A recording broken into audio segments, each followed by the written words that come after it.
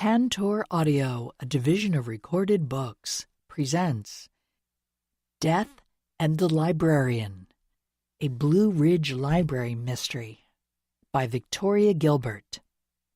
Narrated by Colleen Marlowe. Chapter 1. The problem with omens is that they're easy to miss. You often don't recognize them until after their predictions have come true. Dark clouds rolled across the late July sky like a great wave, making me jump up from my lawn chair so quickly that it fell backward onto the grass. "Ella and Nicky, out of the yard, now!" I called out. My 6-year-old twins looked up from the fort of old boxes they were building in our backyard. "We're not done yet, Mommy," Ella said, her gray eyes narrowing as she blew a loose lock of dark brown hair away from her face. "Yeah, we want to finish," her brother Nicky said, his brown eyes pleading as a puppy's. I pointed up at the sky. "Looks like a storm. Grab those boxes and come here." "That's odd. It wasn't supposed to rain today." The tall, broad-shouldered older man who'd been sitting next to me also rose to his feet. I glanced at him. No one would guess that Kurt Kendrick, who was my children's godfather, would turn 80 before the end of the year. He was still fit and handsome, despite the lines on his rugged face, and possessed a full head of thick white hair. My aunt, Lydia Talbot, paused beside the ironwork table on our flagstone patio. She set down a pewter tray filled with sandwiches. "I think it will pass," she said, motioning to the fast-moving clouds. Aunt Lydia, who looked petite next to Kurt, was actually a woman of average height. Taller than I was anyway, which meant Kurt, like most men, towered over me. I wasn't slender like my aunt, though. My curvaceous figure always made me feel larger than my aunt, even though she had a few inches on me. The dark clouds scuttled away like crabs on a beach, leaving behind a clear blue sky. "You're both right," I said. "It's already clearing." "And it is a little odd," I added, casting Kurt a smile. He flashed a wolfish grin. "Note to this moment, Lydia. Amy has admitted I was right about something." "What foolishness!" Aunt Lydia pursed her thin lips and peeled the plastic wrap off the platter of sandwiches. As she turned away, the sun illuminated the few flyaway strands of her short silver hair. "Children, please stop playing for a minute and come grab something to eat." Ella and Nicky didn't have to be asked twice. Not only were they both growing like weeds, but they also knew that their great-aunt was one of the best cooks in our town of Taylorsford, Virginia. Bounding over the lawn that separated the patio from our garden, they reached the table in record time. "Hold on," Aunt Lydia said, pointing toward the sink that was part of our outdoor kitchen. "Hands must be washed before you touch the food." If I had issued the same order, there might have been some grumbling, but my aunt's imperious blue-eyed gaze silenced any protest. The twins dutifully trotted over to the sink and followed Aunt Lydia's command, although they did manage to splash water at each other in the process. "So the speaker tomorrow afternoon is that true crime author who wrote about the Barron murder?" Kurt asked, as he nonchalantly picked up a ham and cheese sandwich. "I thought your friends of the Library Association had originally lined up someone who writes literary fiction." I grabbed half an egg salad sandwich. They did, but there was a scheduling problem with that author, so the chair called in a favor from an old friend. "I didn't realize Nancy Neiman knew any authors. At least, I've never heard her brag about it, which I'd think she surely would." Aunt Lydia checked Ella and Nicky's hands before allowing each of them to grab a sandwich. "We're going to eat in the fort," Ella said, through a mouthful of turkey and cheese. Nicky, his cheeks plumped out with chewing, nodded in agreement. "All right, but try not to feed most of it to the ants," I said, as they dashed back to their cardboard construction site. The garden beyond the lawn created a lush backdrop of herbs, flowers, and vegetables. It was backed by a frieze of shrubs and trees in all shades of green. The scalloped edges of the Blue Ridge Mountains rose up behind the woods, appearing closer than they actually were. A hike to the summit would take hours, even though it looked like I could reach out and touch the nearest ridge. Kurt stared up into the sky, his eyes equally blue and untroubled.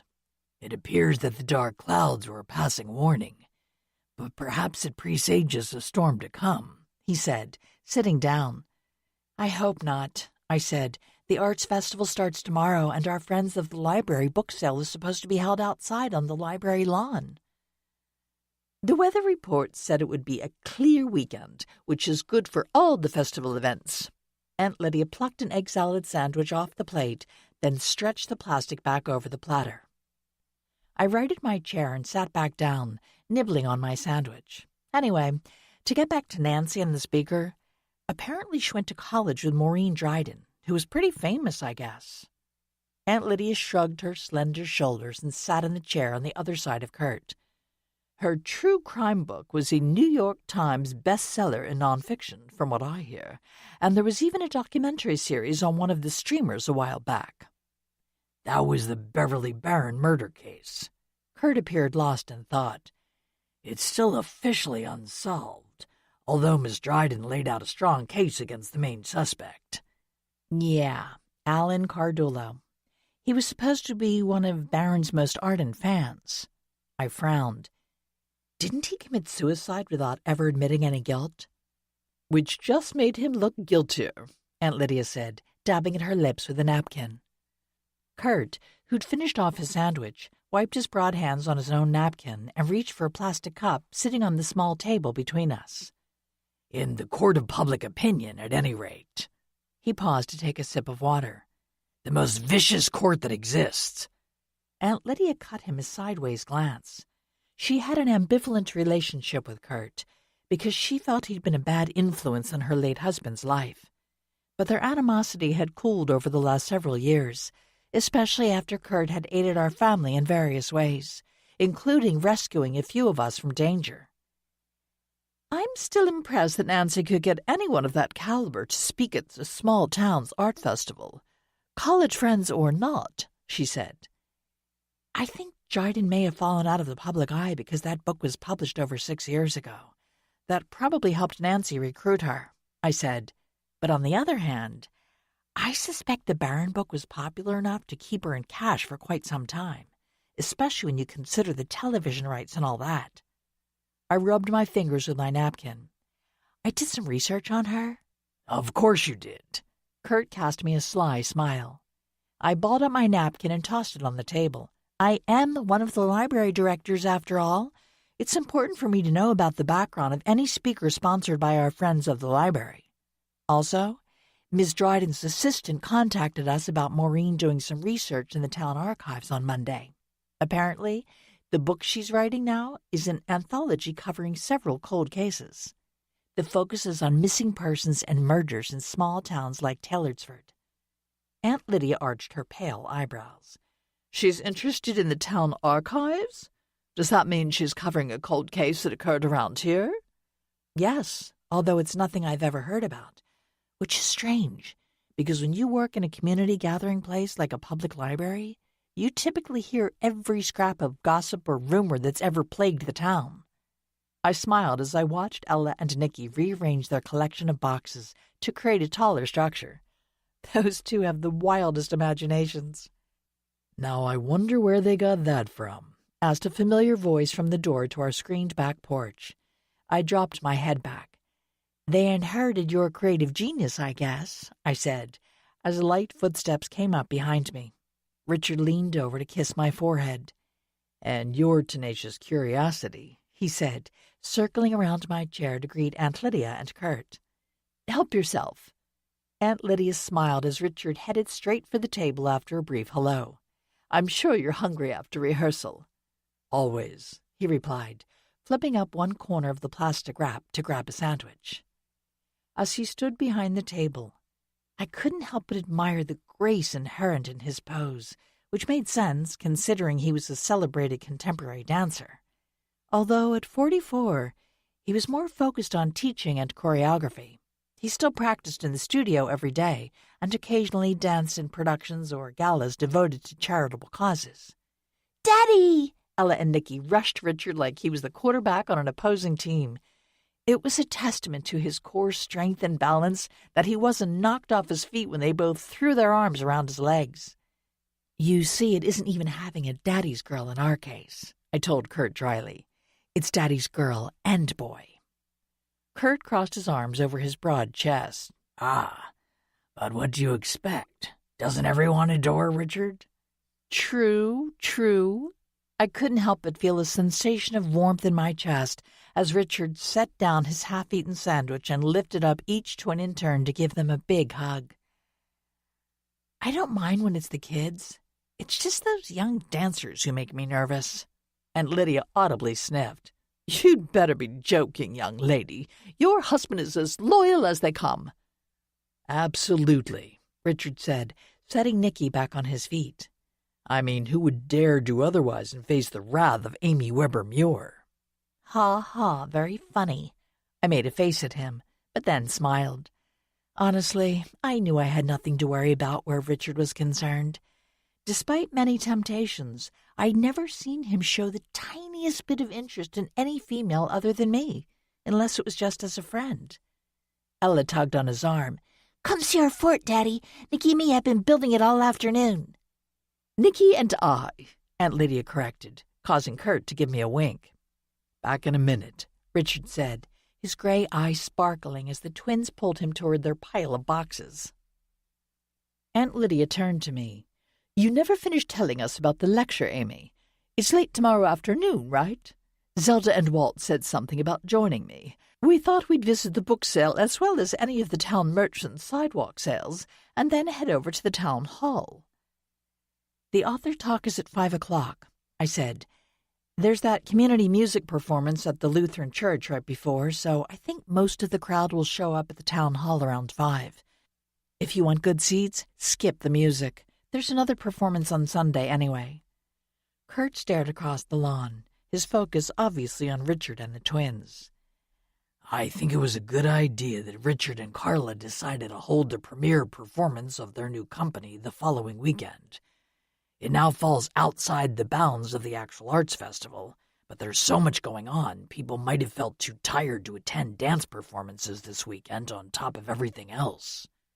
I leaned across the side table to pat his arm. I know that was your suggestion, and I do agree. He laid his other hand over mine. Glad to have your approval. Well, since you're the primary sponsor, I suppose the Tance and Muir Company has to dance to your tune, Aunt Lydia said, with a sidelong glance at Kurt. Now, Lydia, you know I won't interfere in artistic decisions, or any decisions concerning the company, actually. Kurt lifted his hand and straightened his chair. I'm truly a silent partner. Why do I doubt that? My aunt tapped the arm of her chair with her short but well-manicured fingernails. I'm just sad Hugh won't be here for the festival or the dance company's premiere, but I'm in good company.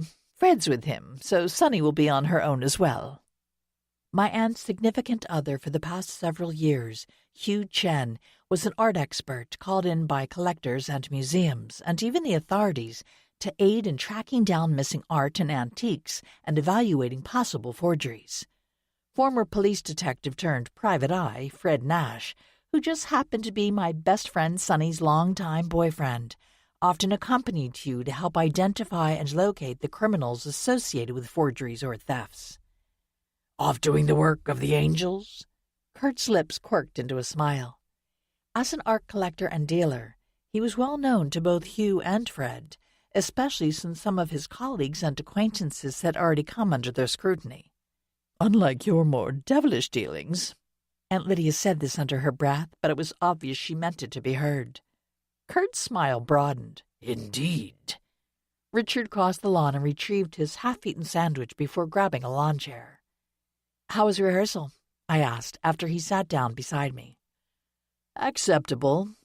The one piece featuring the younger dancers still needs polishing, but we'll get there. Richard took a bite and chewed before continuing. Connor is doing great. It's some of the girls who aren't always precise enough. I think they're just nervous. Carla's going to work with them separately tomorrow afternoon. So you don't have rehearsals tomorrow? I asked, surprise tinging my tone. Carla Tansen and Richard, who'd collaborated on running an intensive summer dance academy for several years, had finally taken the steps to establish their own professional company. The premiere performances were set for the weekend following the arts festival, so it was only a week until what Richard jokingly called hoping not to break a leg day. Having finished his sandwich, Richard leaned back with his arms crossed behind his head. "No, although I'll be meeting with some members of the technical crew in the morning, but I can accompany you and the kids to the festival events later in the day." "That's a relief," I said, exhaling loudly. Allocating one parent per twin is so much easier, especially in a crowd. Kurt chuckled. "Are you saying my godchildren are hard to handle?" "You should know after the infamous zoo incident." Richard cast Kurt a sardonic smile. Kurt straightened in his chair. "They only slipped away for 10 minutes. "Right, but why did Amy and I receive 15 phone calls within that short time frame?" Arching his dark eyebrows, Richard's expression held more than a hint of smugness. "It was you and Scott and Ethan. 3-2, and the twins still managed to outwit you." "You should have listened to me and taken Aunt Lydia along," I said. "Ella and Nicky can't put anything over on her." "Can anyone?" Kurt asked, shooting my aunt a wicked grin. Aunt Lydia huffed in displeasure. "You make me sound like some tyrant. I know just how to inspire proper discipline and respect, that's all." Richard and Kurt and I shared a look, then burst into laughter. Chapter 2. The sudden gust of wind that swept over the lawn in front of Taylorsford's town hall could have been another herald of things to come. But all I noticed at the time was true crime author Maureen Dryden's notes flying off the table on the performance stage. It also spun the pinwheels held aloft by Ella and Nicky. Breaking free from my hold on her other hand, Ella dashed toward the stage. Laughing and twirling in a series of pirouettes, Ella used her pinwheel to bat at the pieces of paper as they fluttered to the grass like giant snowflakes. Fortunately, the audience for Miss Dryden's lecture hadn't arrived yet, as most of the Summer Arts Festival's attendees were still watching the musical performance at the Lutheran Church. "Eleanor Muir, get back here this minute!" I called out, running to grab her after sharing an exasperated glance with Richard, who still had a firm grip on Nicky's hand. Before I could reach her, a lanky young man jumped off the low stage and knelt down in front of Ella. "That's an amazing pinwheel, and I do like your dancing," he said in a gentle voice. "But I really need to collect all these papers for my boss. Could you run back to your parents and let me do that? I don't want to get yelled at," he added with a wink. "I'm so sorry." I reached Ella and threw my arm around her shoulders. "We don't want to make your job any harder than it already seems to be." I looked over at him, observing his pleasant features and shoulder-length light brown hair. "You're Miss Dryden's assistant, right? I remember seeing your photo in her promo materials." The young man rose to his feet. Towering over me by at least 10 inches, he offered a warm smile. "Yes, Sean Gordon. I'm assuming you're one of the co-directors of the Taylorsford Public Library?" "That's right. I'm Amy Muir," I replied, tightening my hold on Ella, who was wriggling under my arm. "I'm Ella, and I'm a real dancer," my daughter said. "You want to see? I can do leaps and everything." "Thanks, but I do have to grab all these papers before we get another gust of wind. Maybe another time?" Sean Gordon's hazel eyes sparkled as he gave Ella a little bow. "Excuse me until then, young lady." "Everything okay here?" Richard asked, stepping up beside me with Nicky in tow. "No problem at all," Sean said, examining my husband carefully. "You're Richard Muir, right? The dancer?" Richard grinned. "Yes, but my primary job these days seems to be twin wrangler." He motioned toward the pieces of paper scattered across the grass. "Glad to help collect those if you'd like." "No, you take this one." I pushed Ella toward him, "and I'll assist Mr. Gordon." As Richard met my gaze with a quizzical look, I shrugged. "You have a stronger grip." "True," Richard said, his eyes filled with amusement. "All right, come on, kids. Let's back off and let Mommy help." "It's really not necessary." Sean Gordon bent down and began scooping up the typed pages. "But I won't say no." As Richard led the twins to the front row of folding chairs that had been set up on the lawn in preparation for Miss Dryden's talk, I noticed that the back row of seats were already occupied by a few townspeople and visitors, even though the lecture wasn't supposed to start for 15 minutes. "The early birds are grabbing their perches," I told Sean as I joined his quest to retrieve his boss's notes. In the back, of course. Sean cast me a smile. "Ready to make a quick escape if the talk turns dull." Isn't that always the way? I picked up several pages.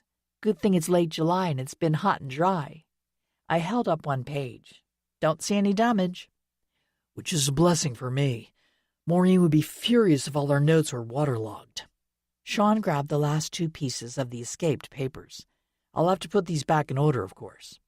I handed him the pages I'd collected. "I'm surprised your other colleagues ignored your efforts." Sean glanced up at the temporary stage, where two people, a wiry, dark-haired man who appeared to be in his mid-20s, and a young woman with short, bleached blonde curls, were fiddling with some electronic equipment. "Not really colleagues," he said with a frown. "That's Terrell Temkin, the podcast host, and his assistant, Mindy LaSalle. We don't usually work with them, but Maureen decided to bring them along for this gig. Terry's working with her on a new project. He'll be doing some podcasts to support her book."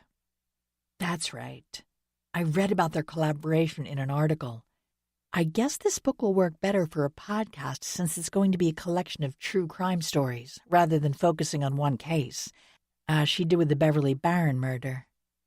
Sean looked down at the sheaf of papers in his hands.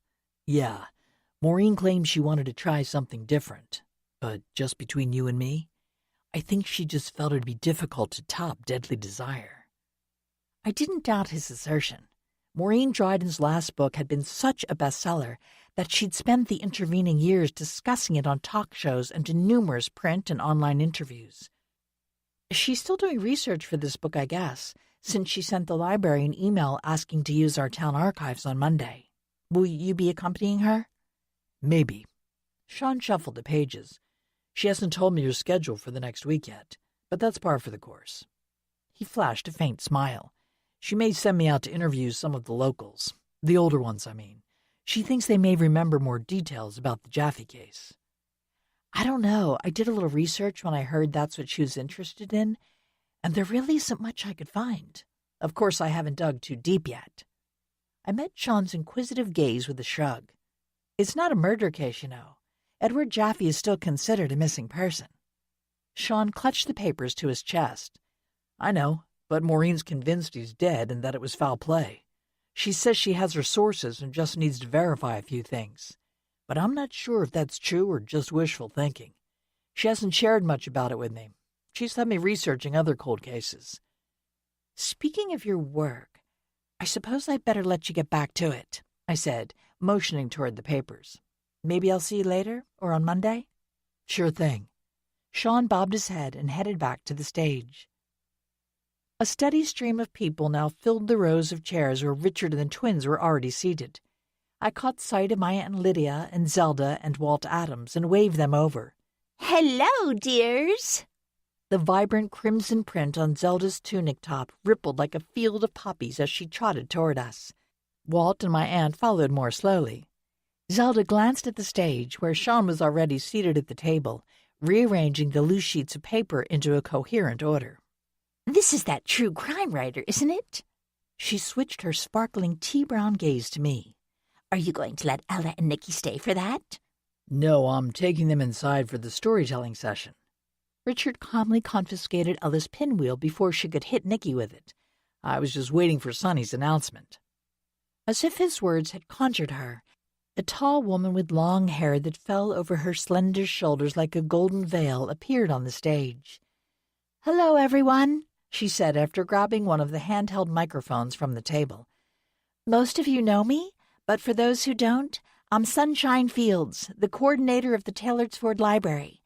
I'll be providing a storytelling and craft session for the children during Miss Dryden's lecture. So if you don't think your child will enjoy a talk about true crime, please take them inside the town hall. Some library volunteers and I will keep them entertained while you enjoy the lecture." My cue. Richard stood and took each of the twins by the hand. Save my seat. he added, leaning over to brush a kiss across my temple before following Sonny inside. "Good plan," Aunt Lydia said, sitting down beside Zelda and Walt. She turned to me, her blue eyes cool as spring water. "I doubt many parents want their children to hear about crimes, no matter how cold the cases are." "Actually, I think they might have enjoyed it up to a point. You know how kids love gruesome stuff," I said, but Sonny and I thought they'd eventually get restless and cause disruptions. "True enough. About kids liking scary stories, I mean." Walt stretched out his long legs and leaned back in his chair. He slipped a lanky arm around Zelda's plump shoulders. "My youngest grandchild revels in all things gross and spooky." Zelda gave a little shudder. Not to mention anything to do with spiders and snakes. She bobbed her head, bouncing her perfectly tinted blonde curls. Although the same age as my aunt, Zelda refused to allow her hair to go gray. Along with her rosy cheeks and vivacious air, she appeared younger than her 74 years. Not that Aunt Lydia, despite her silver hair and the lines fanning from the corners of her eyes, truly looked her age. As slender as Zelda was plump, my aunt maintained a regal posture and an air of elegance time could not destroy. "Have you heard anything more from Hugh?" I asked her as I sat down, placing my purse on the adjacent chair to hold it for Richard. "He called last night from Paris," Aunt Lydia said, lifting her sharp chin. "But I don't think he and Fred are there now. He said they had to head out into the countryside to follow a lead on the latest forgery ring." "Must be rough," I said, shooting her a sidelong smile. "I still don't know why you don't accompany him on some of these trips. I mean, Paris and the French countryside?" "It's work, and I'd only be in the way." Aunt Lydia flicked one fine-boned hand through the air. "Besides, Hugh often has to keep a low profile when he's on these trips." "And he certainly couldn't do that with you on his arm," Walt said gallantly. He winked at Zelda. "Lydia's hard to miss." A faint blush stained my aunt's high cheekbones. "What nonsense you talk, Walt. Hasn't Zelda gotten you in line yet?" As if. Zelda rolled her eyes. I smiled, knowing that this banter was common among the three, who'd been friends since elementary school, despite the fact that Walter Adams had been one of the few black students in their class. A carefully concealed attraction between Zelda and Walt, which had been deemed socially unacceptable in Taylorsford when they were young, had survived both of their marriages and led them, long after their spouses had passed, to finally marry.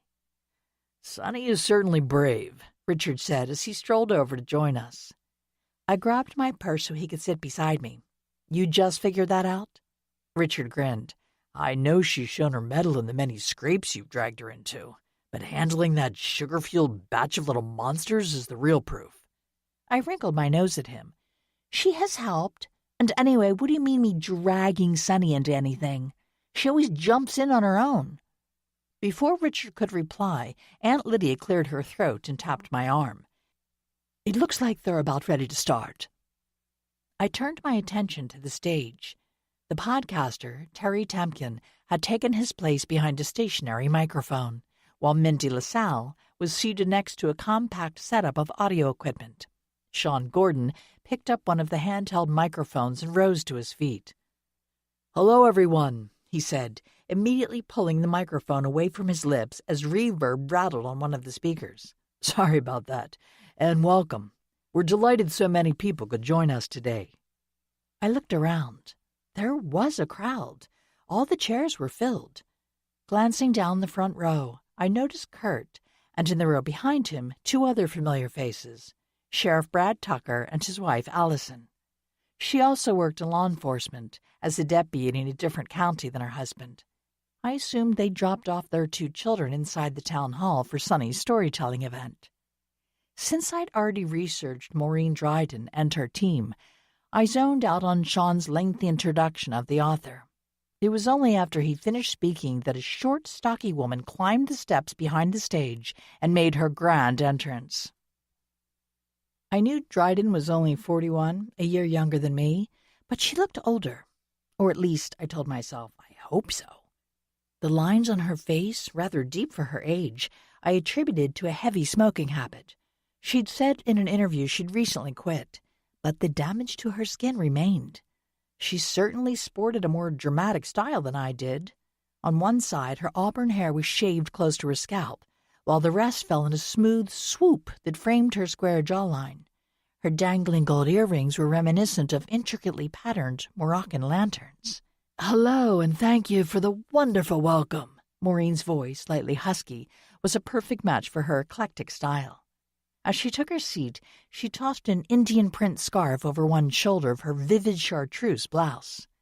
Another gust of wind rattled the objects on the table, but Sean was quick to press both hands over Maureen's notes, saving them from scattering again.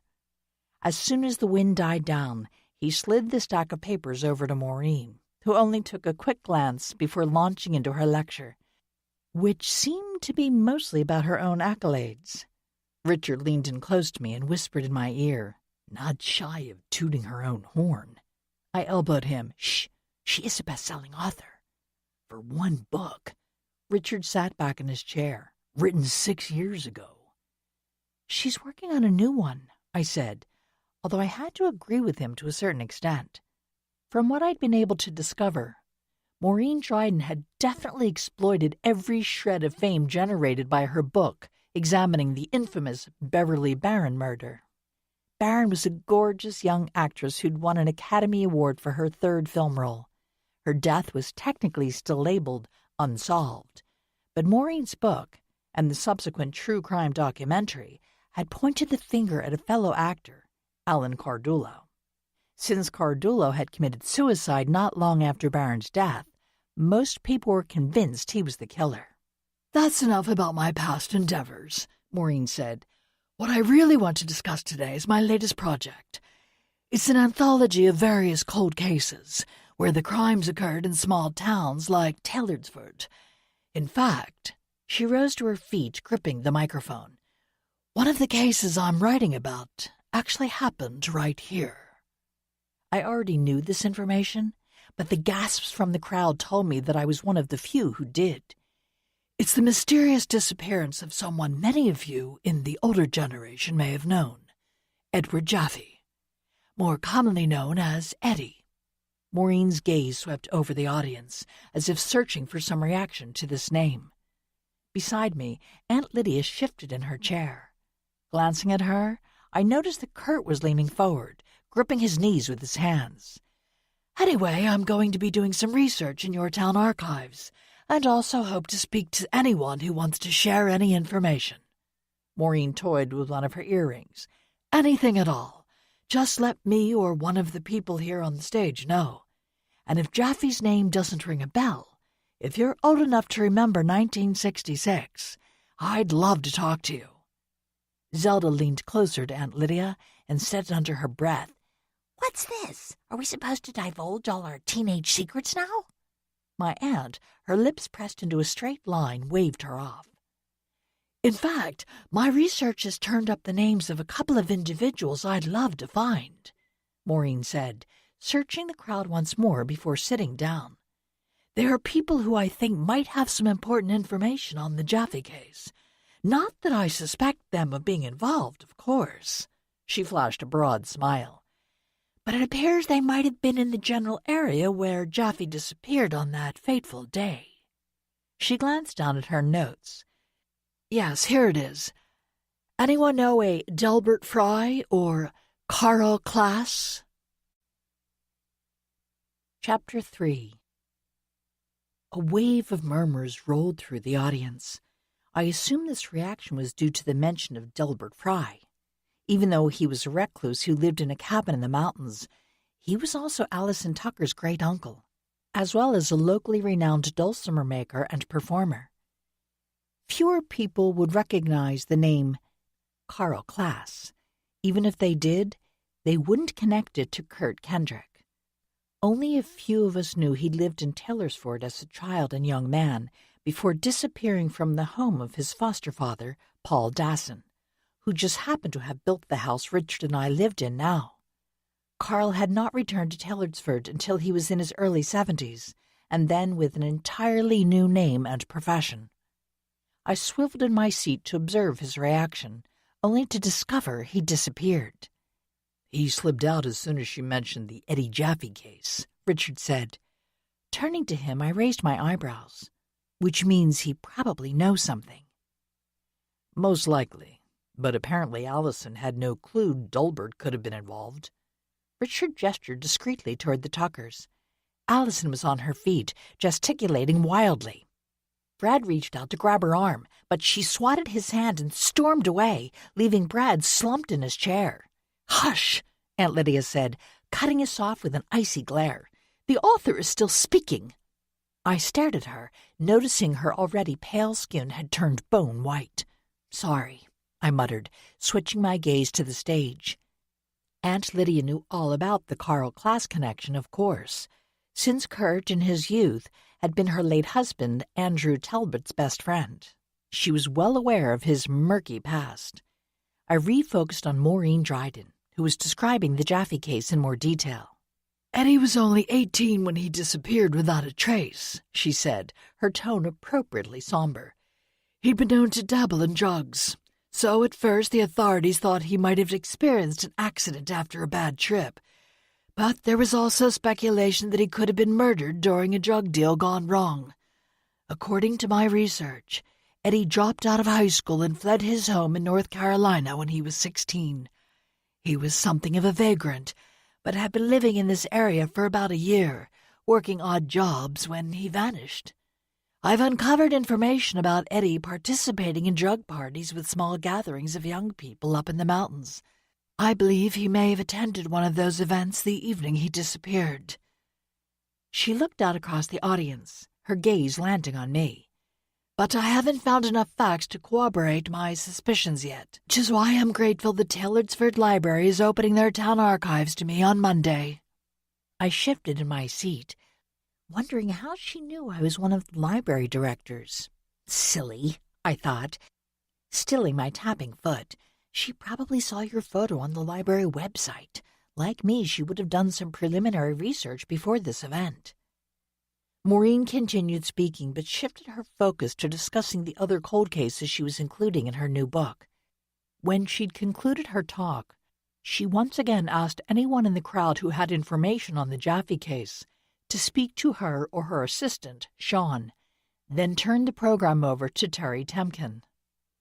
He'd been recording the entire talk without speaking, but now jumped into interviewer mode, asking Maureen about her writing process, the making of the television show, and other related inquiries.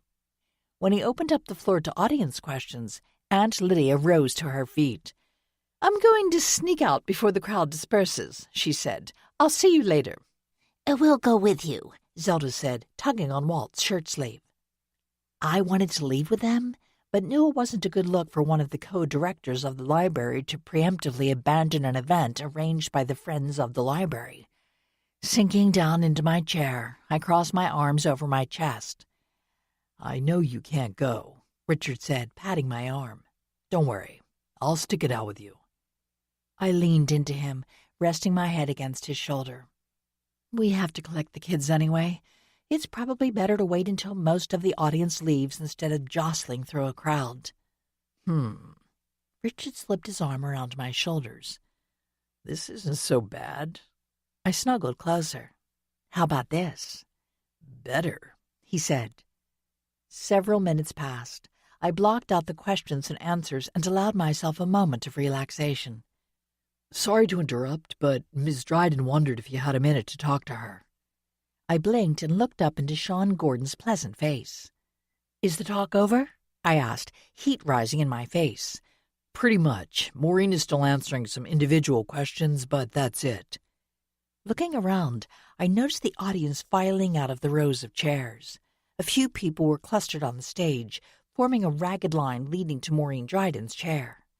I noticed that most of them were clutching a thick paperback book. Getting her signature on copies of Deadly Desire, too, I see. I sat up in my chair as Richard pulled his arm back. "Yeah, that always happens." Sean lowered his lashes, shadowing his hazel eyes. "We have to build that into the schedule for each event." I started to stand, but Sean waved me back. "You can just wait here, Miss Muir. Once she finishes up on stage, Maureen will come down and talk with you." Since it's just Amy she wants, I'll go check on the kids. Richard rose to his feet. He acknowledged Sean with a nod and strode off toward the town hall. Sean sat down beside me. Thanks for waiting around. Maureen will be very appreciative of your time. It's not a problem. I'm actually a little curious about her research into our local case. I hadn't heard of Eddie Jaffe before this, despite being in charge of the town archives. Well, he wasn't actually from Taylorsford, so maybe it didn't make as big an impact. He didn't have any family around here? I asked. Sean shook his head. Not that we know of. The only reason Maureen has those two names she mentioned is that she spoke with someone who was married to a deputy who covered the area in the 60s. It was a bit of luck, really. The woman passed away not long ago after speaking with Maureen. I thought about Kurt's former life when he'd been Carl Klass. I knew he'd dealt drugs back when he was a teen and young adult, and had already left Paul Dasson's home a few years before 1966 when Eddie went missing. But he was still in the area, I reminded myself. Or at least he was still around from time to visit Andrew Talbot, if nothing else. With the line completed, Maureen had word with Terry Temkin and his assistant before climbing off the stage. She strolled over to us, her tiered cotton maxi skirt brushing the tops of her suede ankle boots. "Thanks so much for waiting," she said. "I just wanted to say hello and check on the best time for me to show up at the library on Monday." "We're open 8 to 8 on Mondays, but I'll only be there until 5, so I suggest morning or early afternoon," I said, meeting her appraising stare with a smile. "Good to know." Maureen sat down on my other side. Sandwiched between Sean and Maureen, with both of them gazing at me, I felt a twitch in my fingers. "I do have to warn you that it may take some digging to find anything related to your research," I said. "We haven't been able to digitize all of our holdings, so much of it is still in paper format. We've sorted and labeled the archival cartons by years, though, so at least you can narrow down your search to the proper boxes." Maureen swept her hand through the air, jangling a stack of gold and silver bracelets. "Don't worry about that. I've crawled through attics and basements to find material before. I'm sure your archives will feel positively palatial compared to that." Sean, with a glance at the stage, jumped to his feet. "Excuse me, but it looks like Terry and Mindy need some help packing up the equipment. Nice to meet you, Miss Muir." "Likewise," I said. "Maybe I'll see you on Monday?" Sean didn't reply, just gave me a friendly wave and loped off. As soon as he reached the stage, I clasped my fingers in my lap and took a deep breath. "Actually, Miss Dryden, I'm curious about those names you mentioned earlier." "Carl Klass and Gilbert Fry." Maureen's light brown eyes brightened. "Do you know them?" "Well, a lot of people know Mr. Fry, as you could probably tell from the audience reaction. And he is still alive, although something of a hermit. But he's 90 now, so I can't imagine that he was attending a get-together up in the mountains with a bunch of much younger people back in 1966. "No, of course not. My source never said he was actually connected with that group. But apparently her husband questioned Gilbert Fry about the evening Eddie disappeared, because Mr. Fry was spotted exiting the woods near the rumored gathering spot." "That isn't really much of a clue. Delbert collects fallen limbs and branches to use in his woodworking, so he's often hiking in the mountains. And more so back then, I expect." I frowned. "What trail was this, anyway?" "Somewhere on the other side of town, from what I can gather. It was simply a path beaten down over time, leading off a field, but now there's a park where the field used to be and the trail has been upgraded," Maureen said, examining me with interest. I froze my expression into a pleasant mask. If what Maureen said was true, then this trail was close to my house. That meant the path had branched off a field next to Paul Dasson's house. Tying it back to Kurt again. I shook the thought from my head. Since I lived next door to Aunt Lydia, it was also close to her house. But had she been living there at that time? "What month did Eddie disappear?" I asked. "That might narrow things down." "Late August," Maureen said. "Thanks, that will help focus the search in the archives," I said, my mind busy calculating. Yes, Mom and Aunt Lydia would have been living in Taylorsford at that point. They lost their parents in a car crash in early 1966. So since Eddie had disappeared in the summer, They would have already been residing with their grandmother, Rose Baker Lytton, in the 3-story Queen Anne Revival home where Aunt Lydia still lived. "I want to talk to Gilbert Fry, of course, but I haven't been able to get in touch with him. Would you have any contact information?" Observing Maureen's overly eager expression, I decided I didn't want to get involved in connecting her with Gilbert, whom I considered a friend. "You might try speaking to his grandniece, Allison Tucker," I said, knowing full well that Allison was not likely to cooperate with Maureen's request. "The sheriff's wife?" Maureen pulled a small notebook and pen from her tote bag. "Correct," I said, as she jotted down Allison's name. "That's convenient. I plan to talk to the sheriff's department and see what they might have in their files anyway." Maureen snapped the notebook shut. "You don't happen to know Carl Klass, do you?" Did I? I knew Kurt, but I was fairly certain that he'd changed significantly over the years since he'd left behind his illegal activities, or at least any dealings with drugs. "I'm afraid not. He's actually the one I really want to find. The deputy's wife told me that he was known as quite a bad boy back in the day. He was suspected of dealing, but the authorities could never pin anything on him. So, you know." Maureen spread wide her hands. "He could have been involved in Eddie's disappearance, or at the very least know who was." "Sorry, I can't help you there," I said. "Oh well, perhaps I'll turn up something in the archives," Maureen said airily. "How long do you plan to stay in Taylorsford?" I asked, mentally planning a trip to search the archives on Sunday when the library would be closed. "I'm not sure. Terry wants to collect some background interviews, and I need to talk to the townspeople, too." She slid the notebook and pen back in her tote and pulled out a business card. "Here's my contact info. We're all staying at the Taylorsford Inn, so if you think of anything that might help, anyone who might have some knowledge of the drug scene around that time or whatever, please get in touch, even before Monday." "Okay, sure." I stood up, pocketing the card. "If you don't mind, please excuse me. I see my husband and children coming out of the town hall, and I need to join them." Of course," Maureen said, rising to her feet to shake my hand.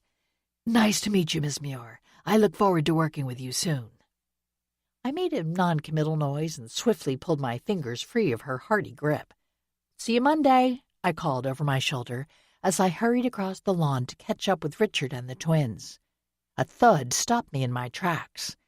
I turned to see that one of the temporary light poles set up for an evening folk song performance had fallen over.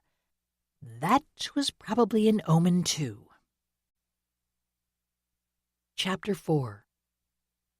My plans to do some research in the archives on Sunday were thwarted when Richard had to extend his dance company rehearsals from the afternoon into the evening. Instead, I took Ella and Nicky on a walk to the library. We arrived not long before the sale closed down at 3:00, so they could each choose a book. Nancy Neiman, as chair of the Friends of the Library, was in charge. "We've done quite well," she told me, as I paid for the twins' books. "I don't have the final tally yet, but I should be able to let you know the total by tomorrow." "That's fine. And your speaker was actually quite good. Where did you two meet?" Nancy ran her fingers through her feathered cap of dark blonde hair. "In college. We were in the same sorority." "That makes sense," I lied. I had trouble picturing Maureen as part of a sorority. Nancy, a petite woman who always dressed impeccably, yes, but Maureen Dryden appeared bohemian rather than preppy. Anyway, her lecture was interesting. The crowd seemed to appreciate it. Nancy puffed out her chest. "See, I told you it would work. By the way, it will be fascinating to see what turns up in the archives. When we met for breakfast this morning, Maureen told me she was going to visit the library tomorrow to research the Eddie Jaffe case. We arranged to meet, but I'm not sure if she'll find anything useful or not." I glanced around to locate Ella and Nicky, who'd grabbed their books while I was handing over my debit card. I breathed a sigh of relief when I saw our full-time library assistant, Samantha Green, sitting beside them on a bench under a nearby oak tree. I knew the twins wouldn't run into the road. But with all the people in town for the festival, I didn't want to leave them alone for more than a minute. Still, it's great that we can help her out. Maybe she'll even give the library a shout-out in her acknowledgments. That would be nice, I said automatically. I should scoot out of the way so the line can move. Might as well get all these final sales in before you shut down. I stepped aside but paused before leaving the sales table. You're going to lock up the library when you're done, right? I remember Sonny gave you a set of keys for today. Of course. After the other volunteers and I pack up the remaining books and store them inside the building, I'll be sure to lock the library doors. Great. You can just bring the keys back tomorrow. Any time is fine. Someone will be on the desk all day. I thanked her again and strolled over to the bench. Let's head home, kids. I'll help you read before I make dinner, okay? Ella and Nicky jumped off the bench, clutching their books to their chests. Me first, Ella said. Nicky's expression turned mulish, but he didn't argue. His dark brown eyes, wide and black-lashed like mine, gazed up at me speculatively. Judging whether his sister's pushiness would turn the tide in his favor, I thought with a smile. We'll see. I turned to Samantha. Thanks for keeping an eye on these two, I added. Did you volunteer for the book sale today? You know that's not required in your job description. It's no problem, Samantha said, dabbing the sweat from her upper lip with a tissue. Shay had a rehearsal with Carla today, so I was at loose ends anyway. That's right. She's in the corps for that larger piece Carla choreographed. I took hold of Ella and Nicky's free hands. Is she excited to be dancing with the company? Definitely. Samantha's deep brown eyes sparkled. It's great experience for her future career. More useful than most summer jobs, that's for sure. Seeing how Carla handles the younger dancers is an education in itself, Shay says. I smiled. I'd known Samantha's only child, Shay, since she was a young teen. She'd studied dance with Carla for several years and was now in college, training to be a dance teacher herself. All right, I'll see you tomorrow then. I squeezed Ella and Nicky's hands. Let's march, troops. How come Shay gets to dance with Daddy and Carla's company and we don't? Ella asked, as we wove through the crowd to reach the sidewalk. Nicky and I were in the Nutcracker, just like Shay. Yes, but that show involves children, and none of the pieces that Daddy or Carla have choreographed this time do. I kept a firm hold on Ella and Nicky as we walked the 5 blocks to our house. The sidewalks had been restored to their original brick pavers when Sonny had served as mayor of Taylorsford. It was attractive and historically accurate, but sometimes the uneven surface could be a tripping hazard for children's shoes or women's high heels. As Ella and Nicky chattered about their books and who could read more words without help, I admired the houses lining both sides of the street. From boxy 2-story wooden structures with black shutters and stoop porches, to craftsman-style cottages, to elegant Victorians festooned with decorative gingerbread trim, there was enough variety to please any taste. Other than those who preferred something modern, I reminded myself. But no one moved to Taylorsford expecting that type of house. The most recent buildings were a few brick structures erected in the late 1930s or 40s, but those were clustered in the center of town and housed small eateries and other businesses. Tall trees shaded the sidewalk, providing a green canopy that rustled like taffeta in the light wind. Walking past my aunt's house, Ella stopped in her tracks. Want to show Aunt Lydia my book, she said, slipping free of my hand and flipping open the latched gate in the white picket fence. Get back here, I shouted. But Ella had already traversed the sidewalk that bisected the narrow front porch and reached the short flight of stone steps leading to the porch. Most of the house was built of the fieldstone once prevalent in area fields, but its wraparound porch was constructed of wood decorated with white Victorian-style gingerbread. Ella rose up on tiptoe to try to reach the heavy bronze knocker on the mahogany front door. The light, filtering through the stained glass sidelights, cast a rainbow over her white tank top. I don't think she's home, Ella, I called out, as Nicky and I followed her up onto the porch. She said something about having dinner at the Adamses' house today. Phooey! Ella dropped her heels back down, her expression sullen. I wanted to read my new book in the castle room. I shook my head. The castle room was the front parlor, which was located on the first floor, where the house bowed out in an attached tower. 3/4 of a circle where it rose with the house, then turning into a full circular turret above the second-story roofline. That will have to wait for another day, I said. Come on, let's go home. We didn't have far to go, as our 1920s farmhouse was right next door. Our yards were only separated by a short fence laden with climbing roses. "I'm going the back way," Nicky said, running to the wooden arch that led from Aunt Lydia's backyard into ours. Ella clattered down the steps to chase after him. I took a moment to latch the front gate before following them. "You have to wait for me anyway," I said. "I'm the one with the keys." Later that evening, with the twins fed and finally tucked snugly in their beds, I plopped down on the sofa to watch some television while I waited for Richard. I'd already carried 2 glasses and an open bottle of red wine from the kitchen and set them on the coffee table as soon as he called to let me know he was on his way home. If it was like most evenings after late rehearsals, Richard would have already grabbed something to eat, meager as that might have been. Instead of food, he'd be looking forward to a glass of wine as well as watching some mindless TV with me so he could unwind before bed. Everything was going according to plan after Richard got home, until my cell phone rang. "Who would be calling at this time of night?" Richard asked, his dark brows drawing together. "Probably my mom. Or yours." I picked up the phone and glanced at the name of the caller. "Nancy Neiman? Why is she calling me so late?" "The Friends of the Library woman?" Richard lifted the arm he draped around my shoulders. "Yeah. Of course she has my number, but what can't wait until tomorrow?" I leaned forward as I swiped to answer the call. "Amy, so glad I could reach you," Nancy said in a suspiciously chipper tone. "Hi, Nancy. What seems to be the trouble?" I shot Richard a "what now" glance. "Oh, dear, I hate to bother you, but—" Nancy's nervous trill of laughter did nothing to calm my own nerves. "I'm afraid I didn't lock the main library door. Or, that's to say, I'm not sure if I did or not. There was such chaos as we were trying to make the last sales while packing everything up and moving the boxes and all that, and, well, I'm just not sure." "It's so late," I said, rolling my eyes as Richard mouthed, "What is it?"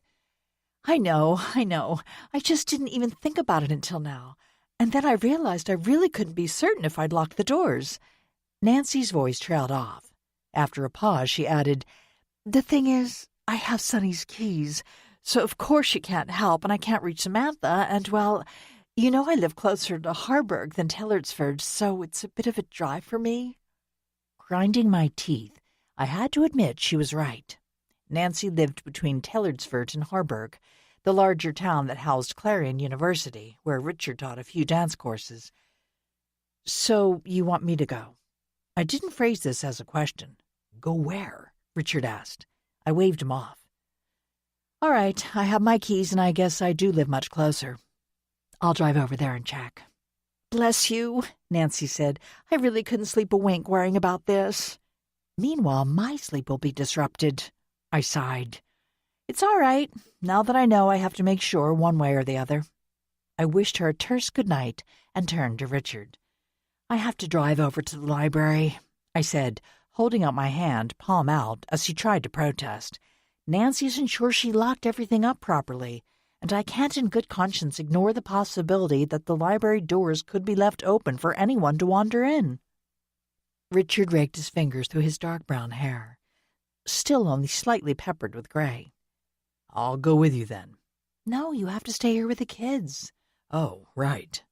Richard slumped back against the sofa cushions. "I suppose you have to check, but please simply test the main doors and lock them if needed. Don't go inside alone. If someone got in, just lock the place down with them inside.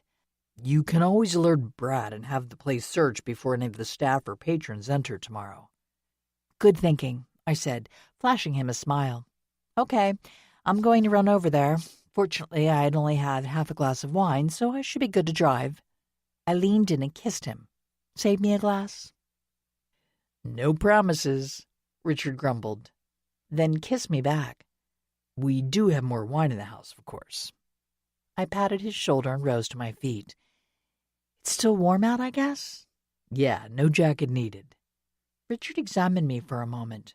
"The shorts and tee will work, but you might want shoes." "Sandals are at the door," I said, crossing to the coat rack next to the tall, narrow table with shoes stored in baskets underneath. I slipped on my sandals, grabbed my keys from a decorative ceramic bowl on the table, and blew Richard a kiss before heading outside. All was quiet as I drove to the library. Parking on the street, I ran to the front doors, keys in hand. Grabbing the door handles, I tugged. The doors were locked. I swore under my breath and stuffed my keys into the pocket of my cotton shorts. Of course, as one of the library directors, I had to check. But I was seething over Nancy sending me on this unnecessary errand. If only she'd remembered clearly. My mental tirade against Nancy Neiman continued as I walked back to my car. But the wail of sirens cut it short. Leaning against the passenger side door, I stared down the street as the sirens were joined by flashing lights and a growing rumble of voices. I squinted to locate what was obviously an emergency situation. It looked as if it wasn't that far, but as I trotted down the sidewalk, cell phone in one hand, I covered several blocks before I could determine that the sheriff's department vehicles and emergency service vehicles were parked in front of the Tailorsford Inn. A tall man in running shorts and a T-shirt blocked the sidewalk as I tried to move closer. "They told me to stay back," he said, pushing his glasses up his rather hawkish nose with his thumb. I stared up at him, not recognizing him as a Taylorsford resident, which didn't mean he wasn't, just that he hadn't visited the library or other places I was likely to frequent. He looked to be around 10 years younger than me and wasn't wearing a wedding ring, which was probably another reason we hadn't crossed paths. Busy as I was with the twins and my home and work, I didn't tend to hang out in any spots popular with younger singles. "Do you know what happened?" I asked. "All I heard was some talk about a death at the inn," he replied, brushing his sandy brown hair away from his sweat-beaded forehead. "I don't know who or how, I'm afraid. The site is locked down, though." He shrugged. "I'm sure it will all come out in the news, and I suppose it's best if we stay out of the way. I'm going to head back home. You probably should, too." I knew he was right, but something in his tone made me want to stay in place. "Have a good run in the other direction, then," I said, which earned me raised eyebrows and a quirk of his lips. But he did turn and jog off in the direction of the library. As I watched him leave, I noticed a familiar black Jaguar pull out of a side street as if it were turning in the direction of the inn. But then it backed up and disappeared, obviously using the narrow lane that ran behind the buildings close to the inn to escape the roadblocks. What is Kurt doing in this area at this time of night? I thought as I slowly moved closer to the emergency activity. But my pondering of this peculiarity was cut short when I spotted a slender blonde woman running toward me. "Amy, what are you doing here?" Sunny asked, yanking up the drooped shoulder of her aqua cocktail dress. "Nancy called and wasn't sure if she'd locked the library, so I had to check," I said, scrutinizing the disheveled condition of her hair and makeup. "The bigger question is, why are you here?" As Sunny bobbed her head, another lock of hair fell out of her simple chignon and draped over her shoulder. "I was meeting someone at the restaurant, and before you get any ideas that I'm cheating on Fred, this was a team from a company that's interested in distributing organic produce from the farm to restaurants throughout the region." "I see. A business meeting." Sunny, in addition to sharing the job of library director with me, managed Vista View, the organic farm owned by her grandparents, Carol and P.J. Fields. "So you were in the inn when whatever happened was happening?" "I guess. Not sure on the timing." Sunny rubbed her upper arms as if she were cold. Shock, not cold, I thought, examining her more closely. Her pale skin appeared more tightly drawn over her bones, and her lips were quivering. "Wait. Was it someone you knew?" "Not really. I just met her this weekend, but still." Sunny reached up and yanked the clips from her hair, allowing it to tumble free. "They were all there earlier in the restaurant and then at the bar."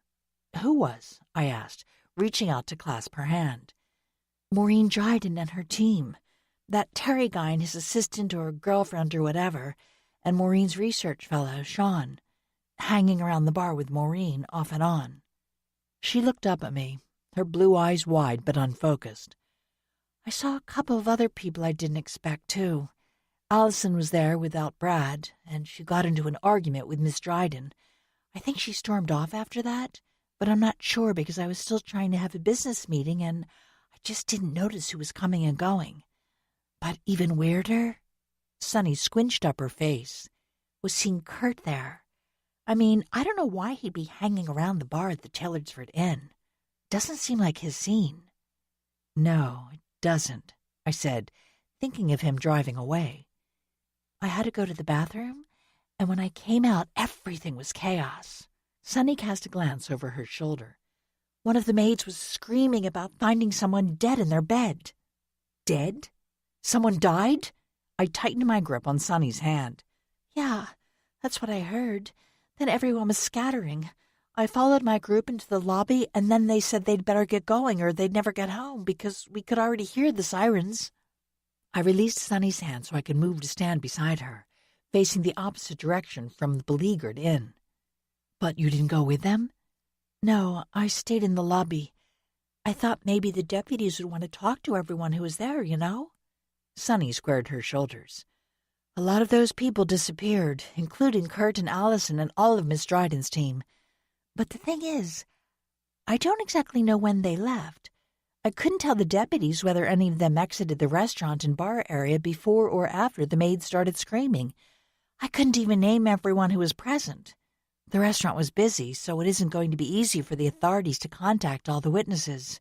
Or suspects, I suppose, if this wasn't an accident. I guess that wasn't terribly helpful. I'm sure the authorities appreciated whatever information you could provide. Can you get to your car? Sunny shook her head. Blocked off. I'm not sure what to do. Okay, I said, sliding my hand through the crook of her arm. What you're going to do is walk with me back to my car, and then I'll drive you to my house. You can stay there tonight. I don't want to put you out. Don't be ridiculous, I said, tugging her arm as I stepped forward. We can sort out your car in the morning. There's no reason for you to stand around here all night waiting for the first responders and deputies to clear out the scene. Who knows how long that will take? All right. Sunny, keeping pace with me, tossed her loose hair behind her shoulders. But I might have to borrow some clothes to sleep in. This dress isn't that comfortable. Well, all my stuff will be too short, but I'm sure Richard will be happy to lend you sweatpants and a T-shirt. It might be a little big, but at least it'll be long enough. Reaching the car, I made sure Sunny was safely seated in the passenger seat before I climbed in. By the way, I said, as I made a U-turn to head back to the house, who died? Sunny's reflection in the dark window appeared troubled. The last person you'd expect, especially seeing how vivacious and healthy she seemed yesterday. She turned to look at me. It was Maureen Dryden. Chapter 5.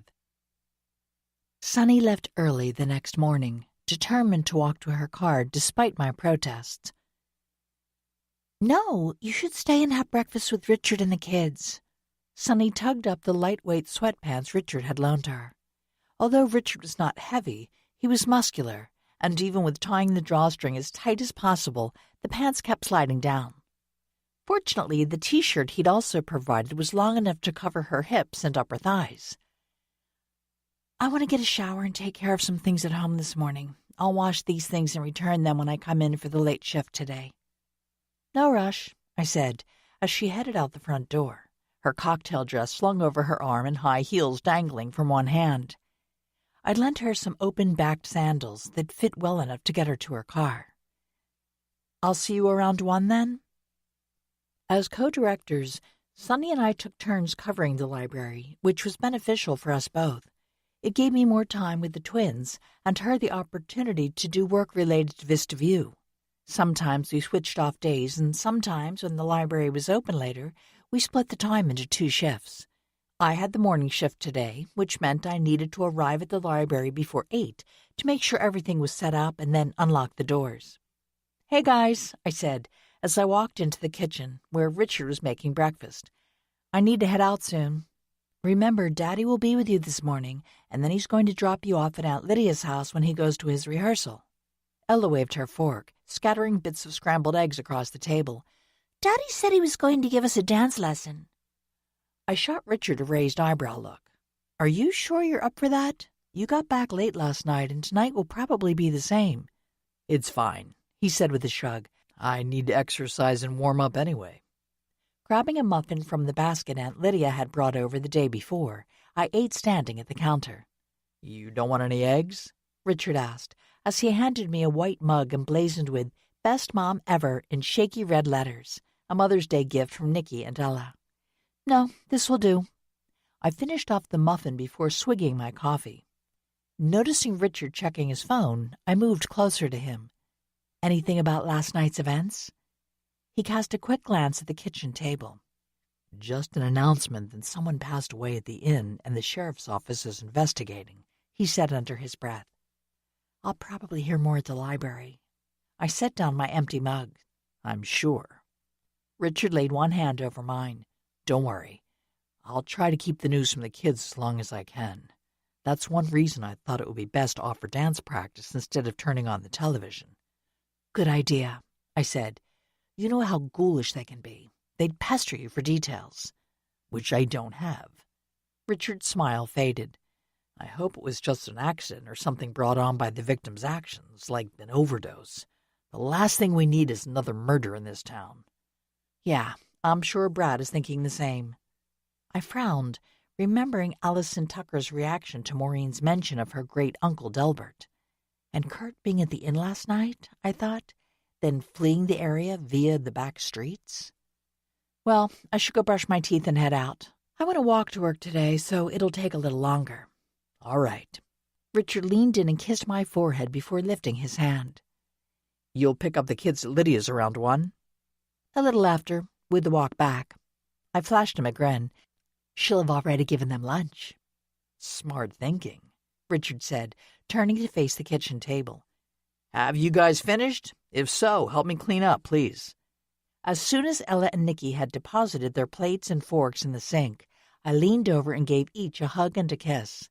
"Be good for Daddy and Aunt Lydia today, and we'll go for a walk at the park after I get home." Both of the twins squealed in delight at this news. They took after their father in terms of preferring physical activity over sitting down, which didn't really bother me since they were not yet addicted to television or the internet. As long as they enjoyed reading and would sit still long enough for that, I was satisfied. After brushing my teeth with the extra toothbrush I'd left in the downstairs hall bathroom for just such quick getaways, I grabbed my lunch and stuffed it in my tote bag along with my small purse and headed out the front door. Even at 7:30, the air outside was already warm and thick with humidity. By the time I'd reached the library, I had to push my dark brown hair away from my forehead to wipe away a sheen of sweat. I walked around the corner of the stone building to enter through the staff door, but stopped short when I saw a tall man standing on the concrete stoop. "Amy, I'm glad to catch you before the library opens," Brad Tucker said. "Can we talk inside?" Brad had always been a good-looking man in the husky but toned mold of a former football player. He took off his sheriff's hat as we entered the library and placed it on one of the metal shelves in the workroom. Looking him over, I realized that it was difficult to tell if his short-cropped hair was still blonde or had faded to silver. But his eyes were as brilliant blue as ever. "I understand you were outside in the vicinity of the Taylorsford Inn last night." "I guess you've already spoken with Sonny," I said, setting my tote on the battered wooden table we used for processing interlibrary loans and similar tasks. "Just a preliminary chat over the phone. She plans to stop by the office to give a more complete statement later this morning." "But she mentioned I was there." Brad shifted from foot to foot. "She did, saying something about checking the library doors?" "Yeah, I had to drive here to make sure the building was locked. The person who was supposed to close up after the book sale yesterday called me late because she suddenly wasn't sure if she'd locked the doors or not." "The library is several blocks from the inn," Brad said, his gaze never leaving my face. "True, but it was hard to miss the sirens and lights." I managed a faint smile. I wanted to figure out what was happening. You of all people know how curious I am. "That's the understatement of the year," Brad said, looking me up and down. "Which can be useful if properly directed." I crossed my arms over my chest. You want to put it to use, I take it. "Research is always helpful," Brad said, finally cracking a smile. "especially in a case like this. But before we get to that, I have to ask if you saw anyone other than Sonny near the inn last night." I gnawed the inside of my cheek for a moment. I'd seen what looked like Kurt's car in the vicinity, but I hadn't actually caught a glimpse of him. There was a black car on one of the side streets a few blocks away. It backed up when the driver saw the activity at the inn, and I guess took the back road to evade the roadblock. Did you recognize the car? Brad asked, his eyes boring a hole into my forehead. Maybe. It could have been Kurt Kendrick's black Jaguar, but I can't be absolutely sure. I dropped my arms and turned away. Excuse me, but I need to go out into the library to bring up the computers and check on other things before I open. You can follow me if you want, I added as I walked through the door that opened on the space behind the circular desk. While I turned on the computer and other equipment at the desk, Brad leaned against the back wall, covering a portion of a framed American Library Association Read poster. This was one of my favorites, featuring LeVar Burton of Reading Rainbow fame. One of my deputies dropped the ball on that. He was supposed to shut down the back road immediately, but it was open for a while. Brad cleared his throat. I imagine Sunny may have told you that she saw Kendrick at the inn a little earlier in the evening. Yes, she did, along with Maureen Dryden and her whole team, and many others, I said, testing the barcode wand on a book from the interior drop. I glanced over at Brad. Is that important? I thought perhaps Miss Dryden died in some sort of accident. Brad's expression grew stony. Unlikely. We still have to wait on tests, but the coroner has a strong suspicion that she was suffocated with a pillow. Good heavens! Who could do that without causing a ruckus? I didn't know Miss Dryden well, but my first impression was that she was pretty tough. I can't imagine her not screaming and fighting back. Brad trailed me as I left the desk and crossed to the public computers. It's possible she was drugged beforehand. Oh. I paused with my fingers resting on one of the computer switches and looked up at him. That's why you need the test results. Exactly. Looking over my head, Brad stared down the row between two book-shelving units, as if focused on the reading room beyond the stacks. If she was drugged, perhaps by something slipped into her drink at the bar. Sunny had also mentioned seeing Allison at the inn, but I thought better of mentioning that. Brad already looked troubled. If his wife became a major suspect, he'd have to step aside and appoint someone else to manage the investigation, not to mention the toll such suspicions would take on their children. I'm sure you're questioning everyone who was there. Yes, he said curtly. Softening his expression, he met my inquisitive gaze. My deputies will take care of that. I need your help for something else. I straightened and stepped back from the bank of computers. Looking into the Eddie Jaffe case? Miss Dryden planned to use our archives for her research, so I'm guessing you want me to do that now? To be clear, I don't know that it's connected to Miss Dryden's death in any way, Brad said. The motive for Maureen Dryden's death could be totally unrelated to any of the cold cases she was researching. But you want to examine all the angles anyway. I looked him in the eye. I know you too, Sheriff Tucker. You never leave a stone unturned. His grim smile told me that I was right. He'd do whatever it took to uncover the truth, even if it did somehow involve his wife. Just see if you can find anything on the Jaffe case in the town archives. People who may have had any sort of connection to the man, or anything like that. I have the department's records, but the file is pretty thin. I'd like to speak with anyone the deputies may have interviewed or missed back then. I glanced at the wall clock. Oops, I need to grab my keys and open the front doors. I headed back to the circulation desk, calling over my shoulder. You can go out the side door if you prefer. I guess I have to, Brad said, following on my heels. My hat's back there. Oh, right. I scooped my ring key off the desk. The staff door will lock automatically behind you when you leave, so don't worry about that. I pointed the keys at him. And never fear, I promise I'll check the archives and search online, for that matter, for information related to the Jaffe case. If I find anything, I'll let you know as soon as possible. Thanks, that would be a great help. Pausing near the staff door, Brad turned and cast me a warning look. I am aware of who was once called Carl Klass, you know. I waited until he left, then slowly crossed to the interior glass doors. Pushing my way through, I paused in the small lobby for a moment, the keys jangling from my fingers. Of course, Brad knew all about the young orphan who'd been taken in by reporter and author Paul Dasson, but had eventually run away from home. He had to be aware of all the stories about Carl being a troublemaker, who, though never caught, was believed to have been a lone wolf drug dealer in the Taylorsford area before he disappeared for decades, only to return as a wealthy dealer in another more reputable field, art and antiques. A man who could buy and renovate Highview, an elegant 18th-century estate located up in the mountains just outside of town. Until now, Kurt had been successful in leaving his past as Carl Klass behind, at least as far as the general public was concerned. But sadly, I thought, unlocking the front doors and automatically greeting the two patrons waiting outside, now that could all change. Chapter 6.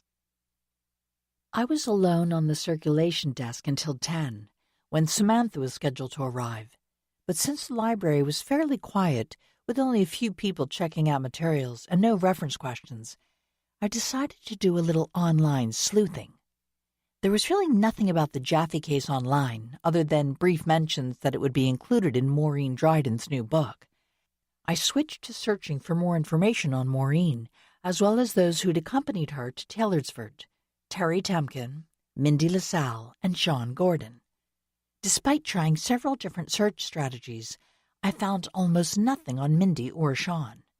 Mindy's social media showed several photos of her with Terry, which appeared to cement her status as Temkin's girlfriend, as well as his assistant.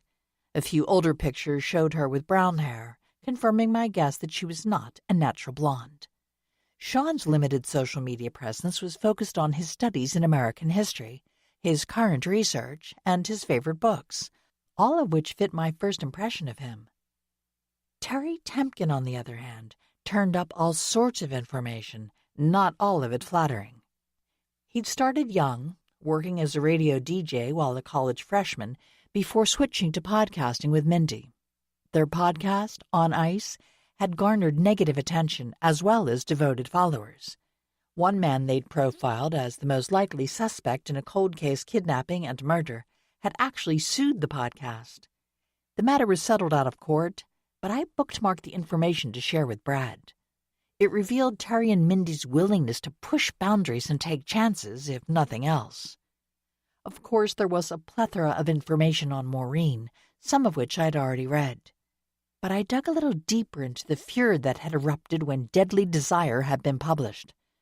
Along with its great success had come a good deal of criticism, particularly concerning the guilt or innocence of the primary suspect. Alan Cardullo had been investigated but not yet charged when the book was published, due to a lack of substantiated evidence.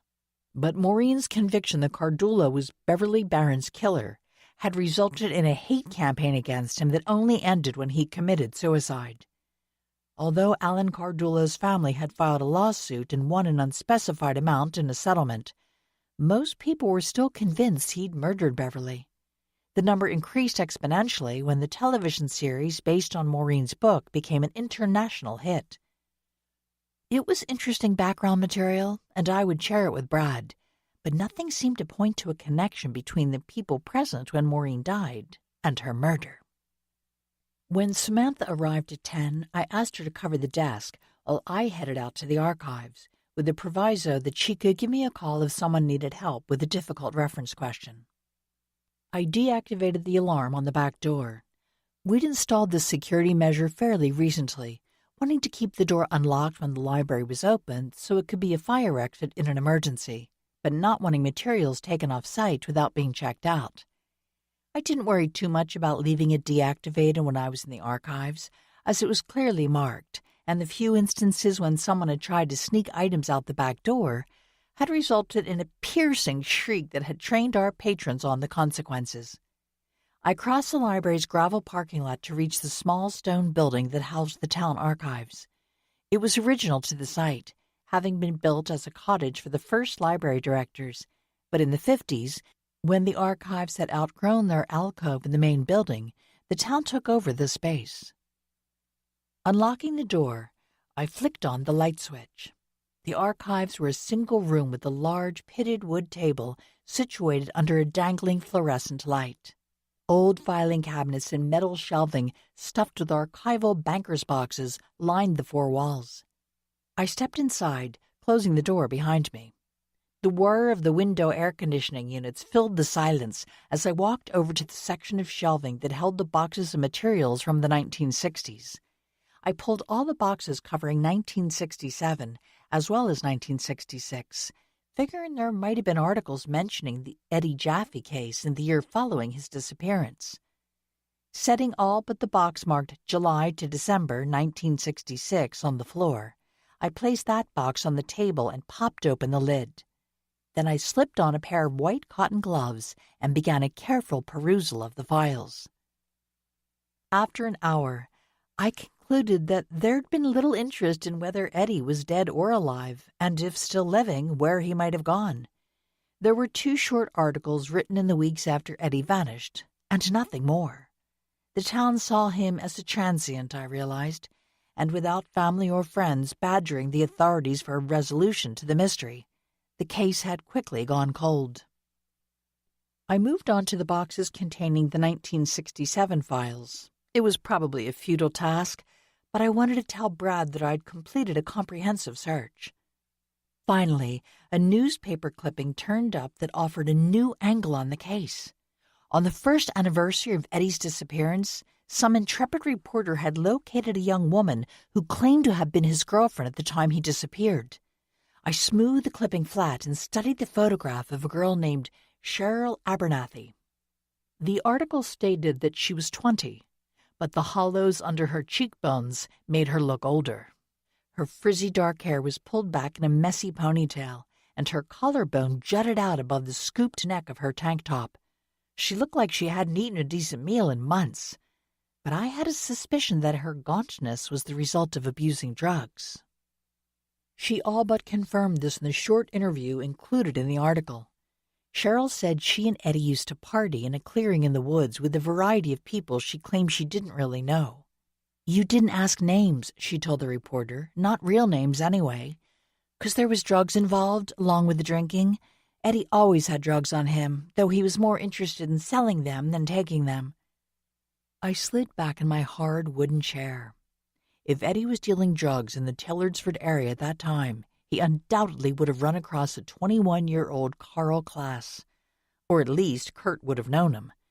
I'm sure he kept tabs on every other dealer in the region, even though he wasn't still living in Tillardsford himself. The truth was, Kurt had never explained where he'd lived after he'd fled Paul Dasson's home at age 18. Since he'd continued to stay in contact, albeit secretly, with Andrew Talbot, he couldn't have been too far away. But no one else in Tillardsford, including my aunt, remembered seeing him after he abandoned his foster father. He hadn't contacted Aunt Lydia or Richard's family or any other local connections until a year or 2 after he'd purchased Highview. But somehow Maureen Dryden discovered a link between the young man she knew as Carl Klass and Eddie Jaffe, I said aloud. She must have interviewed someone who knew them both. I stared down at the clipping, wondering if Maureen had already spoken to Cheryl Abernathy. It seemed likely. Even though she hadn't yet examined the materials in the Tillardsford town archives, she may have located Eddie's former girlfriend through some other means. Reading the rest of Cheryl's comments didn't yield much information. She admitted that she'd attended a gathering with Eddie the night he disappeared, but while she said other people were present, she couldn't, or wouldn't, provide their names or any solid descriptions of them. "Everything's blurry about that night," she said in the article. "Eddie and I had a fight on the way up to the clearing, so I started drinking right away. Popped a few pills, too. I remember noticing a handful of people, but I was already blasted by the time they showed up and couldn't tell you who was there or when they left or anything like that. I just remember waking up alone in the clearing and calling for Eddie and getting no answer. So I just stumbled back down the path into town." The article concluded with Cheryl's assertion that she'd never seen or heard from Eddie Jaffe after that night. Old casters squealed against the plank floor as I pushed away from the table. I rose to my feet, then slid the clipping back into its manila folder and yanked off my gloves. Leaving that folder on the table, I reshelved the rest of the boxes, my mind racing. Cheryl's claim that she didn't remember anyone else at the gathering rang false to me. Were they all truly strangers? Or was she protecting the others, or even herself? Did she witness something that would have placed her in danger if she'd shared what she'd seen? I left the archives with the folder, planning to make a copy of the clipping for Brad before returning it to its storage box. Entering the library, I rearmed the back door and headed for the circulation desk. "I'm back if you want to take your lunch break," I told Samantha, who immediately headed for the restroom. She should have asked me to watch the desk if she needed to go that bad. Zelda, who was one of our most dedicated volunteers, pushed a book cart out of the stacks. I was just shelving some returns. Nothing that urgent. She eyed the folder I held as she rolled the empty cart around the desk and lined it up against the wall. Samantha said you were out searching for info in the archives. I see you found it. "I found something anyway," I said, laying the folder on the desk. Zelda stared at the file with obvious interest. Are you helping Brad research the Maureen Dryden case? Yes. I looked her over, noting the gleam in her eyes. How could I forget Zelda's uncanny nose for news and gossip? I had another source of information standing in front of me. Zelda knew Tellardsford as well as anyone. All the information worth sharing, and even some that wasn't. Do you remember anything about the Eddie Jaffe case? You would have been a young teen at the time, right? 15, same as Lydia. Seems impossible I was ever that young. Zelda fanned her face with her hand. But I remember 1966 all right, mostly because of what happened to Lydia that year. We were already friends, since your mom and Lydia lived just outside of town and we all attended the same schools. But then her parents died in that horrible crash. I tried to stay in touch and be there for Lydia, but she kind of withdrew from everyone for a while. Not to mention Mom and Aunt Lydia had to move in with their grandmother Rose, and from what I understand, she was difficult to live with, so that might have been part of it, I said. Yes, Lamb, I know all about that. Lydia told me later. Zelda's typically merry expression turned somber. It was a hard year for everyone. I didn't see Lydia much, but the few times I did, I realized she was trying to deal with her grief by burying it under an infatuation with your uncle. I fiddled with the stack of bookmarks we kept on the desk. Didn't she meet Andrew long before that? Sure, when he'd visited Carl at the time, at Paul Desson's house. Being right next door to Rose Linton's home, it gave Lydia a lot of opportunities to see Andrew.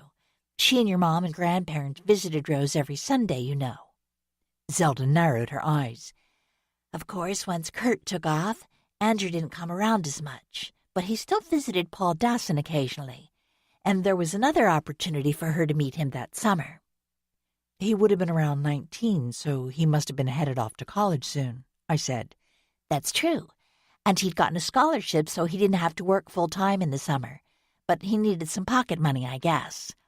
Anyway, he took a job teaching art at the Lutheran Church's community building, and somehow Lydia convinced her grandmother to allow her to attend his class. Sounds like she was pretty fixated on him, I said, trying and failing to picture my self-sufficient aunt chasing after anyone. Oh, Lordy, yes. I once caught her trailing him around town after the art class was over. I told her Andrew was too old for her and she was silly to chase him, but she just stuck her nose in the air and said I didn't know anything about anything. Zelda smiled. You know how imperious she can be. I backed off after that. What about Eddie Jaffe? Did you ever meet him? Zelda shook her head. Never did. Heard his name mentioned a couple of times. He had a decent reputation for doing repair work on appliances or handling odd jobs like painting barns and such. But people didn't want their young folks associating with him. I know my parents warned me to steer clear. Rumor had it he was a druggie or drinker, or both in his off hours. It doesn't seem like there was much of an investigation into his disappearance, I said. There were only a few articles about it in the archives. Did people just not care? Well, it's like this, dear. Zelda pressed her palms against the well-worn desktop. In most people's minds, Eddie Jaffe wasn't really part of Taylorsford. He simply appeared one day, pretty much kept to himself, then vanished a year or so later. Everyone figured he'd just moved on. He didn't have any family here, or friends for that matter. No one who claimed him anyway. I flipped open the manila folder. He had a girlfriend, someone called Cheryl Abernathy. This is the newspaper interview she did a year after he disappeared. Zelda glanced at the article and snorted. Oh, Cheryl? Good heavens, I had no idea. You knew her? I asked. Not looking like that, but yes. She was 5 years older than me, so we never hung out. But I knew her from church, until she stopped coming. Rumor was she'd fallen into the drug scene after leaving home, but I never heard she'd hooked up with Eddie Jaffe. Do you know where she is now? I stepped back and took a breath to temper my overeager tone. Does she still live in Taylorsford? No. According to her sister, Diana, who still attends my church, she married some fella in the Navy and moved away. They never had kids and split up at some point. Last I heard, Cheryl was in a nursing home in Smithsburg. Sunny Rest, I think it is. Zelda shook her head. Diana and her husband are footing the bill, since there's no one else. I glanced at the work calendar at the desk. I'd be off work the next day, so if I could convince Aunt Lydia to watch Ella and Nicky. I'll let Brad know about that when I share this article with him. I bet he'll send someone to interview Cheryl again. Doubt they'll get much out of her. Diana says she's foggy-headed most of the time. Doesn't always remember Diana, much less the past. Zelda shrugged. Fried her brains with drugs and alcohol, I reckon. Poor thing. Still, she told the reporter she was with Eddie the evening he disappeared. I glanced at Cheryl's gaunt face again before closing the folder. That could be a lead. Of course, only if Maureen Dryden's death is somehow connected to her digging into Jaffe's case. Zelda patted her crisp blonde curls. That's a big if. It's more likely to be something recent, like a love triangle or her owing money to the mob or something, don't you think? You could be right, I said, although I sincerely doubted Maureen Dryden was mixed up with gangsters. I'll just let Brad know and see what he decides. That was half true, at least. I flashed a smile at Zelda and headed into the workroom to make a copy of the article. I would surely share the article and Cheryl's whereabouts with Brad. But if he decided it was useless to question her, I didn't intend for that to be the final word. I could always do a little interviewing on my own. Chapter 7. As it turned out, I didn't have to engage in any clandestine activities to visit Cheryl Abernathy. After I scanned the article and sent it to Brad, he called to thank me. I appreciate you taking time to dig into the archives, he said. It seems there wasn't much on the Jaffe case, though. Just a few mentions of his disappearance and the interview I emailed you. I asked Zelda Adams if she remembered anything from that time, but she said she never interacted with Eddie, and his disappearance didn't make much of an impact on anyone. That backs up the departmental reports. The consensus was that Eddie Jaffe simply left town. They didn't bother to follow up on where he might have gone, though, so I have a deputy working that angle. It may be too late to track his movements, but we'll give it a try. Apparently, he never contacted Cheryl Abernathy again, I said, lifting the clipping out of the folder to examine her picture once more. She doesn't look healthy in the newspaper photo, does she? Pretty washed up for a 20-year-old, Brad said, but that's not uncommon when someone is suffering from an addiction. I suspect she continued to take drugs and drink after Eddie vanished. In fact, she probably fell in deeper if she actually cared about the guy. I guess you've seen a lot of people under the influence in your line of work. Unfortunately. Brad paused for a moment. Zelda told you where Abernathy is now? Yeah, in some nursing home in Smithsburg. Sunny Rest or some such thing. I've been to that place, and there's nothing sunny about it. Brad cleared his throat. Would you be willing to drive to Smithsburg to speak to Abernathy? You still have special deputy status with the department, and I really can't spare anyone on my team right now. Sure, happy to, I said, shocked that he'd offered up the opportunity. I can take notes, but, nothing I'd discovered can be used as evidence. This is a long shot anyway. If you glean anything from her that seems useful, I'll send over a deputy for an official interview. If not, we'll continue to focus on the more recent case. I laid down the clipping and closed the folder. You really don't think there's any connection between Maureen Dryden's death and the Jaffe case? Even though she mentioned knowing more about Eddie's disappearance and talked about researching possible suspects? To be honest, I think the motive doesn't lie that far in the past. But I don't want to leave any information on the table. So if you're willing to see what Cheryl Abernathy has to say, I'd appreciate it. Of course, I said, refraining from mentioning that I'd planned to visit her regardless. I'll try to go tomorrow. I have the day off. Just need to see if Aunt Lydia's free to babysit Ella and Nicky. It makes a big difference, doesn't it? There was a rueful note in Brad's tone. I'm eternally grateful that Allison and I have mothers who live close by and are always willing to watch the kids when we are called to work at odd hours. Did Allison ever cut back on her workload at her department? I know she was thinking about it. Yes, she's only working a 3/4 position now, but that means nothing when something big happens, I'm afraid. Like a murder, I said. Right. Brad wished me a good day and thanked me again before hanging up. Not long after his call, Sonny arrived for the late shift, allowing me to head home. I walked home, considering the information I had gathered over the past few days. After collecting the twins from Aunt Lydia's house, I changed into shorts and a t-shirt and ate an apple and a protein bar while Nicky and Ella played with the cats. "Do you still want to go for a walk?" I asked, as Nicky rolled a small, multicolored ball across the living room floor. Fossey, the slightly younger of our pets, wiggled his butt for a moment, then made a flying leap to pounce on the ball. Ella laid down the wand and dangling feathers she was swinging in front of Loie, who simply yawned, displaying her lack of interest along with her sharp white teeth. "I'd rather go to the playground." "Me too." Much to Fossey's displeasure, Nicky retrieved the ball and tossed it back into the woven basket that held a pile of cat toys. "All right, let's do that," I said, grabbing my tote bag and checking their shoes as I ushered them out onto the front porch. "If we were hiking, you'd need your sneakers, but I guess sandals will be okay for the playground." I really didn't mind the change, since it gave me a chance to read my book while they played. Everyone thought librarians got to read books all day, but it wasn't true. We were too busy helping patrons and managing things like the budget, community programs, and interlibrary loans. It was just a short walk down the sidewalk that ran in front of our house to reach the playground, a recent addition to a park created from farmland donated to the town by Brad's mother, Jane Tucker. Since ours was the last house before the road ended in a turnaround, we had easy access to the playground, as well as a few hiking trails that branched off the park. While I settled on one of the benches placed around a large circle of shredded rubber mulch, Ella and Nicky clambered all over the playground's main feature, a polished and brightly painted metal construction that included a climbing wall, slides, tunnels, and a swinging bridge.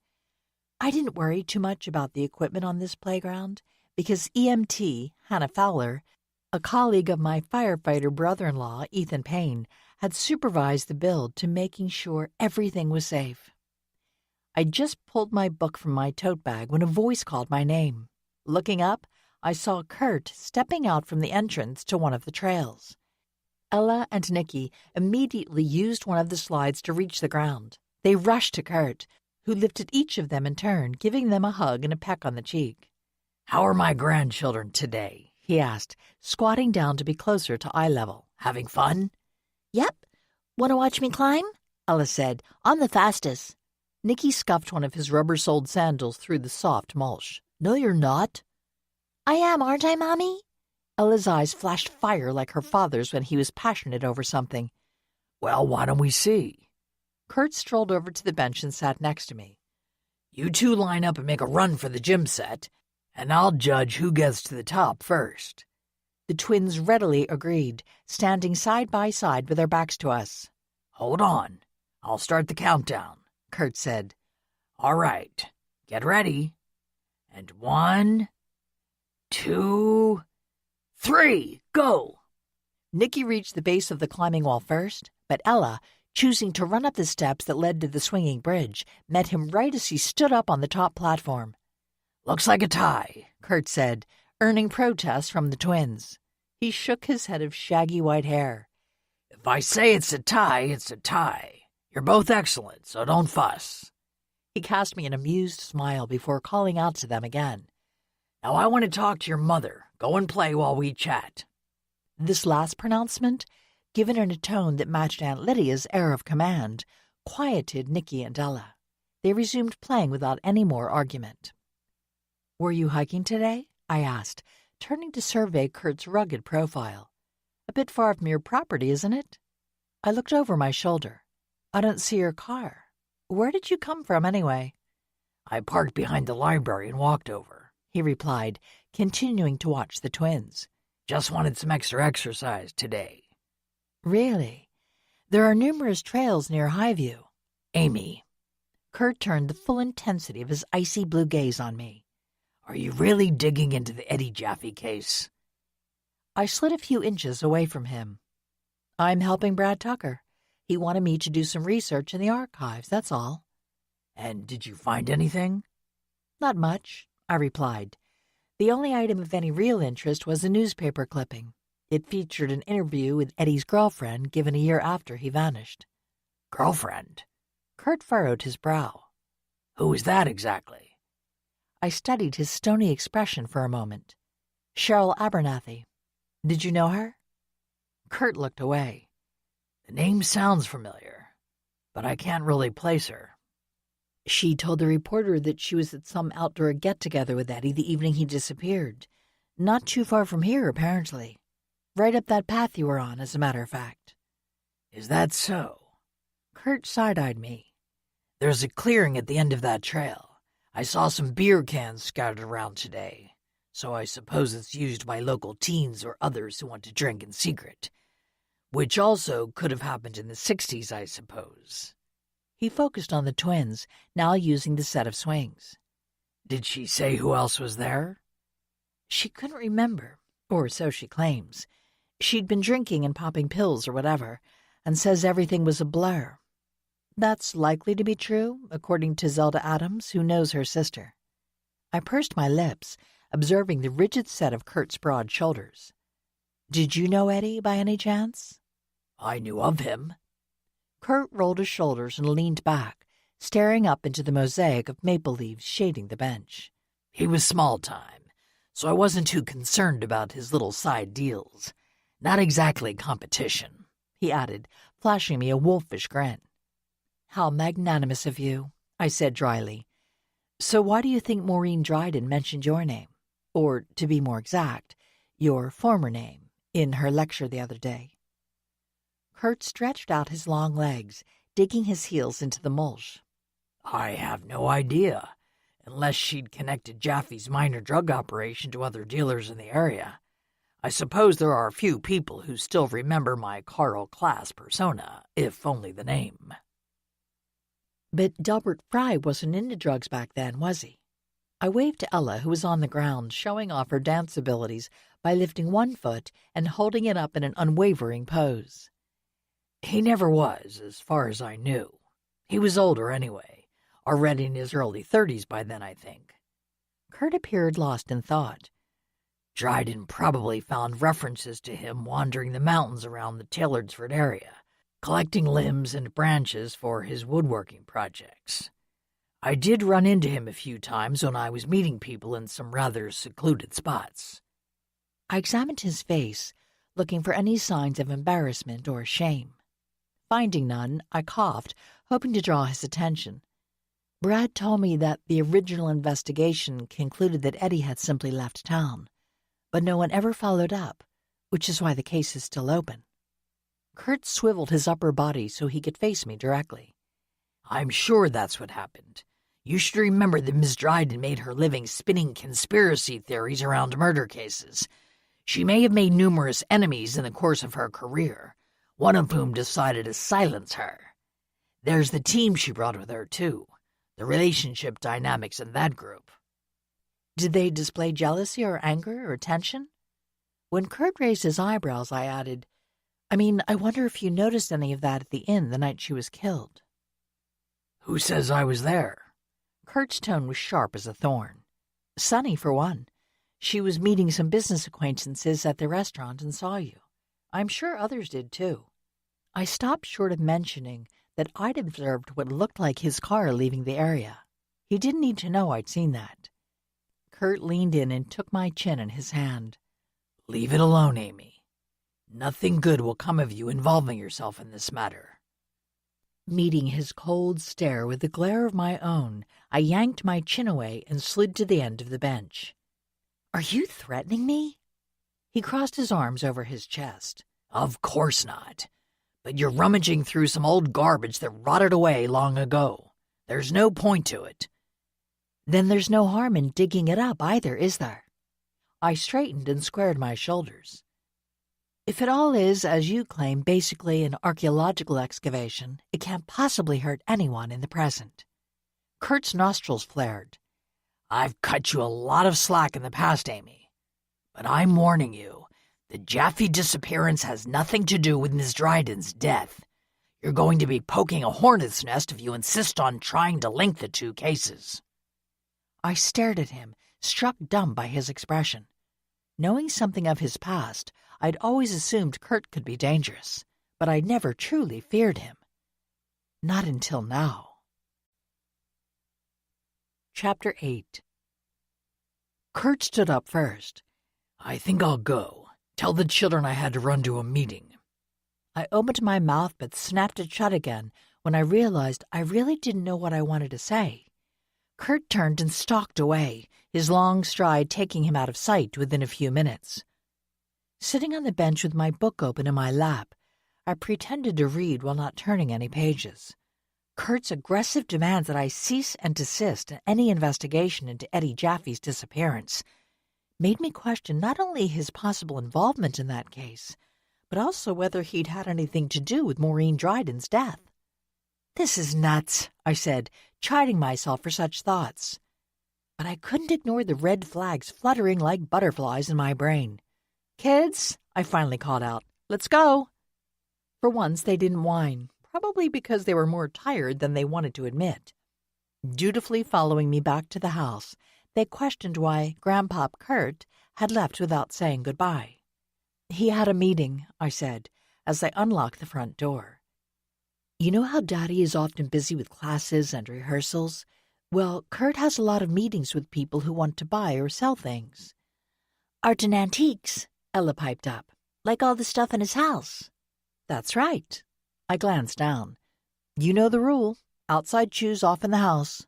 You both already broke that rule earlier, so let's get it right now.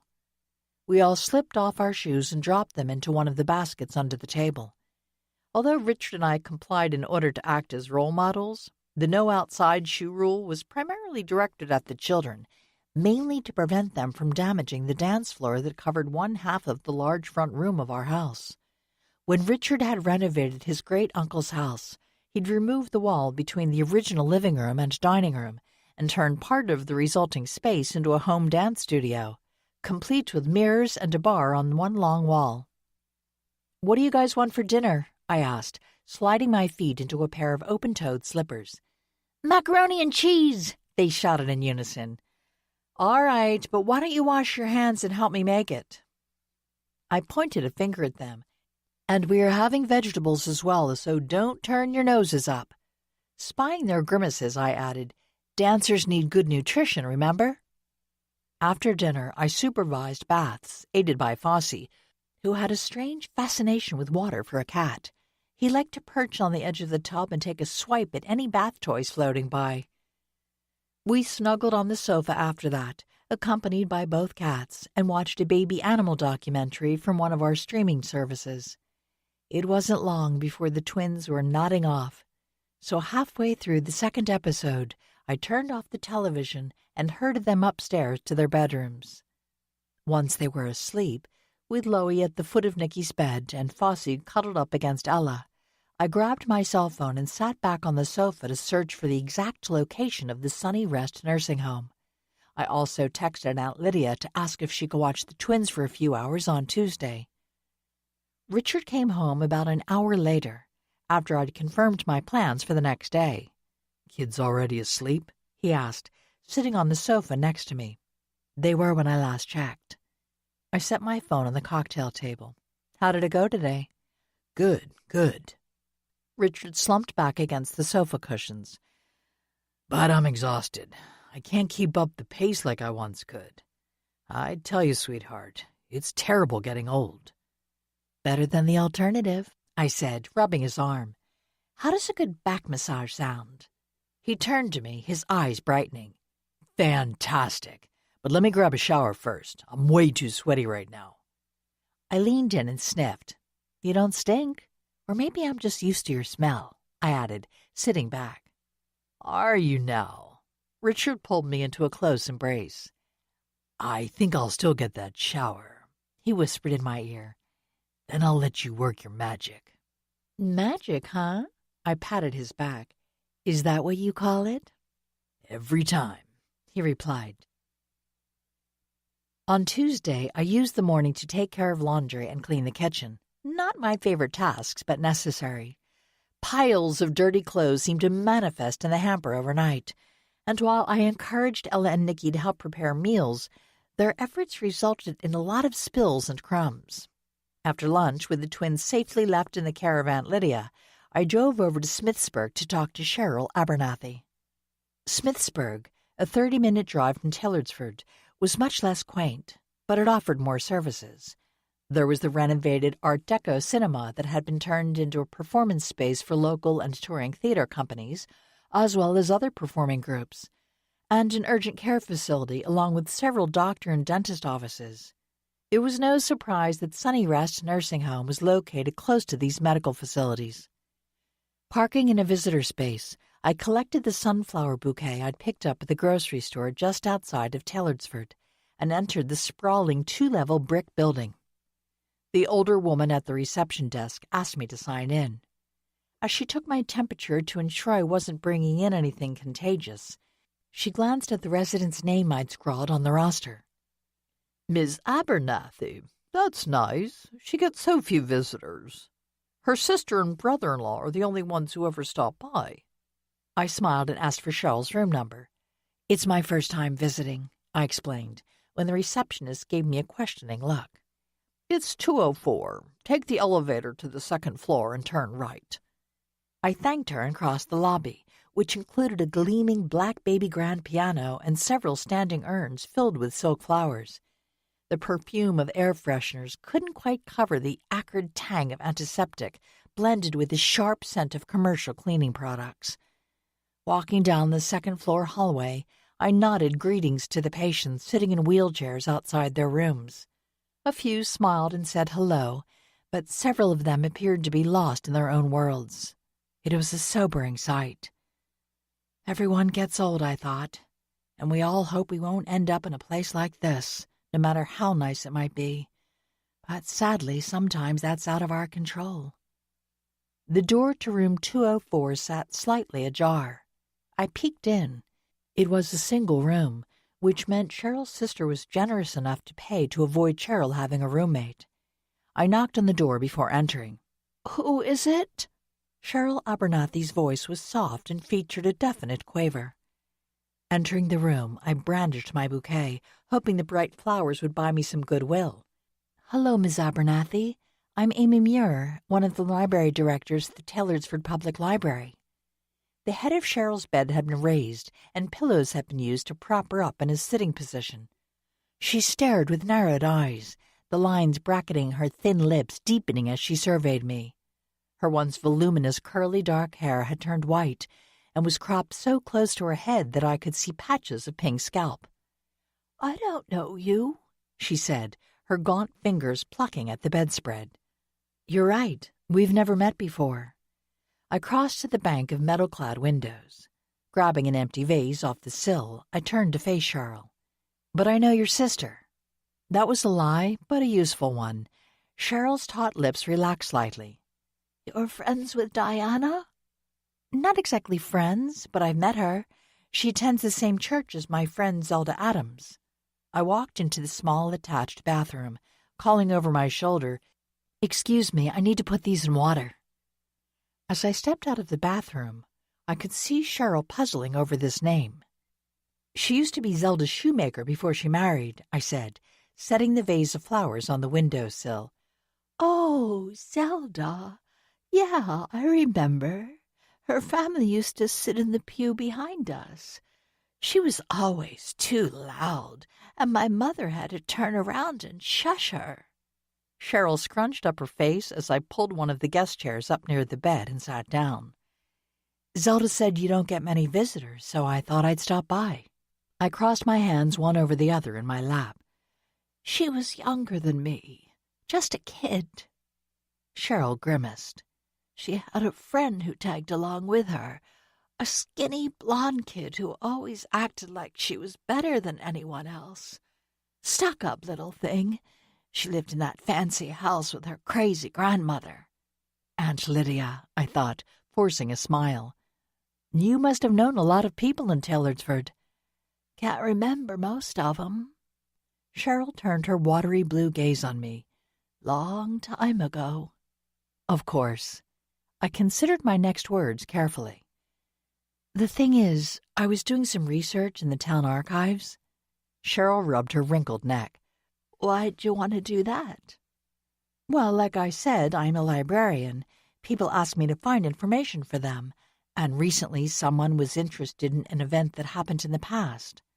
I took a deep breath. It was the disappearance of Eddie Jaffe. The mention of that name froze Cheryl's expression.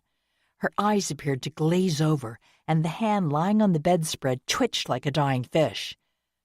Don't know much about that. I realize it was a long time ago, but you did give an interview to the paper a year after he went missing. I shifted in my chair. You said you were with him the day he vanished. He just abandoned me. Cheryl's voice faded into a whine. Left me up on the mountain. I was knocked out, lying on the ground, and he didn't care.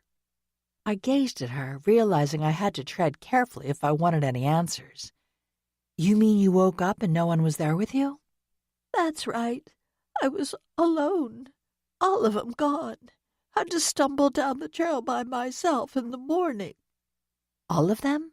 There were other people there beside you and Eddie? I asked. Cheryl slumped back against her pillows. Yeah, it was always like that. We had these gatherings where we'd party, you know, up the trail in that mountain clearing. Did some drinking and... She shot me a sly glance. Other things. In the article, you said you didn't really remember who was there that evening. I pressed my palm against the edge of the bed. Whoever they weren't very polite, leaving you like that. Should have known better. They weren't friends, really. Just people who wanted to party. Cheryl nodded her chapped lower lip. I was young and pretty then, so lots of guys made moves on me. But Eddie protected me from all that. He was okay, was Eddie. I missed him when he was gone. He never contacted you after that night? Nope. Not a call or note or nothing. She lifted her bony arms and waved her hands. Went poof, like one of those magicians. I sat back, a pang of sadness twisting my stomach as I examined her wasted frame. She was only 5 years older than Zelda and my aunt, but appeared ancient compared to either one of them. What about the people that were there with you two that night? They never gave you any clue as to where Eddie might have gone? Cheryl hugged her arms close to her chest. Like I said, I don't remember who was there. Some young guys, that's all I know. She lowered her sparse lashes over her pale eyes. But there were a couple other people I saw that night. Yeah, 2 others. Only they weren't with us in the clearing. Where did you see them? I asked, sliding to the front edge of my seat. Down the trail. Cheryl released her grip on her upper arms and used one hand to wipe her brow. Yeah, that's it. It was before I fell asleep. Had to pee after all the drinking and didn't want to do that around those guys, you know? That makes sense, I said. So I stumbled down the trail a bit. That's when I saw the guy. He was older than us and had this canvas thing with handles that was full of branches and stuff. Cheryl's eyes brightened. He asked me if I was okay. I thought that was nice. But then he disappeared into the trees. It must have been Delbert Fry, I thought, digging my fingernails into my palms to keep from squeaking with excitement. You said 2 others. Who else was there? Cheryl's expression suddenly crumpled, sunken as a fallen souffle. That girl, she said in a hollow voice, that horrible girl, caused all the trouble, that little witch. What girl? Someone else on the trail that night? Maybe another attendee at the gathering coming late? No. A bubble of spittle threw from Cheryl's mouth. That girl! I told her to stay away. Left her there after warning her to head back down the trail. Don't know what she did after that. Maybe Eddie ran off with her. That's what I always wondered. He left me for her, for that awful girl. Beating her fists against her temples, Cheryl leaned forward and made a keening noise that rose into a wail. I jumped to my feet as the door flew open and a nurse and aide ran into the room. They cast me angry looks as I backed away from the bed. Why did you go and upset her? She's been doing so well, but now... The nurse turned to the aide and barked out an order for a sedative. I think you should leave, she added, glaring at me. Sorry. I scuttled past the foot of the bed and dashed into the hall just as the aide pulled a small cart into Cheryl's room. She slammed the door in my face before I could apologize again. I leaned against the wall of the hallway, breathing heavily. A tug on the hem of my blouse made me glance down. An elderly gentleman looked up at me, his dark eyes twinkling with mischief. Despite his age, it was clear that he'd once been quite handsome.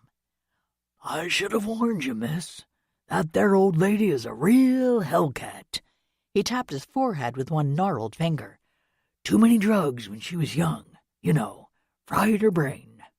It appears so, I replied with a smile. I don't think I'll be coming back to see her any time soon.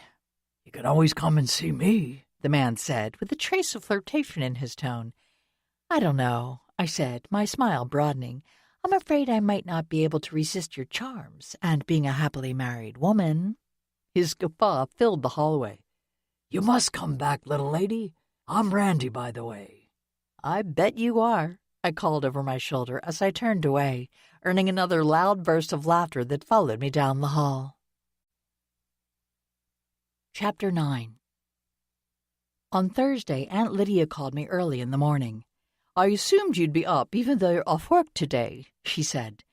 I glanced over at the kitchen table where Ella and Nicky were eating cereal under the supervision of the cats. Don't give any of the leftover milk to the cats, no matter how much they beg, I told them. Milk isn't that good for grown-up kitties. Ah, yes, I was right. The twins get you up early no matter what, Aunt Lydia said. Usually, unless they were totally exhausted the day before. I swirled my spoon through my coffee. What's up? I was just going to hang out with the kids today, so don't worry about having to watch them. I never mind that, Aunt Lydia said with a sniff. Actually, I wanted to invite you and the children to accompany me to the art exhibit at the inn. If you remember, I loaned the art committee a few of Andrew's paintings. Oh, right. We were going to go earlier in the week, but then the inn was shut down for a few days. I rinsed my spoon and stuck it in the dish rack. I assume visitors are allowed in again? Starting today. Apparently, according to Zelda, the authorities have completed their investigation of the public areas, although I think Miss Dryden's room is still off limits. That makes sense. I took a sip of my coffee. What time would you want to leave home? Around 10? Then maybe we can stop at the diner for lunch on the way back. The weather is supposed to be nice today, so I thought we could include a walk rather than take the car. Hold on just a minute. Fossey was inching closer to Nicky's bowl. I strode over to the kitchen table and shooed him away. Loie, who was sitting on the windowsill, feigned innocence by turning her head to stare out the window. Want to go with Aunt Lydia to see some art and then have lunch at the Heap and Plate? I asked Ella and Nicky. Nicky nodded enthusiastically. He enjoyed anything related to art and had, according to his preschool teacher, an aptitude for it. Sure. Can we have French fries? Ella gazed at me with a hopeful expression. I knew she wasn't that interested in paintings, but the opportunity to eat food we rarely had at home would convince her. We'll see. I turned my attention back to the phone. Okay, we'll meet you in front of your house around 10. See you then, I added before ending the call. I put on white cotton slacks and a rust red blouse and had the twins exchange their pajamas for shorts and sleeveless shirts. While we waited for Aunt Lydia just inside her front gate, I texted Brad, letting him know what I'd found out from Cheryl Abernathy. Thanks. Looks like we need to officially interview her, Brad texted back. And just so you know, since you're helping out with this investigation, we have confirmed Miss Dryden's drink was spiked with Rohypnol, which probably allowed her killer to smother her while she was knocked out. I frowned. If Maureen had made it to her room and fallen unconscious into her bed, anyone could have murdered her. It wouldn't require that much strength. It could have been a woman, or even, I thought, an elderly man. As expected, Aunt Lydia showed up in more formal attire, a short-sleeved pale blue linen jacket and matching skirt. She wants to make a good impression as Andrew Talbot's widow, I thought, hiding a smile behind my hand. Aunt Lydia took her role as the guardian of Andrew's art seriously. Even though she was in another committed relationship, she'd never relinquished her devotion to her former husband's artistic legacy. When we arrived at the inn, it appeared that everything was back to normal. Although there was still a sheriff's deputy in the lobby, I didn't recognize him, which made me think he was a new recruit. The exhibit is in the ballroom, Aunt Lydia said, leading the way down a short hallway. Nikki ran ahead of us into the large hall, which was rented out for receptions, banquets, conferences, and other events, almost none of which included dancing. The ballroom moniker was more of a marketing ploy, meant to tie in with the age of the historic inn, which had once been a mill. Transfixed in the middle of the room, Nikki didn't even flinch when Ella dashed over to him and knocked the side of one of her sneakers against his. "There's your future artist," Aunt Lydia said. "He's always drawn to paintings and sculptures and such, isn't he? It reminds me of Andrew as a young man. Of course, they aren't related by blood, but I still see a lot of Andrew in him." I studied my son, who had walked over to stand in front of a vivid painting of seashells that was almost abstract in its execution. He does have an artistic eye. Maybe that comes from Richard. Aunt Lydia cast me an amused glance. "What do you mean? You were always good at art and even majored in art history as an undergrad." "Okay, so both of us." While Aunt Lydia took Ella by the hand and led her to one of Andrew's paintings, I crossed the room to stand next to Nicky. "Do you like this one?" Nicky bobbed his head. "It's cool. You can see light through the shells." I examined the painting more closely. He was right. The painter had created the illusion that the shells were backlit by sunlight. "Yes, you certainly can. The artist is showing a lot of skill, don't you think?" "I want to paint that good someday," Nicky said, his gaze never leaving the painting. I gave him a side hug. "You have to study and work hard for a long time, but it's possible." "But I like dancing, too." Nicky looked up at me, his dark eyes wide. "Can I do both?" "Of course. Especially now. You don't have to decide on anything until you're much older. Don't let anyone tell you otherwise." "Okay." Nicky slipped free of my arm. "Could we see Great Uncle Andrew's paintings now?" "You've seen a couple of them before at Aunt Lydia's house." "But that's not like in a gallery." Nicky trotted off to join Ella and my aunt. I followed him to the wall, where the curators had hung 4 Andrew Talbot landscapes. They were recognizable scenes from around Taylorsford and the surrounding area, but as in all of his works, Andrew had infused the realistic depictions of meadows and mountains with a sense of mystery and magic. It was something in the quality of the light that gave these typical rural landscapes an almost mystical feel. "I'm hungry," Ella said, while Nicky gazed at the paintings with wide eyes. "We'll eat soon enough," I said, patting her shoulder. "Don't you like to see your great-uncle Andrew's artworks?" Ella wrinkled her nose. "They're okay, but I like cat pictures better." She pointed at another wall of the ballroom, where watercolors featuring kittens and cats playing in a garden had been hung. Aunt Lydia visibly winced. "All right, let's go look at those more closely, shall we?" She grabbed Ella's hand and marched her over to the other wall. Nikki and I trailed them. Standing in front of one of the cat paintings, Ella declared that it looks like Fosse, only not as cute. I leaned closer to Aunt Lydia. I need to go to the restroom. Can you keep an eye on these two until I get back? She nodded, then herded the twins to the next section of paintings. Slipping out into the hall, I looked around for a nearby bathroom but didn't see any. I wandered down the hall to the restaurant and bar. There had to be something in that area. I found the restrooms that served the restaurant and hurried inside. Washing my hands after, I noticed a woman in uniform at the farthest end of the sink counter. "Allison?" I said, drying my hands on a paper towel. "What brings you here?" She straightened and yanked an excessive number of towels from the dispenser. "Some of our department's deputies were pulled in to help Brad's team with the Dryden case." "Really? I thought they'd pretty much wrapped up the investigation, at least here at the inn." Allison looked down as she wiped her hands with the wad of towels. "We're double-checking information. I just talked to that podcaster and Dryden's research assistant again. They gave statements before, of course, but Brad asked us to pose the same questions again to see if there's any variation." "They're still here?" I asked. "Can't leave town until we tell them." Allison balled up the paper towels and tossed them in the trash can. "I mean, until Brad's department gives the okay." I threw away my own used towel. "You must have been caught off guard when Maureen Dryden called out your great-uncle like that. Not that I suspect Gilbert of anything, of course, but it was a surprise, even to me." Allison's eyes narrowed. "I don't know what she was up to with that announcement. It was totally uncalled for. It upset my great-uncle when he heard about it. He was very angry, and I don't blame him." The flash of fire in Allison's eyes told me she was angry as well. "I think Dryden might have heard that Gilbert was in the woods the night Eddie Jaffe disappeared, but I understand that he used to roam around that area looking for supplies for his woodworking project, so—" "It's just ridiculous." Allison grabbed her deputy's hat off the counter and clutched it against her chest like a shield. "All these rumors are flying around about Uncle Gilbert. Totally unsubstantiated, but people have always thought he was a bit strange because he's such a hermit. He just likes to keep to himself. But you know as well as I do he wouldn't hurt a fly." I wasn't so sure about that, since my first encounter with the man had been when he brandished a shotgun at me because I was trespassing on his property.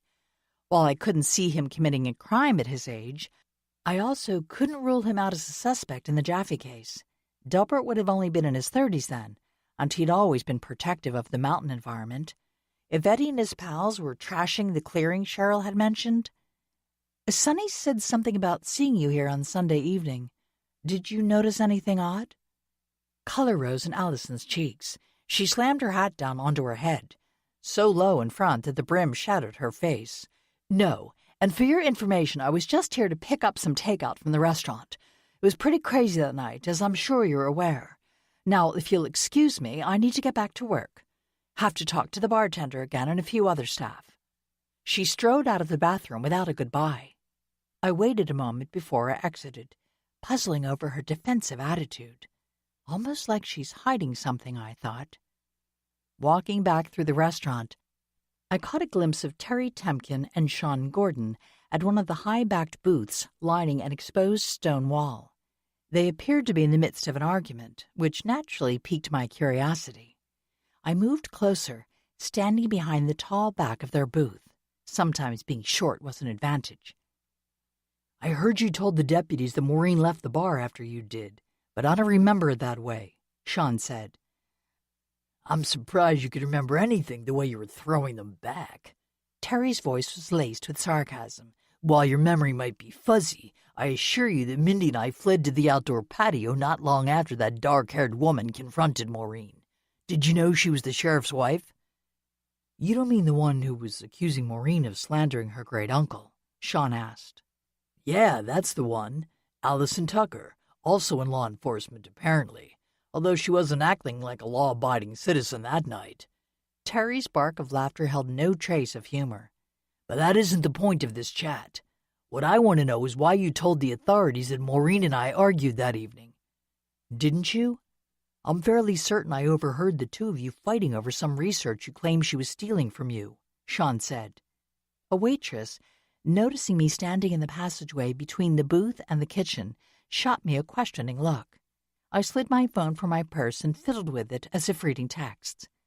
"Because she did," Terry said. "The entire section on the Campton murders was something I was going to use as an exclusive on my podcast, until Maureen convinced me that she'd give me credit, and a percentage of her advance and royalties if I let her have all of my research for her book. But I've never received the agreement she promised, and then I found out last week that she'd never included any mention of that in her contract, which she'd already signed with her publisher." "Well, you're in luck then," Sean said in a cold tone, "since there won't be any book. I suppose you can leverage your exclusive on your podcast." Sean cleared his throat. "Interesting timing, that." "What are you implying?" Terry's question was accompanied by a rattling of silverware. The same waitress walked by me, balancing a tray filled with empty glasses. "Can you check your phone somewhere else?" she asked. "You're kind of in the way here." I apologized and scurried away, my thoughts consumed with Terry and Sean's conversation. If Terry truly felt wronged by Maureen's uncompensated use of his research, perhaps he had a motive to kill her. Although I had to wonder if a podcast, no matter how popular, could generate enough money to drive someone to murder. People have killed over lesser things, I reminded myself as I returned to the ballroom. "Aunt Lydia was wondering if you fell in," Ella said, earning a sharp glance from my aunt. "No, something came up that I had to investigate," I said. "You know how Mommy sometimes helped Sheriff Tucker and his deputies?"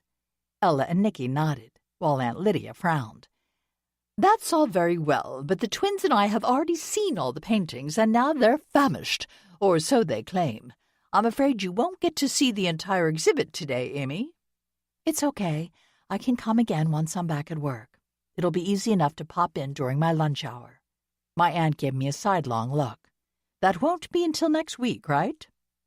"Yeah, Sonny, bless her heart, gave me a 3-day break because of Mom and Dad coming into town tomorrow, and the dance company premiere and all that." "Good. You can attend the premiere tomorrow night and then rest on Saturday when Debbie and Nick and I take the twins to the matinee."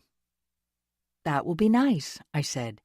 "What do you think, kids? Do you want to go see Daddy's show with Aunt Lydia and Grandma and Granddad?" "Sure."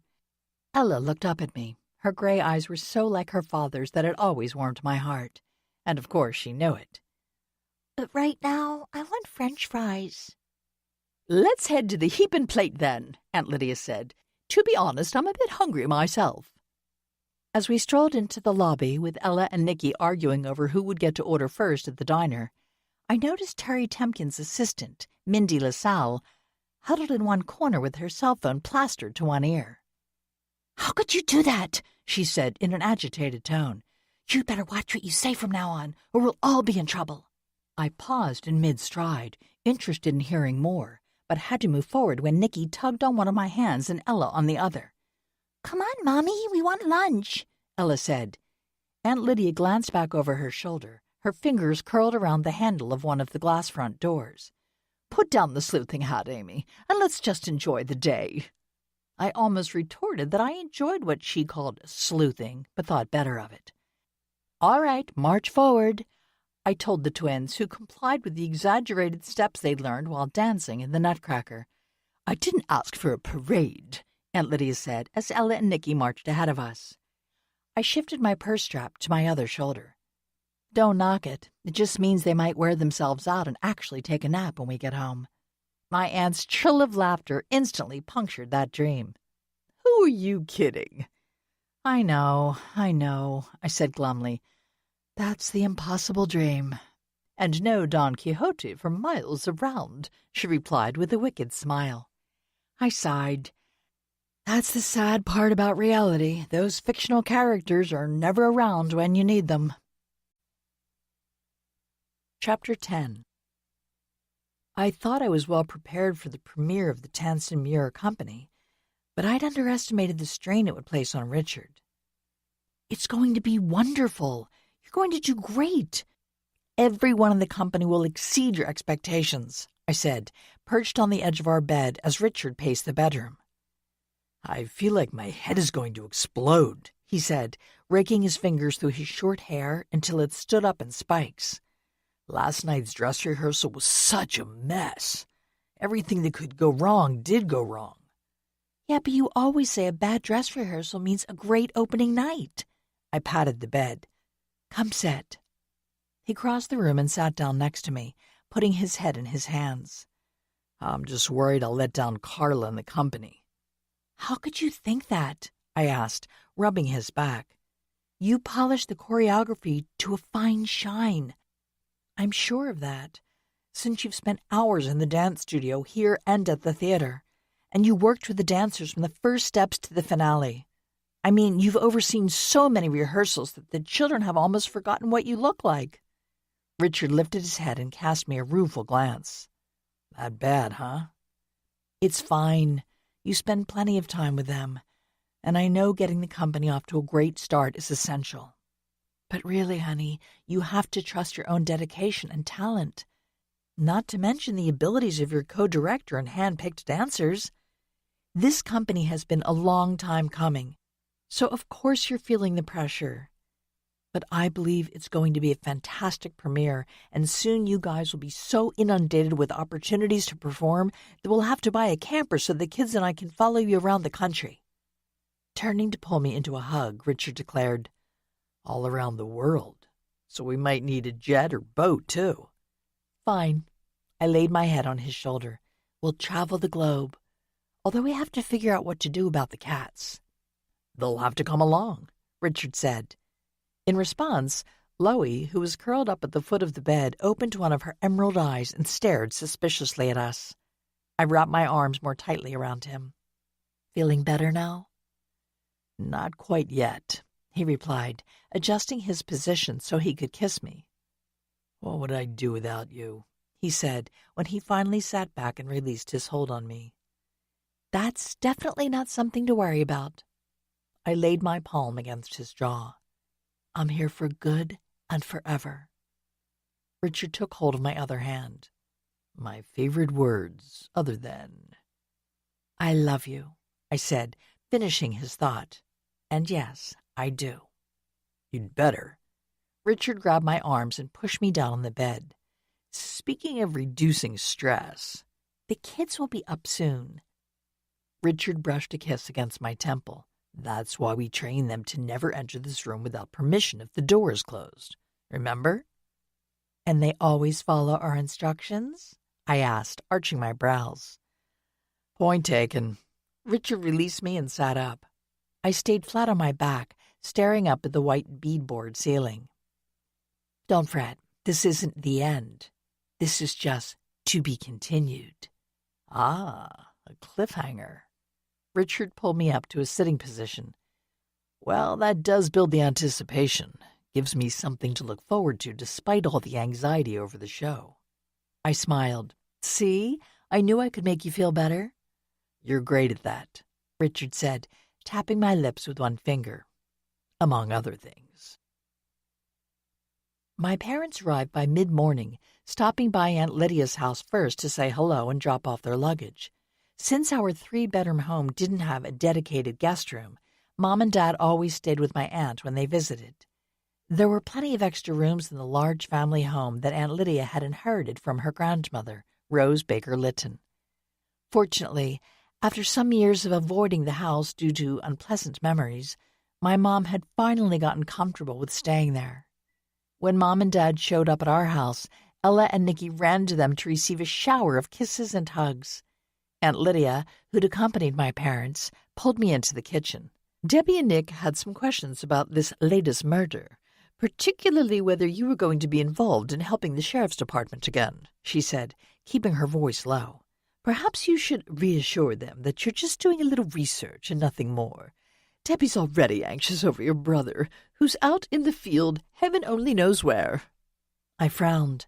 My parents and I had always known that my younger brother, Scott, worked for a top-secret government agency, but we'd believed he was a computer expert who didn't venture out into the field. This belief was proven to be false a few years ago, when we discovered that he was indeed a field agent, often sent on missions overseas. The fact that his husband, Ethan, also worked in a dangerous profession as a firefighter didn't make things easier. My mom, who'd been a marine biologist before she retired, had done her share of risky work, including diving in less than optimal conditions. But this only seemed to increase her anxiety. "I know how quickly things can turn catastrophic," she'd once told me. "I'll reassure them, don't worry," I told Aunt Lydia. I took a quick peek out onto our screened-back porch to make sure Flossie and Loie were safely ensconced on 2 wicker chairs before I followed her into the living room. "Granddad is going to take us to the park," Ella said, "and then we're going to have pizza for dinner." "You lucked out, it seems. Poor Mommy has to eat a cold sandwich and drive to Daddy's show," I said, with a warm smile for my dad, Nick Weber, who at 69 had finally cut his shoulder-length brown hair, losing the low ponytail he'd worn when he'd worked as a computer programmer. "All right, kiddos, let's go," he told the twins, who didn't have to be asked twice. "I think I'll head back over to the house and do some prep for dinner," Aunt Lydia said. "Although with pizza for lunch, I'm not sure anyone will be that hungry." "We'll let the kids eat most of the pizza," Mom said, laying a hand on her sister's arm. "I'd rather eat what you make, Lydia." After my aunt followed Dad and the twins outside, my mom sank down onto the sofa. "Come and chat with me, Amy. We hardly get a moment to talk anymore." "Okay, I'll just grab a couple of glasses of water and be right back," I replied, heading for the kitchen. When I had returned, Mom had placed 2 coasters on the coffee table. "Thanks, but as you can see, it already has rings," I said, sitting down and handing her one of the 2 water glasses. "We've tried to get the kids to use coasters, but they always seem to forget." Mom rolled her eyes. "No use worrying about furniture when you have young children. You might as well just wait until they're older and replace it all." "Are you speaking from experience?" I asked. "I don't remember Scott and I being that destructive." Mom saluted me with her glass. "Here's to selective memory," she smiled, crinkling the lines fanning out from her dark brown eyes. Everyone said I took after her, while Scott more closely resembled Dad. That was true, and sometimes I felt like looking at Mom was a glimpse into my own future, which wasn't bad, really.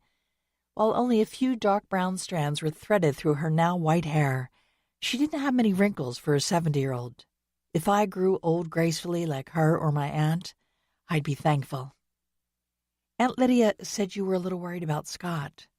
I guess he hasn't been able to get in touch lately?" "I know I haven't heard anything from him." I sipped my water as I waited for her reply. "Oh, you know how it is. He gets sent on these missions and has to go dark. He can't even contact Ethan most of the time. It's something we're used to," Mom said, setting her glass on one of the coasters. "Doesn't make it any easier." I placed my half-empty glass on the other coaster. "No, it doesn't," Mom said with a rueful smile. She leaned back against the sofa cushions and stared up at the rotating ceiling fan. "What's this I hear about another murder in Taylorsford? The news has been a little short on details." "A woman died at the Taylorsford Inn Sunday night. The authorities think her drink was spiked with something that knocked her out enough for someone to smother her with a pillow. Anyway, that's the theory."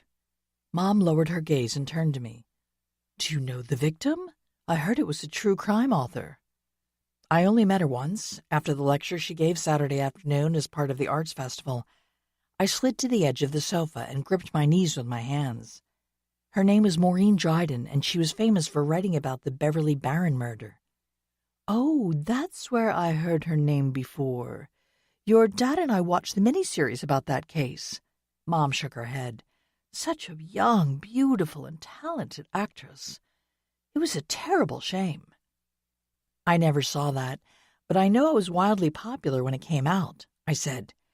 "Anyway, she was friends with our Friends of the Library chair, which is how she got invited to speak during the festival."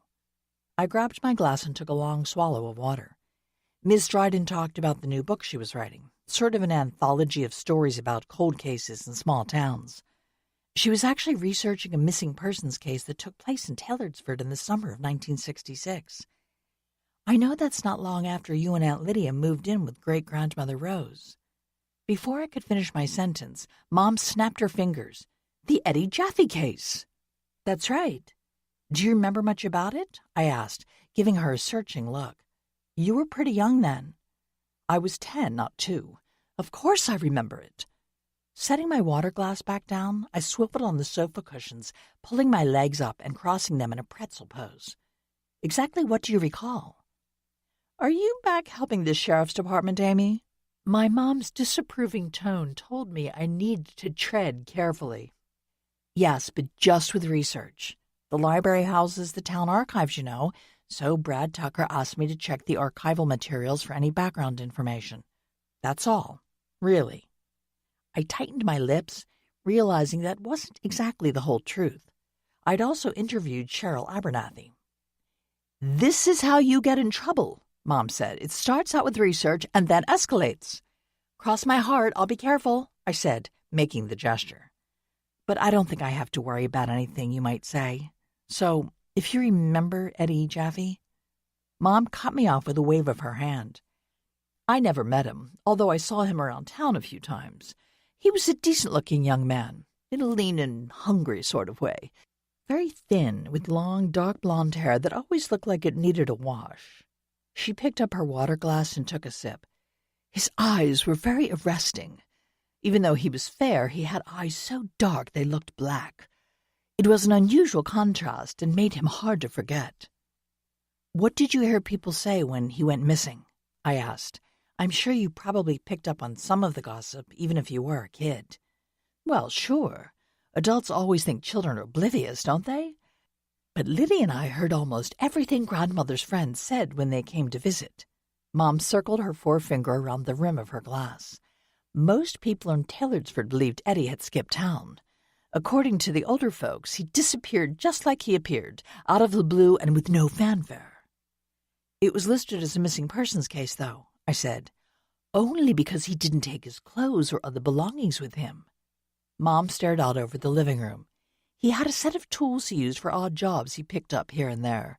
Some people thought it was strange that he would leave those behind, and his extra clothes were left in the room he rented over the diner, too.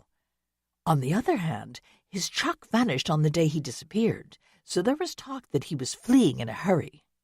He was apparently dealing drugs, or so I've heard. Maybe. Rumor had it he was using, but whether he sold anything or not was never really established. Mom cast me a wry smile. It's not like his buyers, if he had any, were going to come forward to help the authorities. I guess not. I leaned back on the pillow pressed against the sofa arm. Was there anything else about that time that sticks in your memory? Mom arched her dark eyebrows. Other than my parents dying in a car accident and having to move in with grandmother? Oh, sorry. I wasn't thinking. I know that was a tough time for you. Not as tough as it was for Lydia. Mom's gaze turned inward, as if she was visualizing scenes from the past. She was 15, which is a difficult age anyway. Then losing our parents and having to deal with our grandmother. Mom sighed. It was all too much for her. I blocked out the negativity by reading books and getting involved in 4-H and cycling around town with my friends from school. But Lydia closed herself off from everyone, even me.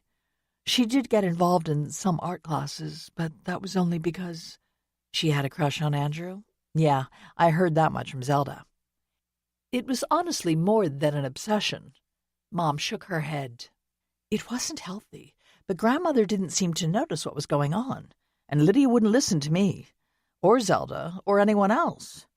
I guess it was her way of escaping the reality of our situation. What do you mean, obsession? I uncrossed my legs and swung them around so I could sit facing the black rectangle of the television mounted on the opposite wall. I can't imagine Aunt Lydia acting like that. She's so calm and collected most of the time. These days, Mom replied. Not then. She used to follow Andrew around like a puppy. Zelda mentioned that, too. Was Andrew irritated by that at the time? I don't believe so. At least I never saw him treat her badly. He was very tolerant, now that I think about it. Mom looked over at me. The one who tried to shoo her away was Kurt, or Carl as he was called then. But he wasn't living here at the time, was he?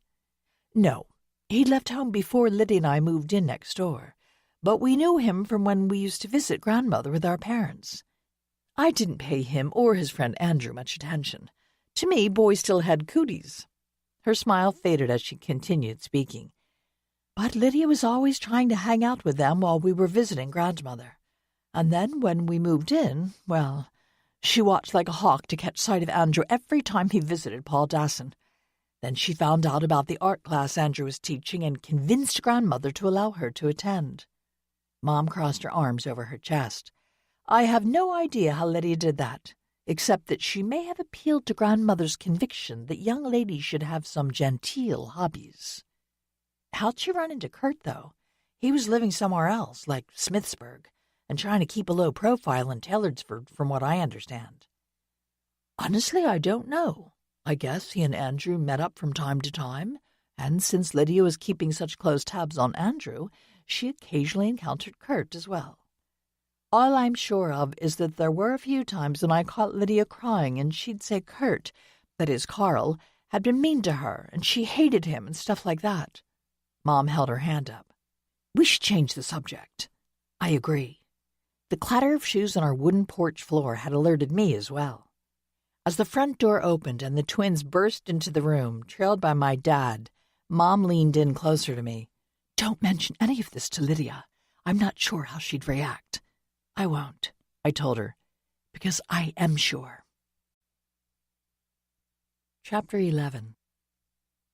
Later on Friday, the children and my parents used the rose vine entwined archway that separated our backyard from Aunt Lydia's extensive gardens to head over to my aunt's house. I took the opportunity to shower and get ready for the dance company's premiere performance. I'd even bought a new outfit for the occasion, a full-skirted, short-sleeved dress in polished cotton. It was a burnt orange color that I knew complemented my dark brown hair and eyes, and had a scoop neckline that showed off a little décolleté. Just the sort of outfit Richard will appreciate, I thought, as I surveyed myself in our full-length mirror. I'd swept my hair back with a gold clip and added the amber necklace Richard had given me for our 3rd anniversary. It achieved the simple but elegant look that had been my goal. Slipping on a pair of tan sandals, I lifted my ivory crochet purse from the top of the dresser and headed downstairs. I had plenty of time before the performance, but knowing the traffic on the 2-lane road between Taylorsford and Smithsburg could be busy, especially on a Friday evening. I wanted to leave the house early. If I had to wait, I'd just sit and read one of the books I downloaded to the app on my phone. Stopping by an upholstered armchair in the living room to pet the cats, who were curled up so closely they resembled a yin and yang symbol, I heard my phone buzzing inside my purse. I need to silence that before the show starts, I thought, as I glanced at the screen. It was Kurt's number. Slightly baffled, I answered. Good you haven't left yet, he said. I saw Sunny at the library earlier. She was on the phone, obviously talking to you. And she said something about a last-minute meeting with the produce buyer at the farm possibly delaying her. I assume she was driving you to the theater. Knowing you don't want to be late for this performance, why don't you catch a ride with me instead? I can swing by and pick you up in 10 minutes since I'm already in town. Actually, I told her I would drive myself and meet her there. Richard has our car, but there's still the car I share with Aunt Lydia, and she's staying home tonight with my parents and the twins. Ah, your parents are visiting. They can come too if you want. No, they have tickets for tomorrow's matinee. They're taking Ella and Nikki along with Aunt Lydia. It's just me tonight. Then that's perfect. I can drive you to the theater and you can ride home with Richard. Wouldn't that be preferable to you both driving home separately? I had to admit he was right, although I was still a little leery of him after our last encounter. Don't be ridiculous, I chided myself. You know Kurt won't hurt anyone he considers family. That does make sense. I'll send Richard a text so he knows what's going on. Excellent, Kurt said. I'll be there soon. I decided to wait on the front porch. After texting Richard the new plans, I received a quick okay in response. Kurt's black Jag pulled up in front of the house. He got out to open the passenger side door for me. You look quite lovely, he said as he helped me into the car. Thank you, and thanks again for the ride. It will be nice to be able to go home with Richard. Kurt's bushy eyebrows rose up to touch the thick lock of white hair that had fallen over his forehead. Nicer than riding there with me? I'm afraid so. I hope you don't mind, I said, unable to resist smiling. Of course I mind. It hurts, right here." Kurt pressed his free hand to the left side of his chest. "Are you sure that's where it hurts? I thought your heart was pretty inert to any damage. I think it simply hurts your pride," I said, adjusting my skirt over my knees. Too brute?" Kurt splayed his fingers across his chest and groaned. I turned to study his rugged profile. "I'm still a little ticked off with you over our last meeting, in case you're wondering." "Sorry about that. I was overly concerned for your welfare, that's all," Kurt said, keeping his gaze fixed on the road. "I know the kind of danger you've gotten into before when you were trying to help the authorities solve a case. I don't want to see you fall into that trap again." I stared out the side window. We'd already left the outskirts of town and were driving through an area of rolling fields and clusters of trees.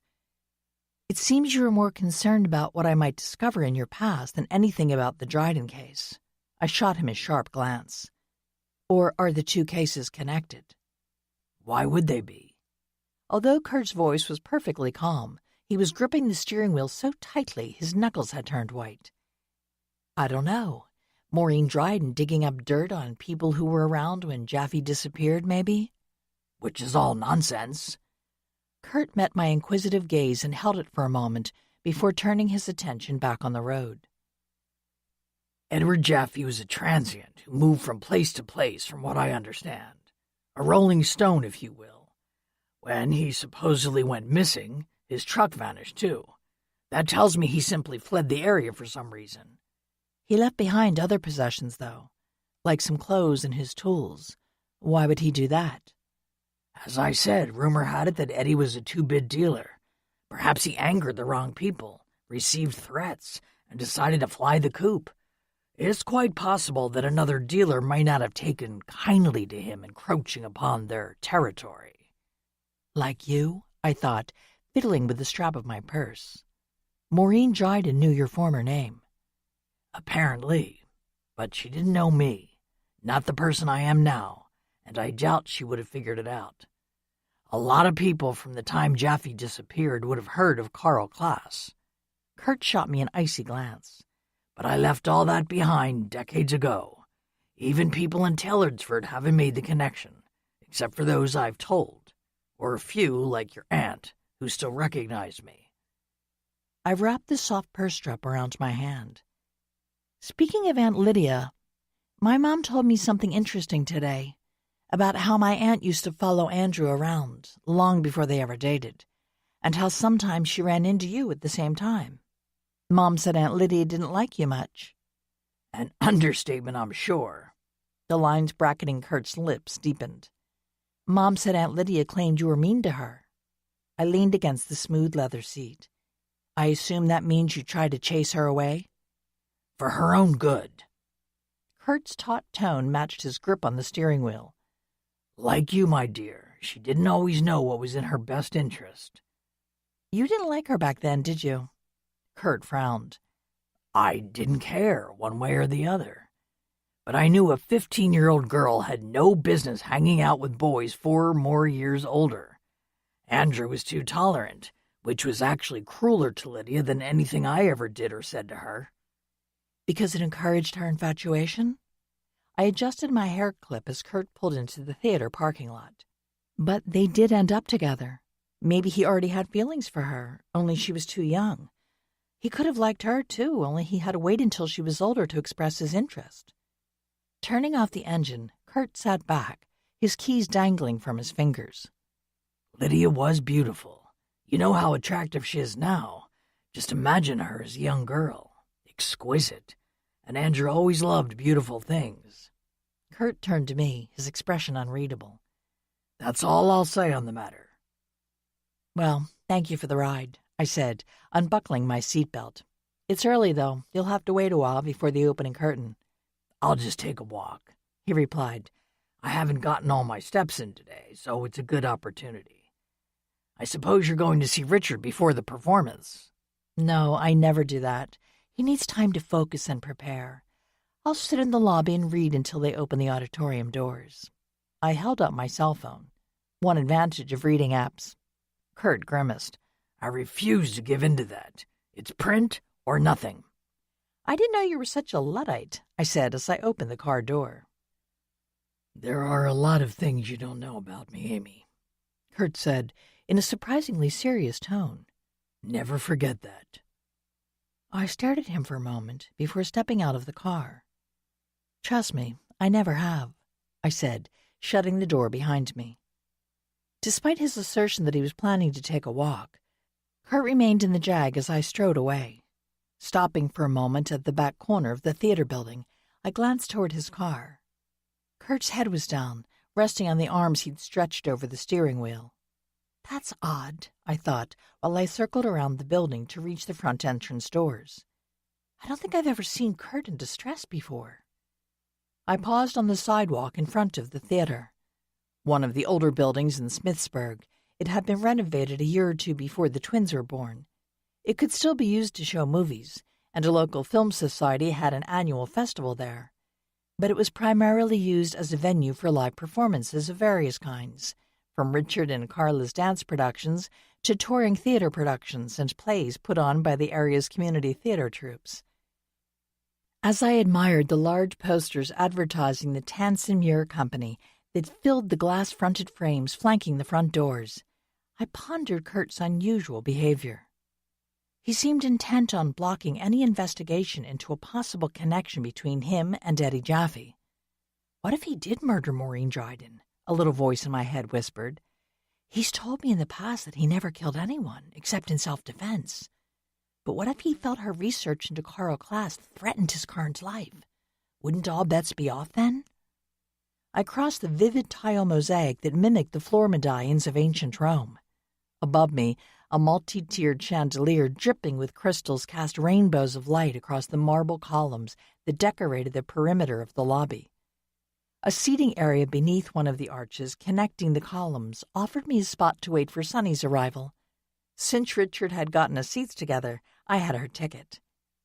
I just sat down and pulled my phone from my purse when another person entered the lobby. A plump young woman of average height, she was wearing jeans and a T-shirt with flip-flops. I wasn't sure what she was doing in the lobby, as she didn't look like an audience member, usher, or part of the backstage crew. "Hello." She trotted across the room to greet me, her blonde curls bouncing against her shoulders. "Oh, it's Mindy LaSalle," I realized. "Hi, are you here for the show?" "Yes, but I came early because I wanted to check out the theater ahead of time. Terry was curious if the lobby would be a good venue for one of our podcasts. We're stuck in the area right now, you see. Fortunately, we were able to rent a couple of cars that Sean, Terry, and I have been sharing. That's allowed us to travel around a little, but we're not supposed to venture too far yet." "You can't leave the area because of Maureen Dryden's death?" I asked, quickly adding, "My condolences." "No need. Maureen and I weren't close." Mindy plopped down in the chair next to me. "You're one of the library directors, aren't you?" "That's right." I extended my hand. "Amy Muir, nice to meet you. I saw you on the stage at Miss Dryden's lecture, but we were never actually introduced." Mindy flexed her feet, displaying her yellow flip-flops and magenta-painted toenails. "I guess you know that I'm Terry Temkin's assistant." "Well," she wiggled her toes. "Actually, we're partners, in life as well as work." I blinked, wondering why she was sharing this personal information with a stranger. "I see." "Yeah, he likes to pretend that I just help him with the podcasts, but we're more than that." Mindy's eyes widened. "Amy Muir. So are you related to the guy who runs the dance company?" "He's my husband," I said, sliding my phone back into my purse. "Really?" Mindy's gaze swept over me. "I bet you're excited for tonight, then. Seems like it's a pretty big deal." I met her artless expression with a smile. "It is. This is the premiere performance of the Tansen Muir Company. My husband and his dance partner, Carla Tansen, have been working toward this goal for years." "Oh, wow. Yeah, that is big," Mindy said, sitting up straighter in her chair. "Terry and I have been working on something like that. Well, not dance, but the next step for our podcast." "What might that be?" I asked. "A television adaptation," Mindy said, pride shining in her eyes. "Terry's been approached by a really great producer and studio. They're interested in creating a true crime documentary-type show based on Terry's research into the Campton case." "Really?" My smile froze as I remembered where I'd heard that case mentioned at the inn's restaurant, in the argument between Sean and Terry. I'm not familiar with that, I'm afraid. It's a little obscure because it happened back in the 80s. Not many people know all the details. Anyway, an entire family was killed, shot dead in their home. The authorities labeled it a murder-suicide, committed by the father. But Terry always believed someone else murdered them. He and I have done a ton of research, interviews, and all that, and we have a pretty compelling alternate theory. Mindy pressed 2 fingers to her lips for a second. Which I can't tell anyone, of course. That might screw up the deal. I nodded, my mind racing with thoughts about Terry claiming Maureen was planning to steal his idea. I understand. You want to keep that information a secret until it's revealed in your podcast or on the TV show. Exactly. Mindy squinched up her face. Ugh, I really talk too much sometimes. Terry would be angry with me if he knew I was chatting about this. But we just found out about the possible television option a few weeks ago, and I've been bursting to tell someone. You won't mention it to anyone else, will you? No one except Brad Tucker, I thought, offering Mindy a bright smile. Of course not. That's good. Mindy rose to her feet. This place would be great for a podcast, but I hope I can convince Terry to move on. Once we're allowed to go, I really want to leave this area behind. It's got bad vibes now, you know? Of course. I watched as she paced across the floor mosaic. She appeared hyped up, as if she'd had too many cups of coffee. Or maybe something else. I leaned forward in my chair.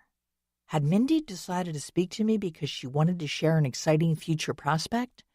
Or was she simply putting on a show? If she truly was Terry's partner, she stood to gain as much as he did from any use of the Campton case, and to lose as much if Maureen Dryden had taken their research and refused to adequately compensate them. But why would she implicate herself? Unless... I sat back. Unless she's trying to muddy the waters or throw Terry to the wolves. Perhaps she wants to protect herself by betraying him.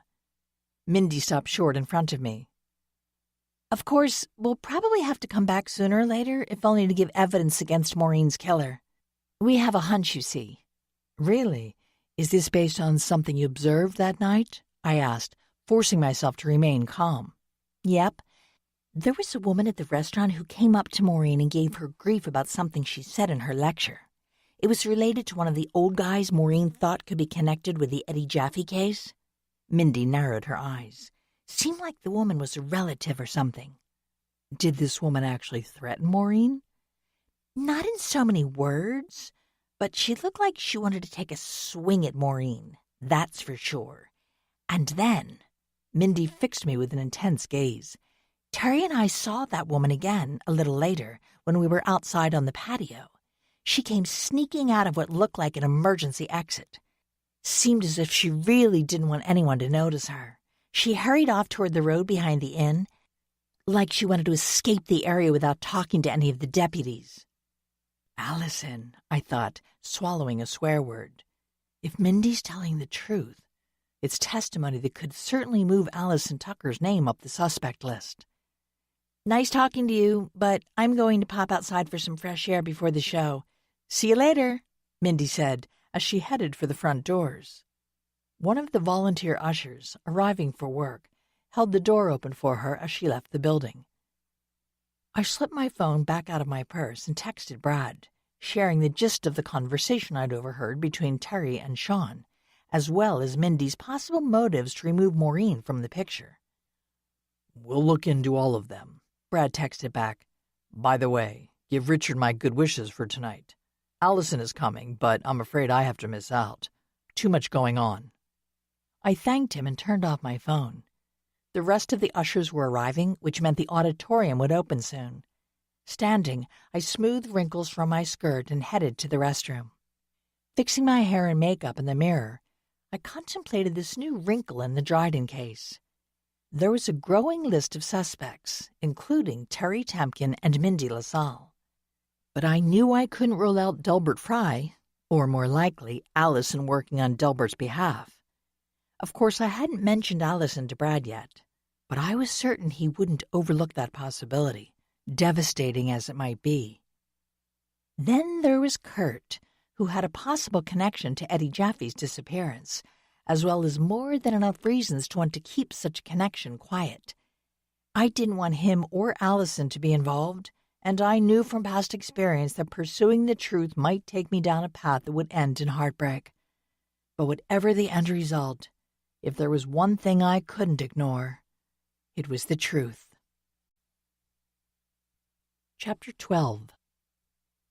I returned to the lobby just as Sunny walked through the main doors. She waved and hurried over to me. "Oh, good. I'm not as late as I thought I might be," she said, adjusting the scooped neckline of her turquoise silk dress. "I may have driven just a teeny bit over the speed limit, but it was for a good cause." As she flashed a bright smile, I admired her sleek appearance. From the shimmering dress to her simple but polished makeup and gleaming fall of golden hair. I handed her the ticket. Yet you still managed to look perfectly perfect in every way, despite any rushing around. You don't look so bad yourself, she said at a fast pace, heading for the auditorium doors. "Has Richard seen this dress on you?" Not yet. I was saving it for this occasion, I said, trotting after her. "I'm sure he'll be appropriately impressed," she said with a wink. I passed my ticket to the usher, who glanced at it and handed me a program. It is one of his favorite colors. On his favorite person. Sunny tapped my arm with her brochure as we walked down the aisle. Of course, I think he'll be more interested in removing the dress later. I side-eyed her. Please behave. This is a classy event, remember? Sunny's laugh turned heads. The gazes of a few of the audience members followed us, some strangers obviously admiring Sunny, and some friends acknowledging us both. I waved hello to Allison, but she was staring so fixedly at her program she didn't see me. Or if she had, she didn't respond. Once we took our seats in the auditorium, I tried to clear my mind of all thoughts of murder, sleuthing, and suspects. I wanted to enjoy Richard and Carla's creations without distraction. Looking around, I couldn't help but appreciate the renovation that had turned an abandoned movie theater into a viable performance space. The stage, which had been expanded from its original size to cover a small orchestra pit, could easily accommodate the demands of live theater and dance performances, especially since the original movie screen had been replaced by a retractable version. Midnight blue velvet drapes behind an elaborate pseudo-Roman frieze whose plaster decorations gleamed with touches of gilt, the orchestra filed into the pit and began the slow process of tuning their instruments, while Sunny and I perused our programs. The list of dances was evenly divided between Richard's and Carla's choreography, although one duet and the final piece were a collaboration. "Richard's only dancing in the duet with Carla?" Sunny asked in a whisper. "Yes," I said, keeping my voice equally low. "He and Carla wanted the focus to be on the other dancers. That's why most of the works are being performed by members of the company. He'll also be in the finale, though, along with Carla." Sunny tapped the cast list with one finger. "Connor Vogler? I remember him. I'm guessing he's in his early 20s now?" I nodded. "You'll probably recognize Tamara Hardy, too. She's worked for Richard and Carla on a contract basis before. They're both dancing solos, and from what I saw at rehearsal several weeks ago, they should be spectacular." Someone behind us made a hushing noise. "The dastardly duo always getting into trouble," Sunny murmured, casting me an amused glance. I smiled in return, but also pressed a finger to my lips as the lights in the chandeliers twinkling overhead blinked and faded. I placed the program in my lap and settled back against the sapphire velvet upholstery of my seat as the curtains parted to reveal a bare stage. At the back of the stage, fabric screens lit up with images, creating scenery that didn't interfere with the open expanse of the floor. Sounds swelled from the small pit orchestra.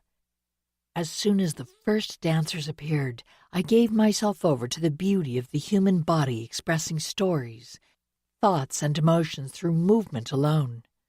The music, some commissioned for the individual pieces and some familiar melodies, perfectly conveyed the theme or story behind each work. I was particularly impressed with Connor's solo. Connor, now 23, had grown tremendously since I'd first seen him dance as a teenager. His solo, choreographed by Richard and set to the haunting melody of Pietro Mascagni's Intermezzo from Cavalleria Rusticana, was so moving it brought tears to my eyes. It somehow evoked sorrow, longing, and hope in equal measure. Carla's piece, that included the special needs young dancers from her studio, was another standout. But it was Richard and Carla's duet that brought the house down. They were perfection in motion, fully human and yet somehow something more. Set to John Barry's Somewhere in Time from the film of the same name, their choreography captured the sense of time passing and the feelings associated with growing older while still suggesting a sense of eternity. "Oh, they're the perfect couple," whispered a woman seated behind us. And I had to agree. Still, I'd never felt any jealousy over Richard and Carla's closeness, since I knew it was entirely platonic and involved a synchronicity that transcended sex or gender. After the applause for the duet finally died down, the entire company returned to the stage for a finale that was a celebration of energy and the company's collective talent. At the end of this piece, the audience was again on their feet, and several bouquets went sailing onto the stage amidst a shower of bravos and bravas. I was choked up, but it wasn't until Richard stepped forward and blew me a kiss that the tears welling in my eyes spilled over and drenched my cheeks. Sunny pulled a wad of tissues from her purse and passed them to me. I pressed them to my face, certain my carefully applied eye makeup had washed away, making me look like a raccoon. But I honestly didn't care. This evening was the culmination of years of planning, fundraising, and rehearsals. It was Richard and Carla's long-desired dream come true. My only regret was that realizing their dream would probably take Richard away from me and the twins for months at a time. But I also knew I could never stand in his way. I understood the need to accomplish something that mattered, something that could express the artistic vision that burned bright in both Richard's and Carla's hearts. I nudged Sunny. "I'm going to head to the restroom and try to clean up a bit," I told her. "One upstairs, since those in the lobby will undoubtedly be crowded." "I'll meet you there later, then." Although Sunny's eyes glistened with unshed tears, she managed to maintain her flawless appearance. "But I want to talk to a few people in the auditorium first, so wait for me in the lobby, okay?" I nodded and slipped out of our row to reach the side aisle. Pushing through the exit doors close to the stage, I entered a small vestibule and climbed a staircase that led up to the theater's costume shop and offices. Having been in the building many times, I knew how to access the restrooms on other floors. As expected, the upper floor was quiet, and I was the sole occupant of the ladies' room. At the bathroom mirror, I washed my face, scrubbing away the mascara streaks and other makeup smudges. Looking at my bare skin, I shrugged and simply applied a tinted lip gloss. The dressing rooms are located on the bottom floor of the building, along with rehearsal studios of various sizes. I wanted to see Richard, of course, but knew he, Carla, and the rest of the company would be overwhelmed with well-wishers for some time. So I walked down to the auditorium level and took a side hallway back to the lobby. I recognized several people in the crowd, including Mindy, and, to my surprise, Sean Gordon and Terry. They must have decided to come since there isn't that much to do in Taylorsford in the evenings. Mindy said they had another rental car, so they could easily have arrived after her, I thought, acknowledging them with a nod. As my gaze swept over the lobby, I noticed Allison Tucker standing next to the table that held dance company merchandise. I tried to catch her eye, but if she saw me, she once again ignored me. Sunny walked out of the auditorium, deep in conversation with Kurt. I took a few steps forward, planning to talk to both of them.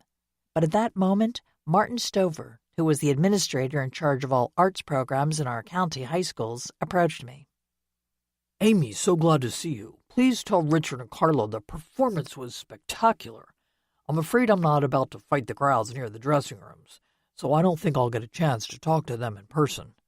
Marty was about Richard's height, but thinner. He had a wiry build and a narrow face overshadowed by his full head of curly gray hair. I clasped his outstretched hand. "I'll be sure to let them know." "Good. Having the Tansimir Company based in the area is going to be a boon for all the arts." I knew from Zelda that Marty, who was in his mid-60s, was expected to retire soon, which was a shame. He'd been a great promoter of the arts in schools and had also spearheaded the effort to renovate this building. We have you to thank for this perfect venue, I said. There really wouldn't have been anywhere appropriate for Richard and Carla to form the company without it. Marty swept one arm through the air, encompassing the beauty of the lobby. It was my dream to create a place like this. I'm just happy your husband's company can take advantage of it. His hazel eyes narrowed behind the lenses of his tortoiseshell glasses. I'm sorry to hear there was another unfortunate event in Taylorsford recently. Are the authorities calling it a murder? I'm afraid so. But of course, Sheriff Tucker and his team are on top of things. I'm sure they'll find the culprit soon. I tucked a loose strand of hair behind my ear. Are you assisting with the investigation? Marty, who was well aware of my former association with the Sheriff's Department, eyed me with curiosity. I'm just doing a little research to help out. Background stuff, you know, I said. Someone in the milling crowd jostled me, their hand connecting with my hip with enough force that I stumbled forward.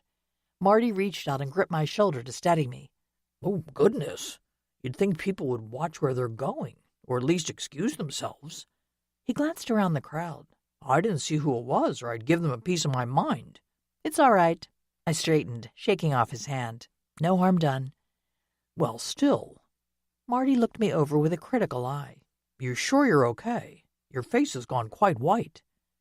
I almost said something about having to scrub off all my makeup, but before I could get the words out, Marty was pulled aside by Nancy Neiman, who started bombarding him with questions about a book festival she and the other members of the Friends of the Library had discussed at their last meeting. I slipped away from them, looking for Sonny and Kurt. I found Sonny, but Kurt had already disappeared.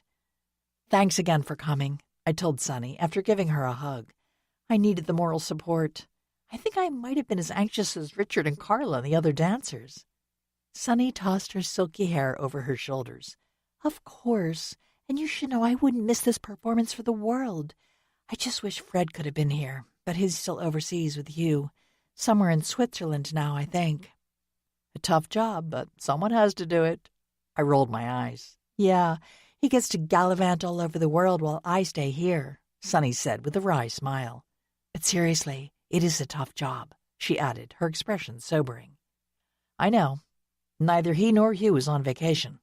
I glanced around. Did Kurt leave already? Yeah, it seemed like he had a dash. Sonny slid her arm through the crook of my elbow. Shall we head downstairs and offer our congratulations to the company? I've seen a bunch of people exiting the stairwell that leads down to the dressing rooms, so I think some of the well-wishers have departed by now. Sounds like a plan, I said.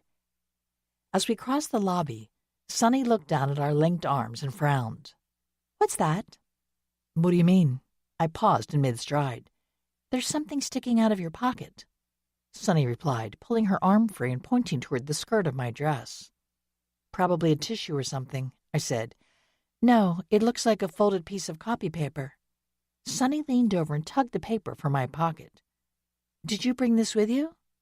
No. I took the paper from her slender fingers and unfolded it. Computer-printed words spelled out a simple message. Stop investigating or harm may come to your friends and family. The piece of paper slipped from my fingers and fluttered to the ground. As Sonny knelt down to retrieve it, I wiped the shocked expression from my face. Someone bumped into me earlier, I said in a hollow voice. They must have shoved that in my pocket without me realizing. Sonny's eyes widened as she read the short message. A warning, then, she said in a low voice. I suppose so. I surveyed the lobby, which was quickly emptying. I don't know who it's from. There was a crowd here at that point, and my back was to whoever it was. Folding the note, Sonny handed it to me. Put this away somewhere safe and contact Brad. I tucked the paper in my purse. Okay, but I don't want Richard to know just yet, so let's keep it on the down low. Sure, as long as you promise to alert Brad later. Sonny looked me over, but I suspect Richard will know something is wrong, just by how jittery you look. Taking a deep breath, I leaned against one of the marble columns flanking the door that led to the stairs. You go on ahead to congratulate Richard and Carla and the others. I'm going to try to compose myself. Sonny nodded. She gave me a pat on the shoulder before heading downstairs. I fished my phone out of my purse and called my mother's cell phone. Hi, the performance finished a little while ago. Everything went great, I said. cursing the slight quaver in my voice. "I thought I'd check in before we drive home, to make sure the twins went to bed properly and there weren't any other problems." "Everything's fine here." My mom's voice was edged with suspicion. "Why would you think otherwise?" "Oh, no reason," I replied, as relief washed over me. "Thanks. We'll be home soon, and then you can head back over to Aunt Lydia's and get some sleep yourselves." "No rush. We aren't that old, you know," Mom said. "We can stay up past 11. Sure, I know that." I offered her a hasty goodbye and concluded the call. After a few more deep breaths, I tossed my phone into my purse and headed downstairs.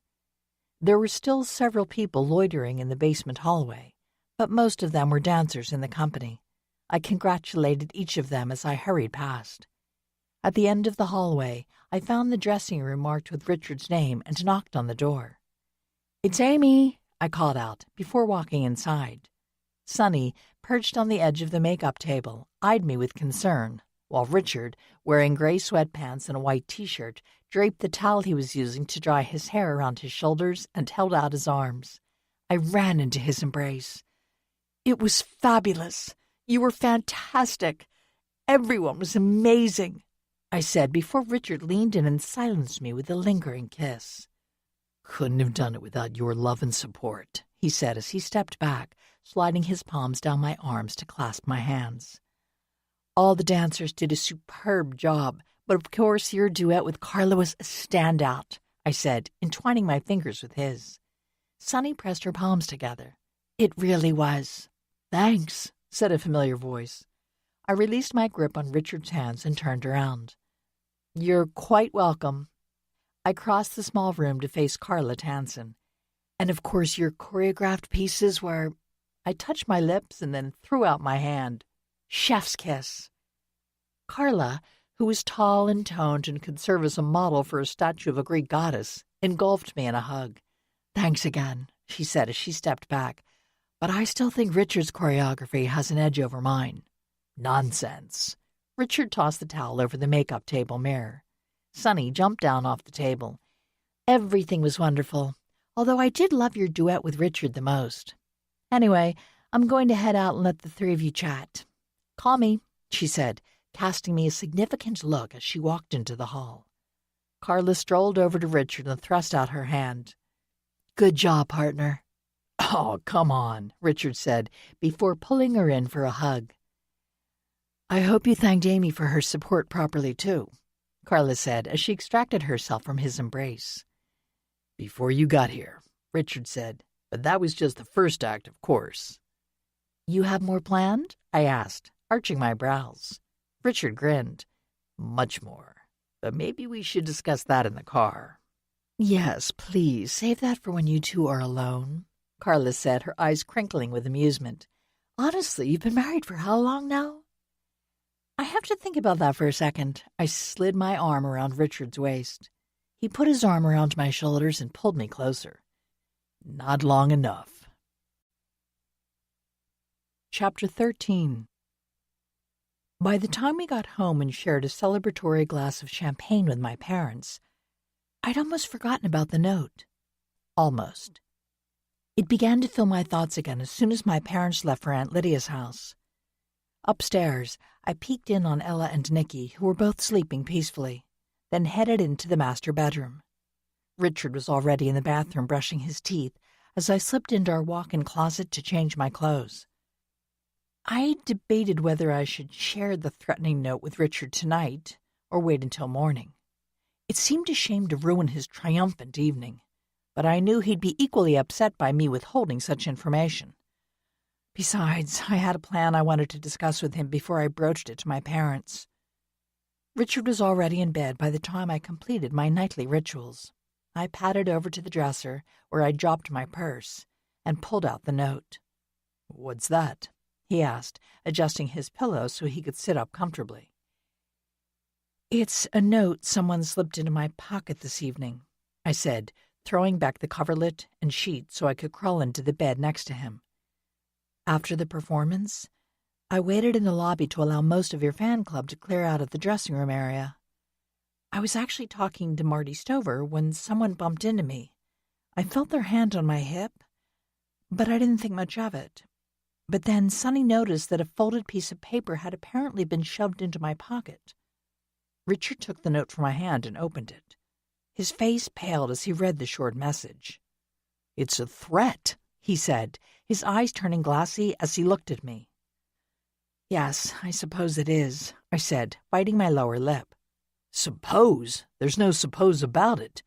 Richard dropped the note onto our chenille bedspread, as if it was on fire. "Do you have any idea who might have given you this?" I shook my head. There was too much of a crowd milling about at the time. Marty didn't see who jostled me either, so I have no idea. "Well, we do have one clue. It was someone who attended the performance." "That doesn't narrow it down much." I picked up the paper and laid it on my nightstand. Richard gripped my upper arm. "Have you spoken to Brad about this?" "Not yet. I'll drop the note off at his office tomorrow." I pressed my left hand over his fingers. "The thing is, I was wondering if maybe we should ask my mom and dad for a favor." Searching my face, Richard's puzzled look quickly morphed into understanding. "You want them to take Ella and Nicky home for a visit?" "Just for a week or so." I lifted my hand and sat back against my own pillow. I wanted to mention the idea to you before I talked to my parents, but I feel it would be for the best. If they're several hours away, they shouldn't be in danger, especially if whoever wrote this warning doesn't know where they've gone. "It's a good plan." Richard sighed and released his grip on my arm. "I thought we were done with this sort of thing." "So did I, but when Brad asked me to do a little research to help his investigation, I felt I should agree. I had no idea that simply collecting information from the archives could lead to threats. Which makes me think..." I pressed a finger to my lips for a second. There really could be a connection between the Eddie Jaffe cold case and Maureen Dryden's murder. "There you go again," Richard said, exasperation sharpening his tone.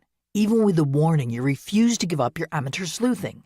He slid under the covers, pulling the pillow down with him, and rolled over. I tapped his shoulder. "So you're going to turn your back on me?" "Are you going to tell Brad you can't help with this investigation anymore?" Richard muttered. "No, I'm already in too deep." I rolled over so we were back to back. This wasn't the way I'd envisioned this evening ending, but I couldn't really blame Richard for being upset. He always worried about me when I was involved in an investigation, and now my participation was inspiring threats against our children. But that's why I want the twins to go home with Mom and Dad. It makes perfect sense for them to visit before school starts, and since my parents have a pool, Ella and Nicky can practice what they learned in swimming lessons this summer. "I said I agree with that, but that doesn't solve the whole problem." Richard's voice was muffled by his pillow. "You could still be in danger, as well as Lydia and some of our friends." "And you." I rolled back over and hugged his tense shoulders. "The thing is, this case may involve family and friends anyway. Maureen Dryden's mention of both Kurt and Gilbert makes them suspects, not just in the Jaffe disappearance, but also..." Richard turned, breaking free of my embrace to face me. "You think Kurt or Delbert Fry could have murdered Maureen Dryden?" "There is a slim possibility, although in Delbert's case it was more likely a family member determined to protect him." "You don't mean Allison?" Richard propped himself up on one elbow and stared at me in bewilderment. "She was at the lecture, and Sonny saw her at the hotel the night Maureen was killed.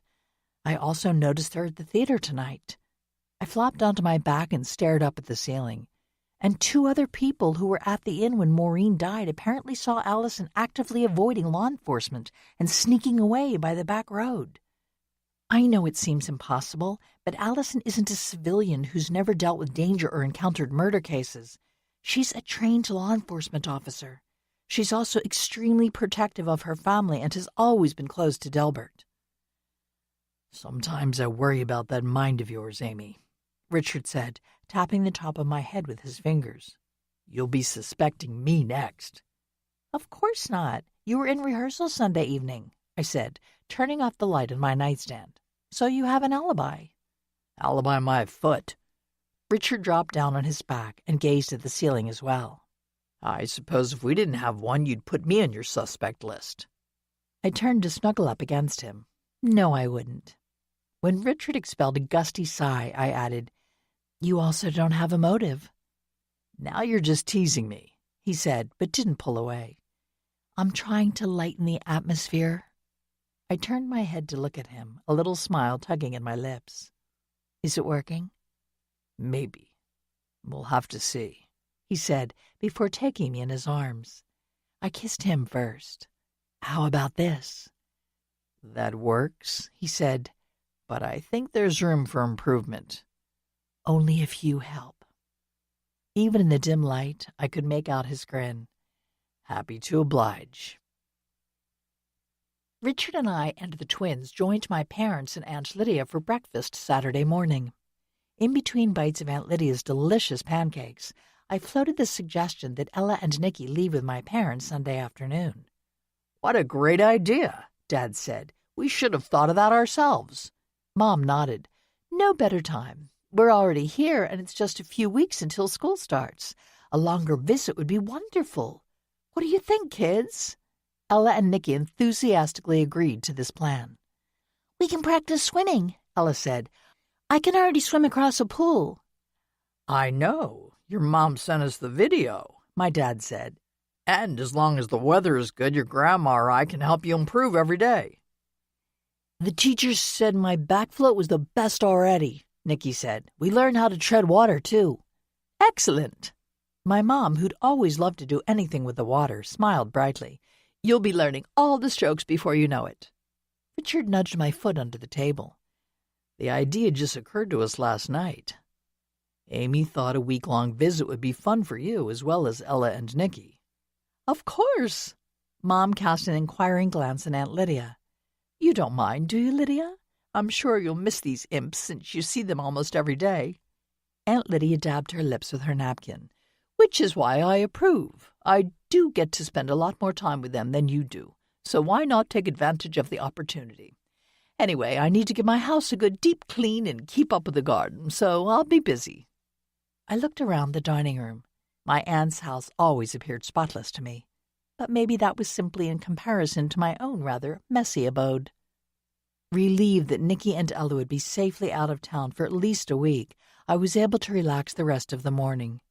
Even the demands of getting the twins ready to attend the dance company's matinee performance didn't dampen my spirits.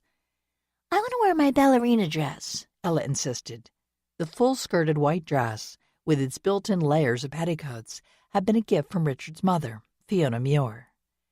"Okay, but you'll need to carry a sweater. It's often cold in the theater." I brushed Ella's thick, dark brown hair back into a ponytail. "Can I just wear this?" Nicky asked, holding up a pair of sweatpants. I shook my head. "Not to the theater. Wear those khaki pants with the elastic waist instead, and your green polo shirt." "Okay," he said, scuffing his shoe against the hardwood floor. "I guess it's like church."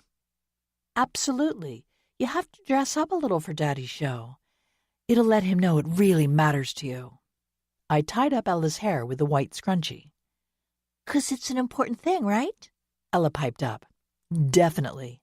Now let's finish getting you dressed so you're ready when Grandma and Granddad come by to pick you up."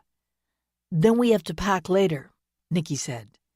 "Yes, we'll do that, even though you won't be leaving until tomorrow afternoon." I pulled Ella's dress off its hanger and handed it to her. "Run along and change in your room, Nicky." A half hour later, the twins headed off to the performance with Mom, Dad, and Aunt Lydia, and I was left alone in the house.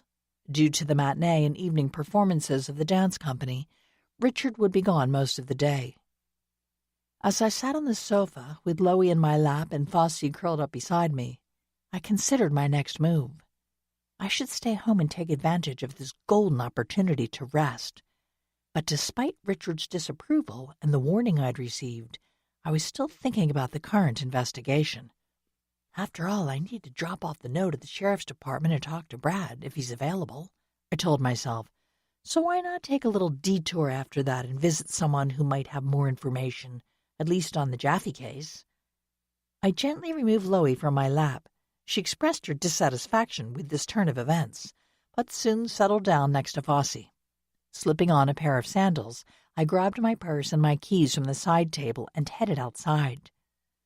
Fortunately, with my parents driving the twins and my aunt to the matinee performance in their vehicle, I could use the car I shared with Aunt Lydia. At the sheriff's department, I was informed that Brad was out in the field. I jotted down a message for him and left it and the warning note with the deputy at the front desk. Driving up into the mountains to reach Gilbert Fry's isolated cabin, I admired the majestic trees and thick foliage lining both sides of the gravel road, while cursing the bone-jarring potholes. I was happy that there was no traffic on the narrow road, which wasn't surprising since there were very few houses this far up the mountain. But I knew I still had to be alert to oncoming cars. Right beyond Delbert's cabin, the road ended at a small parking area for hikers who wanted to take on the nearby trails. I cast a glance at the ski chalet-style home I passed before turning into Delbert's driveway, and couldn't help but notice its overgrown yard and the broken railings on the front porch. Abandoned, I thought, with a sigh. It had been a beautiful home at one time. The chinking on Delbert's hand-hewn log cabin was tinted green by moss. Since it was summer, no smoke spiraled up from the ivy-draped fieldstone chimney, and each end of the steps leading up to the front porch held flower pots full of orange and yellow marigolds. I bet that's Allison's work, I thought, as I crossed the front porch and rapped on the weathered wooden front door. A quavery voice sailed through the door. "Who's there?" "Amy Muir," I replied loudly, knowing Delbert wouldn't welcome a stranger. "Oh, Amy. Okay, just a minute." A bolt slid back and the door swung open. Gilbert Fry was a short, wiry man who'd turned 90 just a few months earlier. The few russet streaks in his bushy gray beard bore witness to its original color, while only a few sprigs of white hair fringed his bald head. That and the loose white shirt he wore over a pair of faded jeans lent him the appearance of a medieval monk. He was slightly hunched over, but still appeared physically sound, and the light in his eyes had never dimmed over the years I'd known him. As I stepped into the cabin, I felt, as always, that I was walking back in time. Limited light spilled through the small windows set into the exposed log walls, so the corners of the main room were sunk in shadow. The only additional light came from standing lamps that cast amber ovals over the worn plank floor. I followed Delbert over to the stone fireplace and sat down on a pine settle draped in a woven wool blanket.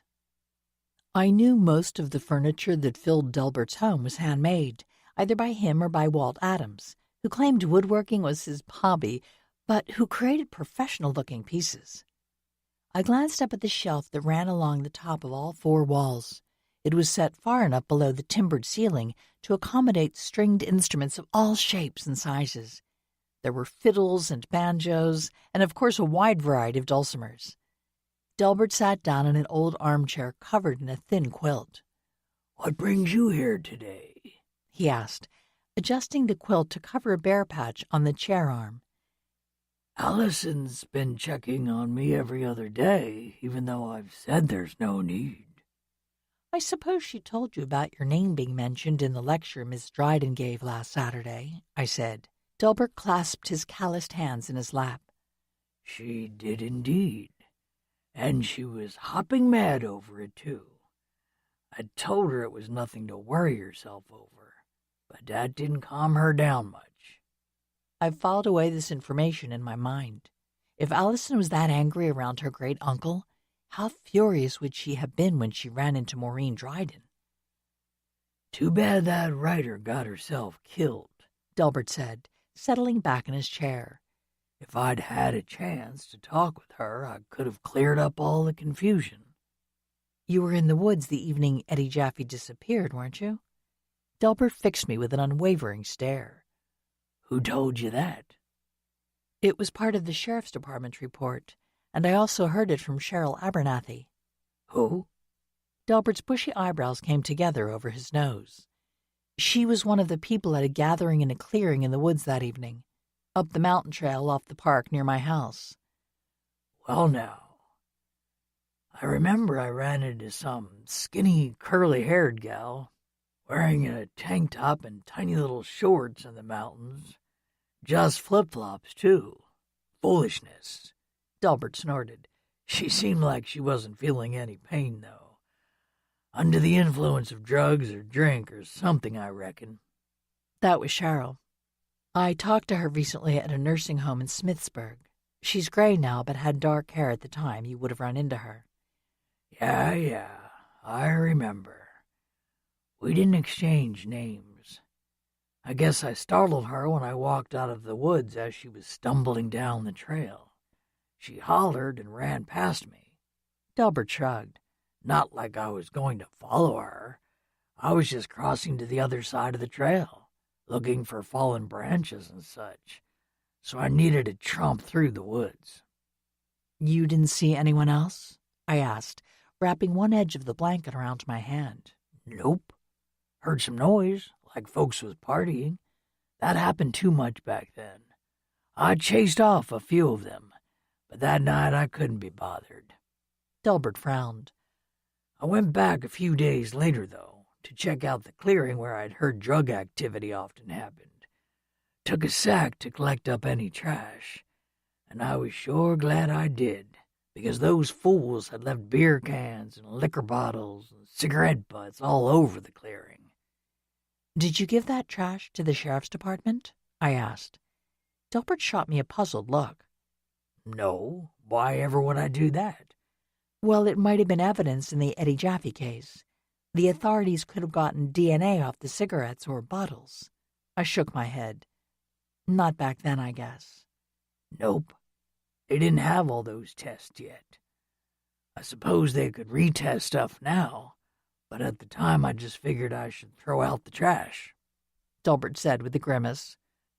Wish I could have found out what human trash was up in that clearing that night, but I never saw anyone other than that girl. So you didn't see another young woman? I asked. Cheryl mentioned something about another girl. Saw no one else. Gilbert slid forward in his chair and gripped his knees with his hands. I don't know why that Dryden woman thought I had anything to do with Eddie Jaffe's disappearance. I confess I didn't mind seeing the back of him, but I wasn't involved in him vanishing or whatever. I believe you, I said, meaning every word.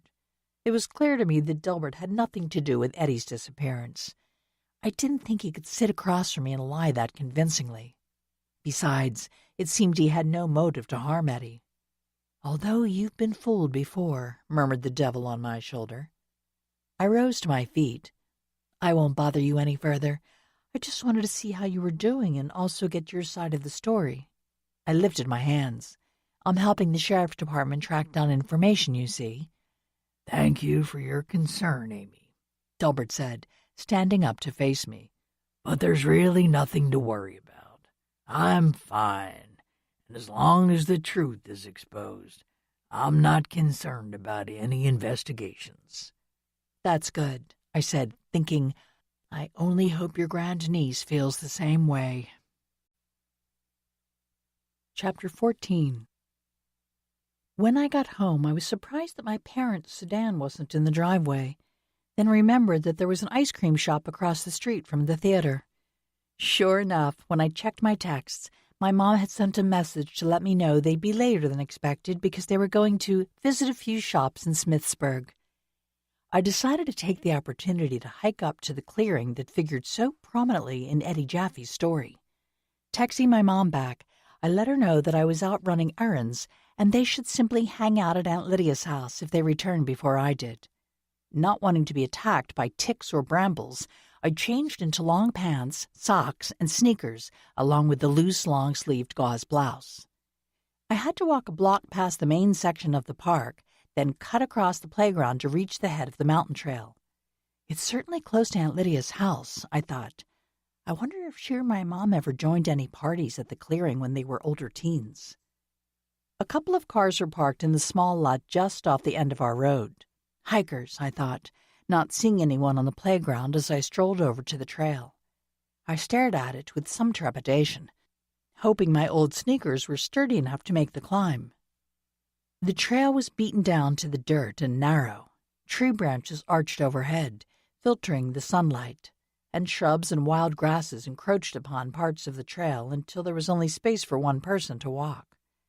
As I climbed higher into the mountain, the path was studded with embedded rocks and roots. I had to watch my feet so I wouldn't stumble.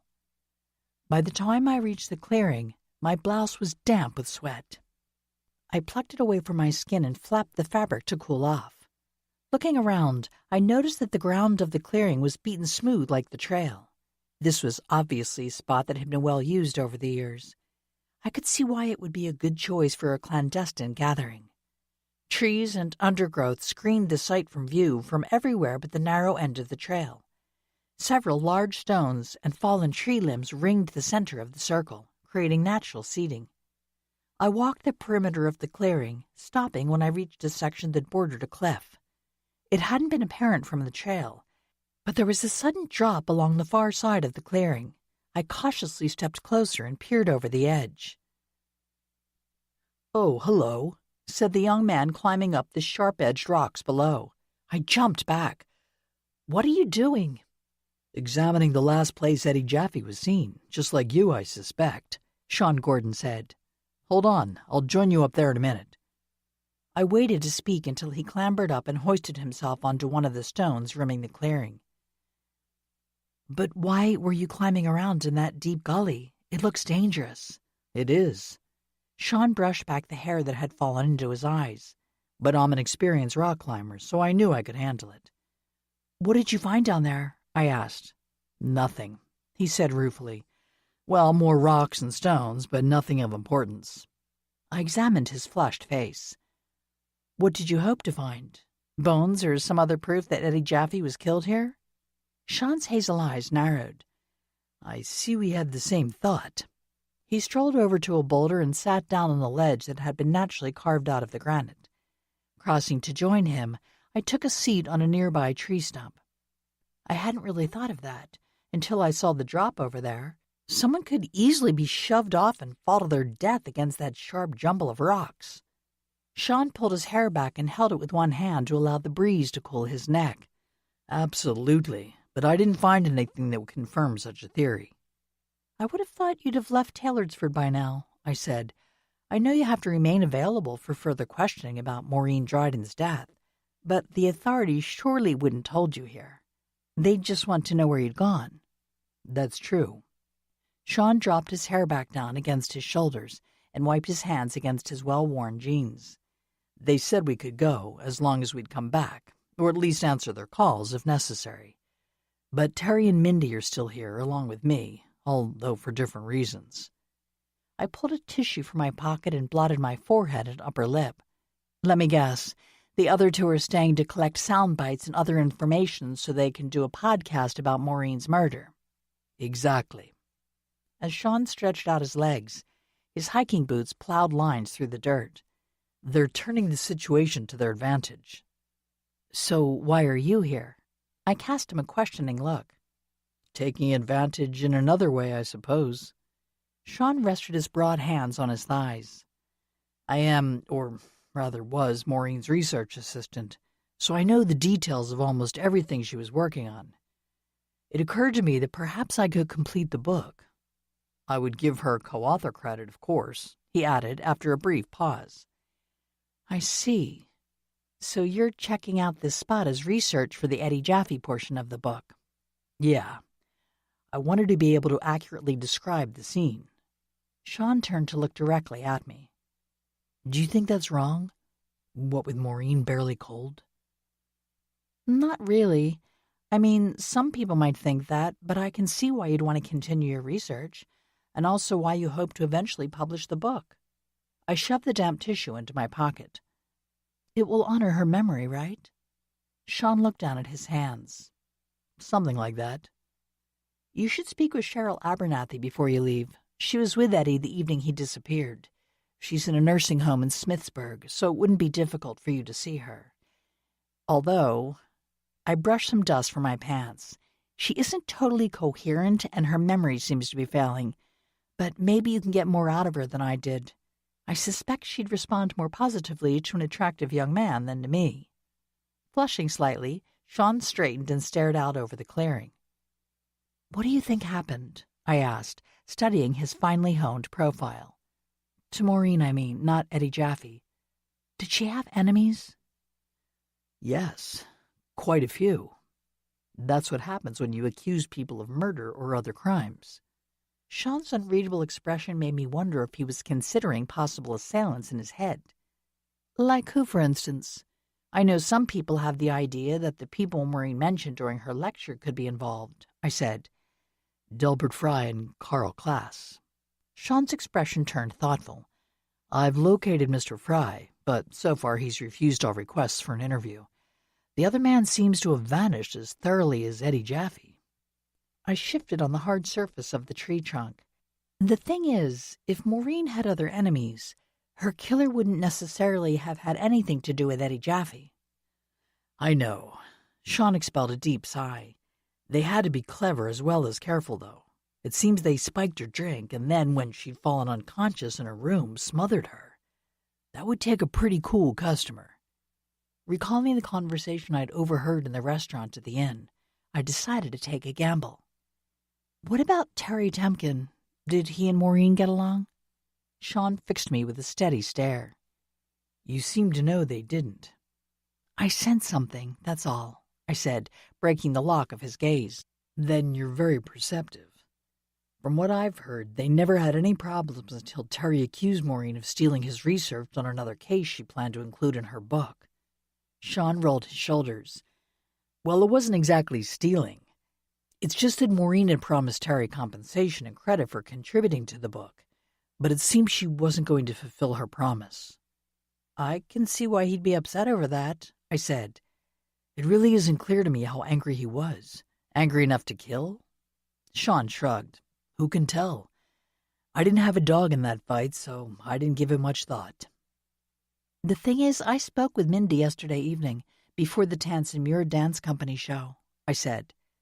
Which was great, Sean said, flashing a brief smile. I really enjoyed it. Thanks, I'll let my husband know, I said. Anyway, I'm sure it was more entertaining than sitting around the Taylorsford Inn. But what I was going to say was that Mindy shared some interesting information with me. I'm not sure if you were aware of this or not, but Terry and Mindy have been approached by a producer about the case you mentioned. They're hoping for a television docuseries or something. I guess that would make getting the rights to the case back more important. I decided not to mention Mindy's comments about Allison.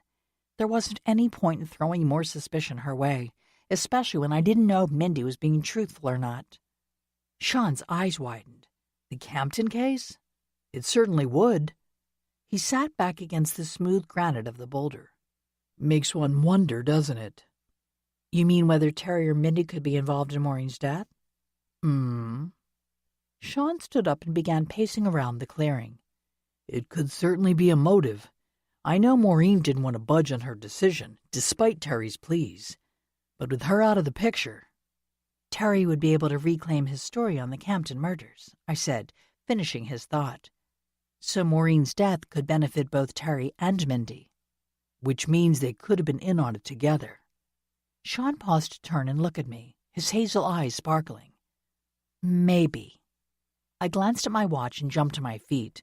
Oh dear, I'd better head back down the trail. My parents and aunt took my twins to see the dance performance this afternoon, but even with stopping by some shops, they should be home by now. I'll accompany you. I think I've done all I can do here, Sean said.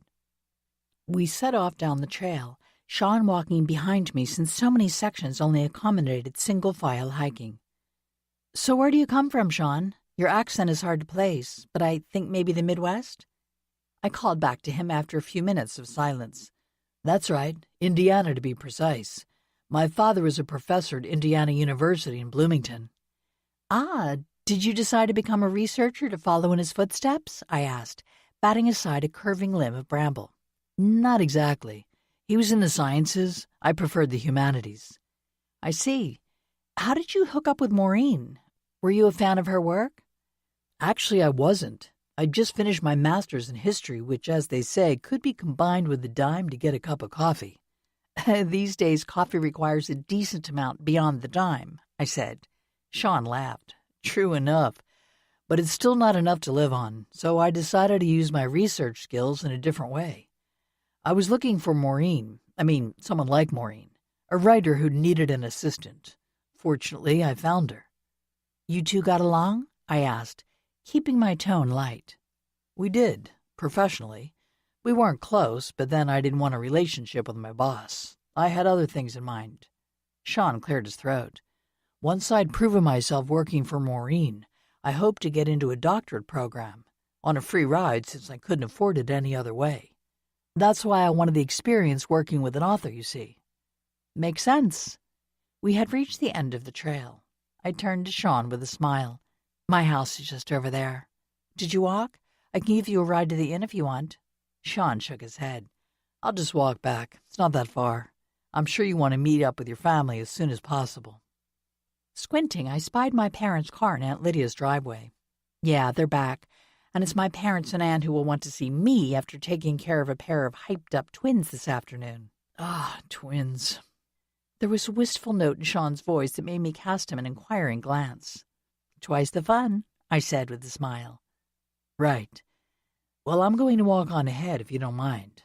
Thanks for sharing your thoughts with me today, Amy. It was very helpful. Sean took 2 long strides until he was ahead of me. You're welcome, I said to his back. Have a good evening. He waved his hand over his head in a silent goodbye before striding off down the sidewalk. Chapter 15. On Sunday, Aunt Lydia hosted a midday dinner at her house before my parents and the twins left. There were some tears amid the hugs and kisses as we told Ella and Nicky goodbye, but I knew I'd made the right choice. Whatever the validity of the warning I'd received, I felt relieved knowing the children would be out of town until hopefully the problem was resolved. Entering our house, both Richard and I paused in the living room. It's too quiet, he said. I know. Sometimes you think that's what you want, but... Tears welled up in my eyes again. Richard slung his arm around my shoulders. We've been separated from the twins before, when we took the trip to England and Scotland earlier this summer. Yeah, I sniffled. But then we were the ones away from home, and Ella and Nicky had Mom, Aunt Lydia, and your mother taking turns to watch over them. This feels different. It does. But you and I know it's for the best. Richard hugged me to his side. Sorry I have to leave you today. Maybe try to enjoy some time alone. You never get a chance to read as much as you like, so take the opportunity. Sure. I wiped my eyes with the back of my hand. Don't worry about me. You still have the final performance tonight, and I don't want you anxious before that. It'll be fine. I'm looking forward to dancing off some of my stress. Richard dropped his arm from my shoulders and turned to look at me. One thing I meant to ask. Have you spoken with Lydia about that threatening note yet? She is part of the family. I talked to her while we were alone in the kitchen doing the dishes. She wasn't terribly concerned. She said she doesn't think it's serious, just a way to get me to back off my research into the Jaffe case, I said, using one finger to remove any remaining moisture from my lashes. To be honest, she thinks Kurt slipped me that note. It's possible since he was at the performance and is strong enough to practically knock me off my feet. He probably knows how to surreptitiously slip a note in a pocket, too. Richard took a step back and examined me with wide eyes. Kurt? Sure, maybe he had some involvement in Jaffe leaving town or whatever, but he'd never threaten us or the twins. You can't possibly believe he'd do something like that. If it was just to get me to stop looking into Eddie's disappearance, as Aunt Lydia suggested, I can. I lifted my chin and met Richard's gaze squarely. I don't believe he'd actually hurt us or the twins. He might use such a tactic as a bluff. Richard lowered his thick black lashes, shadowing his eyes. I'd hate to think so, but I suppose it's within the realm of possibility. Anyway, you warned Lydia, so she knows to stay on her toes. What about Ethan? He's out of town. Mom said he'd called to tell her and Dad that Scott was flying back from his assignment and Ethan was going to meet him at the Baltimore airport. Then they're going to take a short vacation in New England. So they're both removed from any threatened danger, at least for now. Good.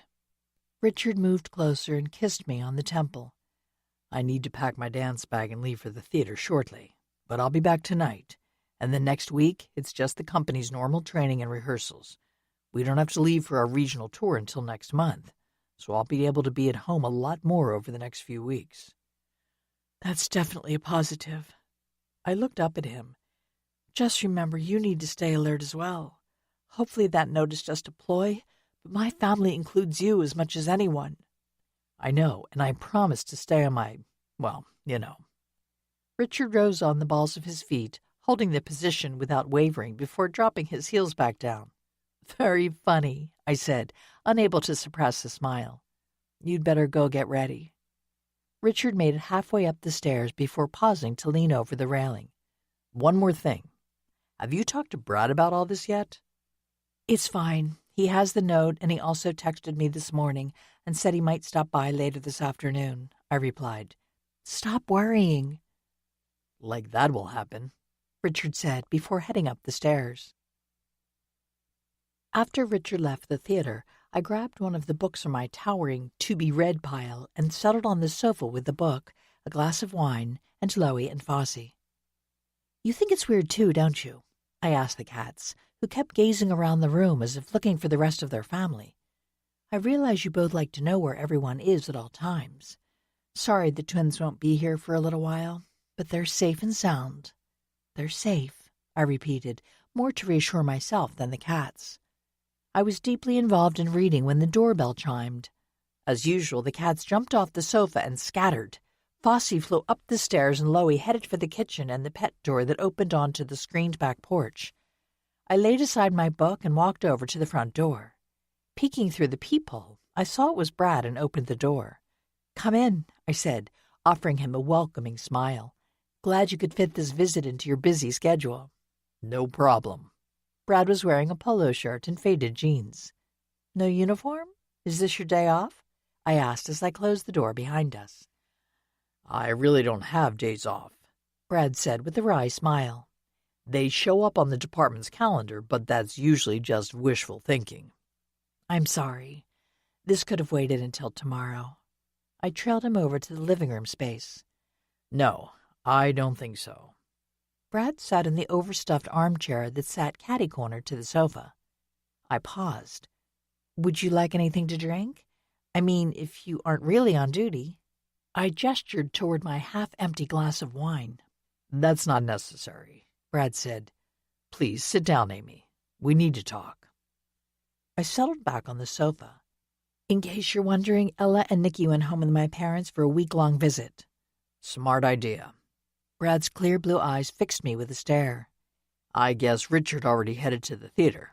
Yes, it's the final performance in Smithsburg tonight. Then next month the company will embark on a short tour. Glad to hear they already have invitations from other venues. I'm sorry I missed the performance, but with everything going on. Brad shook his head. But Allison was there opening night, and she said it was great. Yes, I saw her there.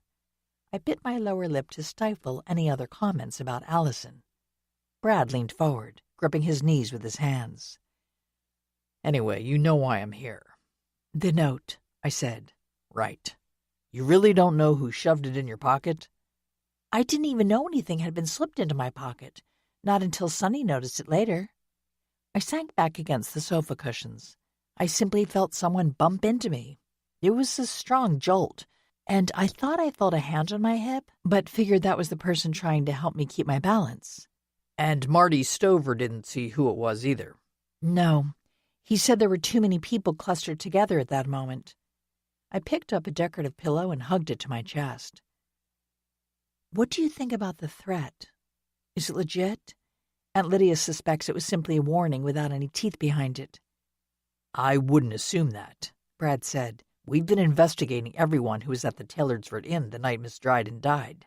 And I understand from one of Smithsburg deputies that some of the same people were also at the performance this past Friday. I tightened my grip on the pillow. Like Terry Temkin, Mindy LaSalle, and Sean Gordon, I was somewhat surprised to see them at the theater. And Kurt Kendrick, Brad said, straightening in his chair. Kurt was mentioned in Miss Dryden's lecture as possibly having a connection to the Eddie Jaffe case, under his old name, of course. Allison was both places, too, I thought, my fingernails digging into the suede fabric of the pillow. Gilbert Fry was mentioned as well, I said, keeping my gaze locked on Brad to catch his reaction. Brad shifted his position on the plush seat of the armchair. Yes, Allison was quite upset about that, as you may have seen. Of course, Gilbert was not at the inn when Miss Dryden was killed, nor was he at the dance performance. I wouldn't have expected him to be either place, since he doesn't like crowds, I said, but Allison was at both. Brad's bleak expression conveyed his struggle over this fact.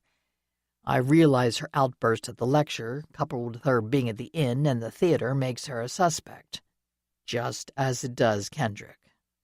Fortunately, she isn't a major suspect, just a person of interest, or I'd have already been taken off the case. I really don't think Allison would harm anyone, I said, dropping the pillow into my lap. Nor do I. But I have to investigate every possibility. Brad's deep sigh hung in the air. Allie does have a temper and has been known to take impulsive actions. And then there are a couple of witnesses. But could you say the murder was impulsive? I asked, throwing him any lifeline I could think of. If Maureen Dryden's drink was spiked to render her unconscious when she went to her room, the killer must have planned that murder ahead of time. Why else would anyone be carrying around a knockout drug? True. Brad's expression brightened. I keep reminding myself about that. It does look like premeditated murder. Not to mention the fact that it seems Miss Dryden either left her door unlocked or opened the door to someone she didn't fear. Which isn't to say Allison couldn't have planned it, I thought, forcing my expression to remain neutral. She may have had access to confiscated drugs at her department, and Maureen would have been more likely to open the door to a sheriff's deputy than any other stranger. While we're talking about Maureen Dryden's death, I do have some more information to share, I said, anxious for the subject to veer in another direction. You know I spoke to Cheryl Abernathy. Well, I also talked to Gilbert Saturday afternoon, and their stories match. Cheryl mentioned running into a slightly older man who was carrying something like a canvas log tote. She said it was when she was at the clearing the night Eddie Jaffe vanished. She apparently walked down the trail to take a pee and ran into Gilbert, who was coming out of the woods. Gilbert confirmed her story. We've questioned Ms. Abernathy again, but she isn't very forthcoming. Brad frowned. I don't think she's quite as addled as she seems, but she swears she doesn't know who else was at the little drug and drink party that night, other than Eddie, of course. Did she mention running into Gilbert to your detectives? She described the man to the point I'm pretty sure it was Gilbert, and if he told you the same story, it seems likely to be a fact. Brad ran his fingers through his short, pale hair. Did she say anything about a girl? I asked, remembering that confusing aspect of Cheryl's story. No, she didn't say anything about another young woman being at the gathering or in the area. So I'm afraid we've drawn a blank on that information so far. I'm not sure she wasn't simply babbling at that point, I said. Is there any other new evidence? Information you might want me to research to verify? Anything more you can find on Terry Temkin and Mindy LaSalle would be useful. Brad tapped the chair arms with his fingers. We have discovered that not all was rosy between Temkin and Dryden. Some sort of falling out happened recently. Oh, I do know more about that. I filled Brad in on what I had learned from eavesdropping on Terry and Sean, as well as the possible television series deal Mindy had mentioned. It seems like both Terry and Mindy may have had motives to get Maureen out of the picture, I said as I finished my spiel. Could be. Obviously lost in thought, Brad rubbed his chin. We'd uncovered the rumor that Terry Temkin was furious with Miss Dryden for supposedly selling his work on the Campton murders, but I hadn't heard about the possibility of a television series. That would mean more was at stake if Miss Dryden refused to allow Temkin to freely use his research for that purpose, or at least refused unless she was adequately compensated. His expression brightened. Probably because the more suspicious Mindy and Terry look, the less their testimony against Allison will matter, I thought. I'm sure it isn't a rumor, I said. I ran into Sean Gordon yesterday, and he pretty much confirmed the animosity between Temkin and Dryden and the reason behind it. Brad shot me a sharp look. Where did you see Sean Gordon? In the clearing where Eddie and Cheryl and whoever else partied, I said, placing the pillow against the chair arm and giving it a good chop to indent the top edge. Why the heck were you there? Brad stood up and took a few steps to stand at the arm of the sofa. You received a threatening note and still wandered off into the woods by yourself? The trail is really close by, So I thought I'd just take a look and get a better sense of this clearing everyone talks about, I said, sinking down into my seat cushion. I mean, that path and clearing may be connected to Jaffe's disappearance, but I didn't think it would necessarily provoke anyone linked to Maureen Dryden's murder. Brad leaned forward, his palms pressed against the sofa arm. You didn't think? No, you certainly didn't. You know someone may have it out for you, yet head to an isolated area on your own? Anyway, that clearing is dangerous, with or without anyone there. I did notice the drop-off at that one edge, I said.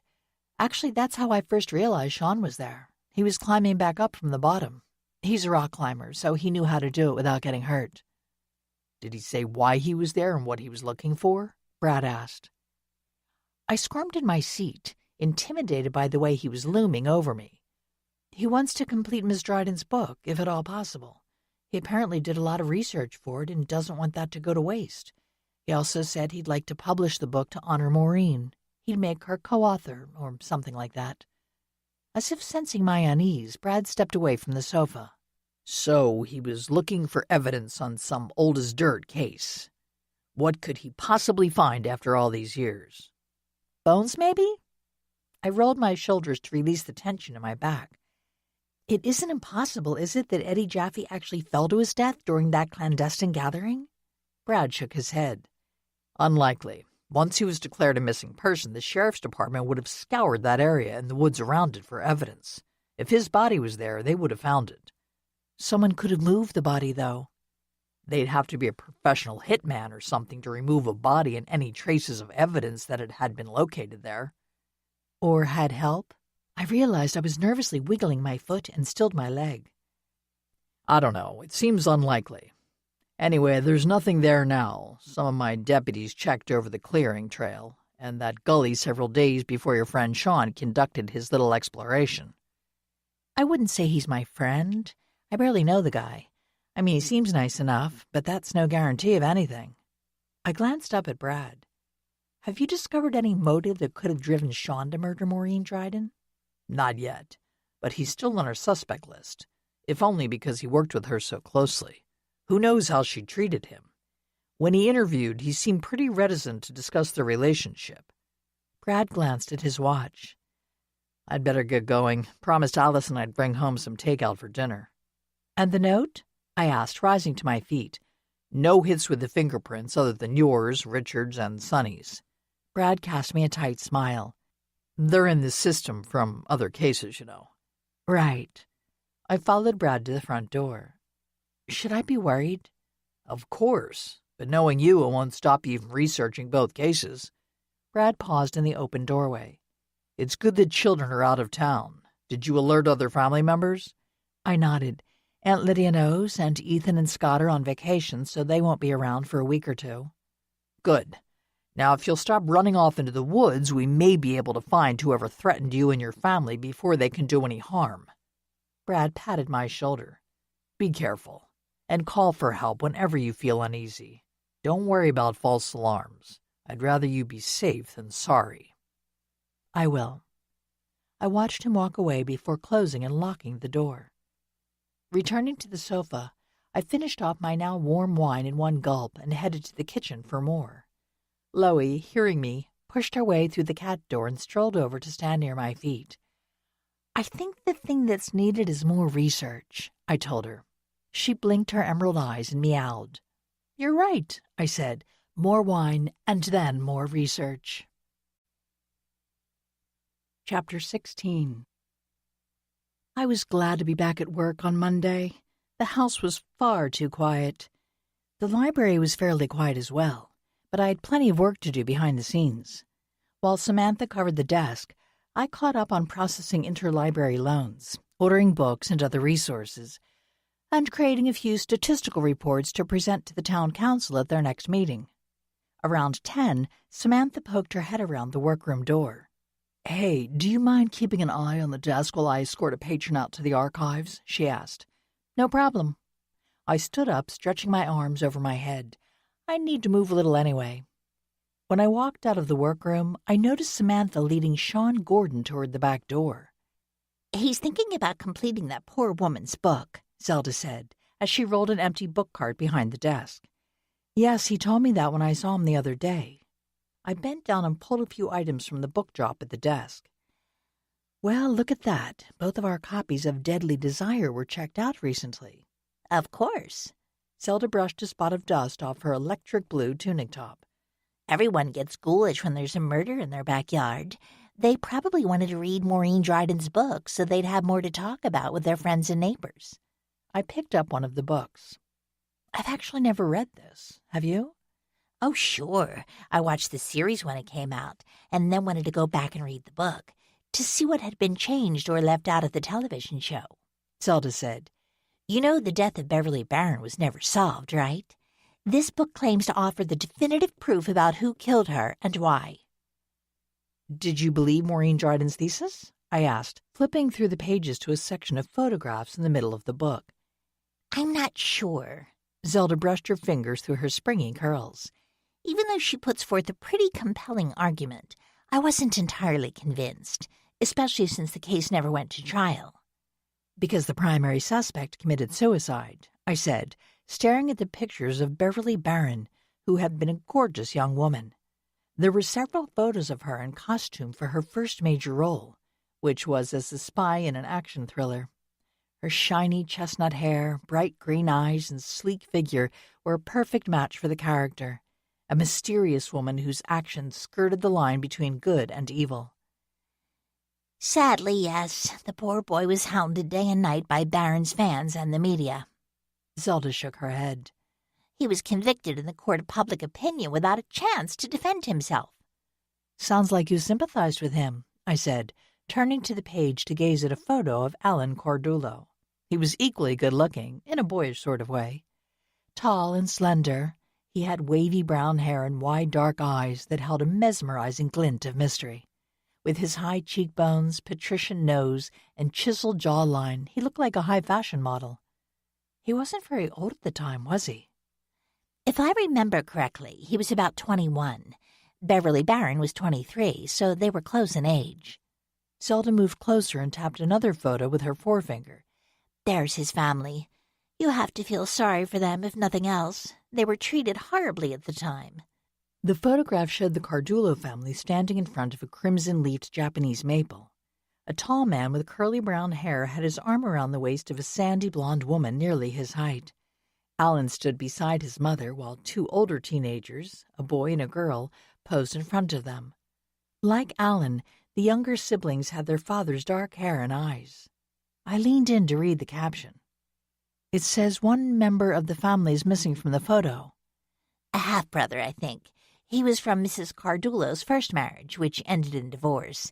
He was older than Alan and went into the Navy right out of high school and was out at sea, so he wasn't around when the rest of the family was dealing with the murder investigation.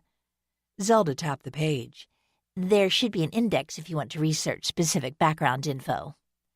I think maybe I'll check this out myself, I said, sliding the book over toward the desk computer. I might as well see if there's any possibility that someone connected to the Barron case had a motive to kill Maureen.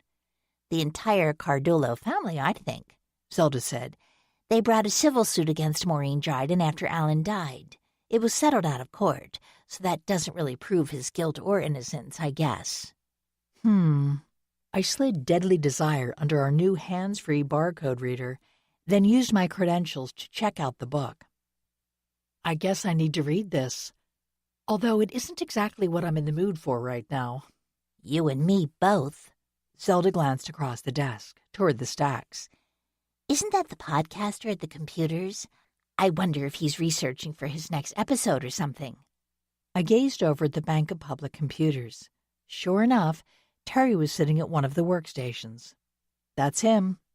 I think he's capitalizing on Maureen Dryden's death for his true crime podcast. That's what I heard from... I paused, reminding myself that Zelda, although one of the sweetest women in the world, was also quite fond of sharing gossip. No use mentioning Sean in this context, I thought, clearing my throat. That's what I heard, anyway. Zelda audibly sniffed. Make hay while the sun shines, I guess, but I don't think it's very nice to exploit your colleague's death like that. I don't think they were close, but yeah, I agree.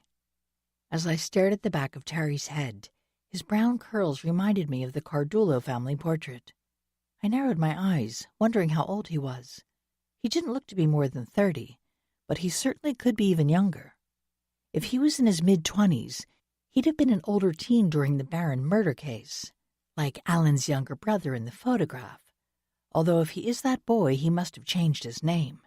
But it would explain his fascination with true crime and his willingness to work with Maureen, if only to get close to her.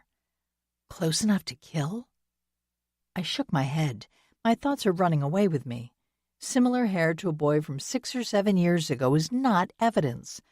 I'd have to do more research before I presented that theory to Brad or anyone else. Terry stood up and strode toward the lobby doors. As he passed the desk, he glowered at Zelda and me. "He didn't seem very happy with us. We must have been talking too loudly," Zelda said as Terry exited the building. I swallowed back a comment about his possible anger over the content of our conversation. Maybe. I guess we should be more careful in the future. Since Samantha had not yet returned, I asked Zelda to keep watch over the desk and carry Deadly Desire into the workroom. Shoving it into my tote bag, I resolved to read it the following day, when I would be off work and Richard would be rehearsing with the dance company.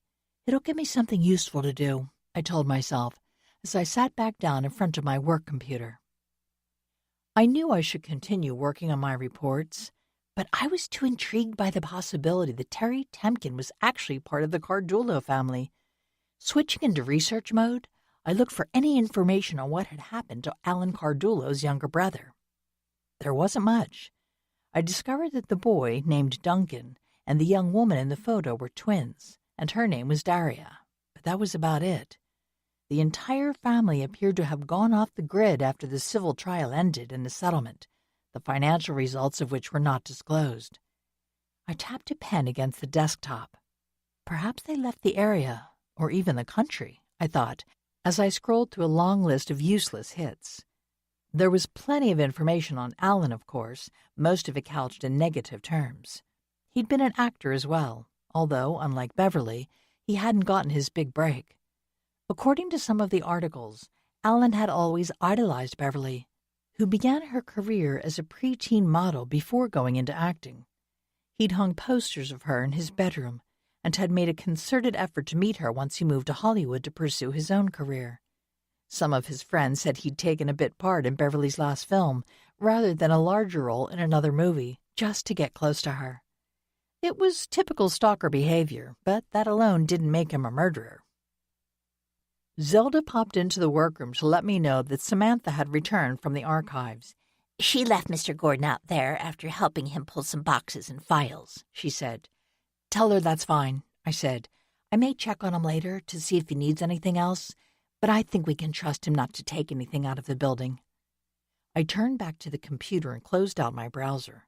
It was time to get back to my real work. I'd save any further investigation for later. Maybe after I'd read Maureen Dryden's take on the Barron case, I'd discover more avenues for research. When my lunch break rolled around, I decided to kill 2 birds with 1 stone and carried my packed lunch out to the picnic table near the archives building. Sean had left the door to the archives ajar, perhaps to allow more air to circulate. Even though we had window air conditioning units, it could still get stuffy in the enclosed space. Setting my lunch bag and bottle of water on the table, I crossed to the archives, but stopped in place when I heard voices resounding against the stone walls inside. "Now you're going to be a problem?" said a voice I recognized as belonging to Terry Temkin. "No, I told you I'm willing to work something out," Sean Gordon replied in an exasperated tone. "Oh, really? Well, let me tell you, Sean, you'd better not get any ideas about finishing and releasing the book before my deal is settled." The anger radiating from Terry's voice was palpable. "You mean your hypothetical television deal?" Sean let out a bark of laughter. "If I have to wait for that, I might as well plan on putting the book off for 20 years. What do you mean by that?" There was a razor edge to Terry's tone. I took a step back. This wasn't a conversation I wanted to walk into. "You know as well as I do that most of those maybe offers from producers or studios blow away like leaves in the wind. Until you sign a contract, it means nothing, and even then the project may linger in development hell and never get produced. My contracts are solid." Terry's voice slid into a whine. Don't count on it.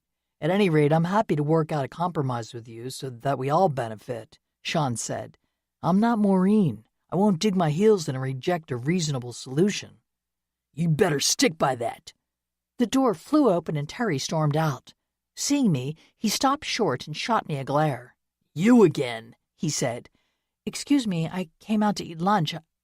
I motioned toward the picnic table and then helped Sean if he needed it. Oh, he needs help. Terry looked me up and down. But not the kind you can give. Psychiatric help is more like it. Thinking he knows it all. Just another narcissist. I resisted the urge to say something about therapy not being much use where narcissists were concerned. I'm afraid you're right about that. I can assist with his research, not his mental state. Too bad. Terry humphed and stalked off in the direction of the lane that led to the main road. Sean moved into the doorway. Sorry about that. As you saw, Terry's rather prickly, especially now. It seems something's ramping up his everyday anxiety to a fever pitch. Like the fear of being discovered to be a murderer, I thought, forcing a bright smile. I'm sure it's been a difficult time for all of you who worked with Miss Dryden. Of course. Although I rather expected Terry to be happier about her demise. It benefits him, you see. I couldn't tell if the gleam in Sean's eyes was disdain or amusement. I assume you mean because he may now be able to get back all the rights to his research, so he and Mindy can pursue the television project. Right.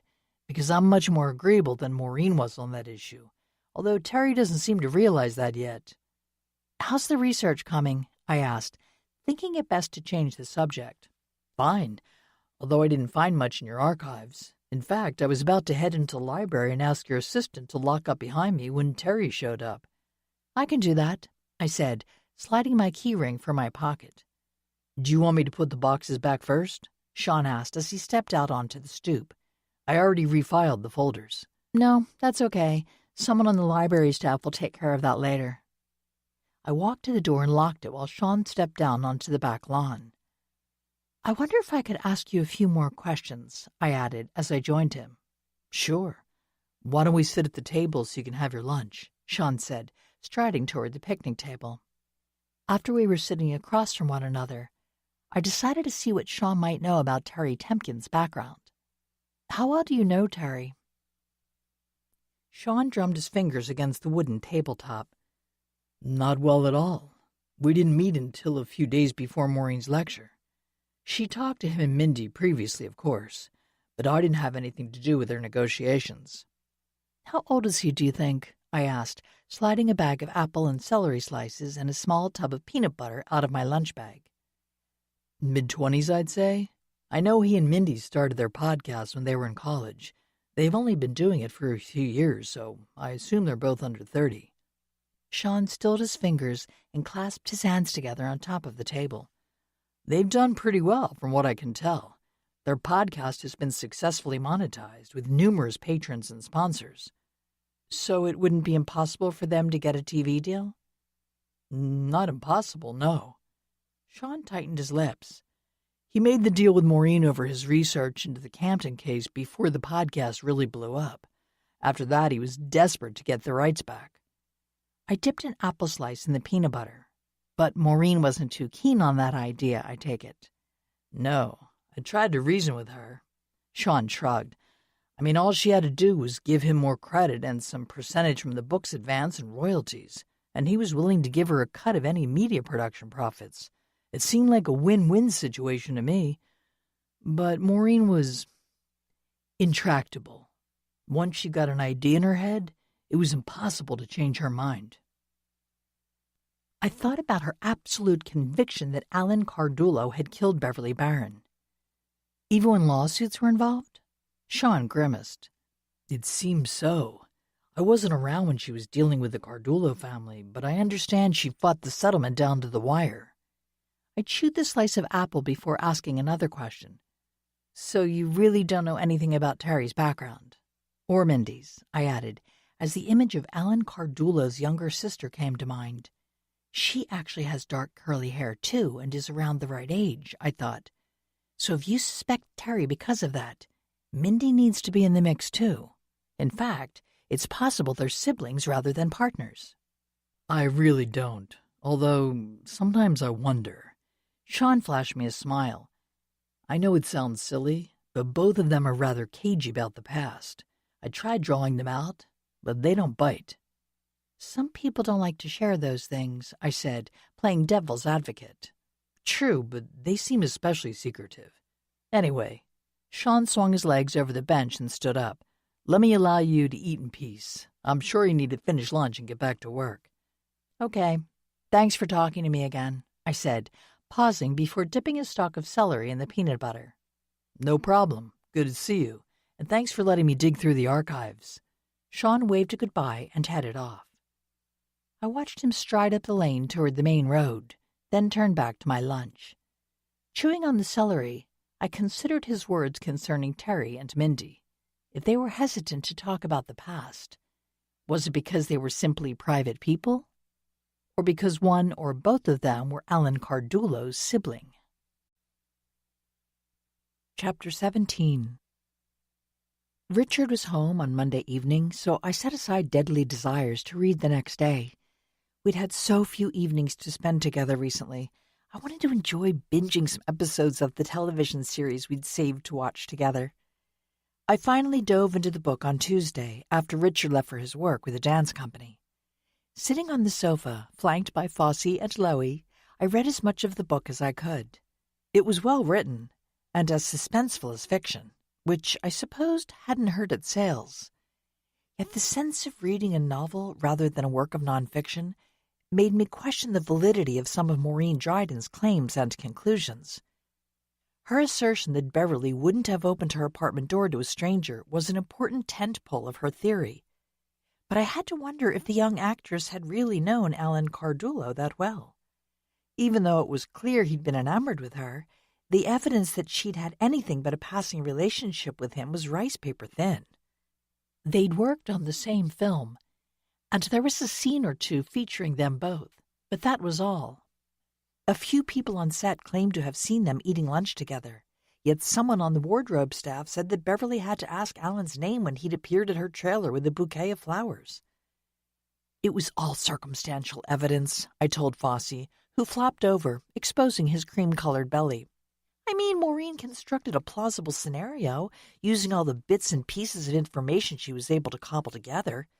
But if you remove one piece, it all falls apart. It's like Jenga, I thought. The structure holds if you don't tug on an essential component hard enough to dislodge it. As I flipped to the center section to study the photos once more, my cell phone buzzed.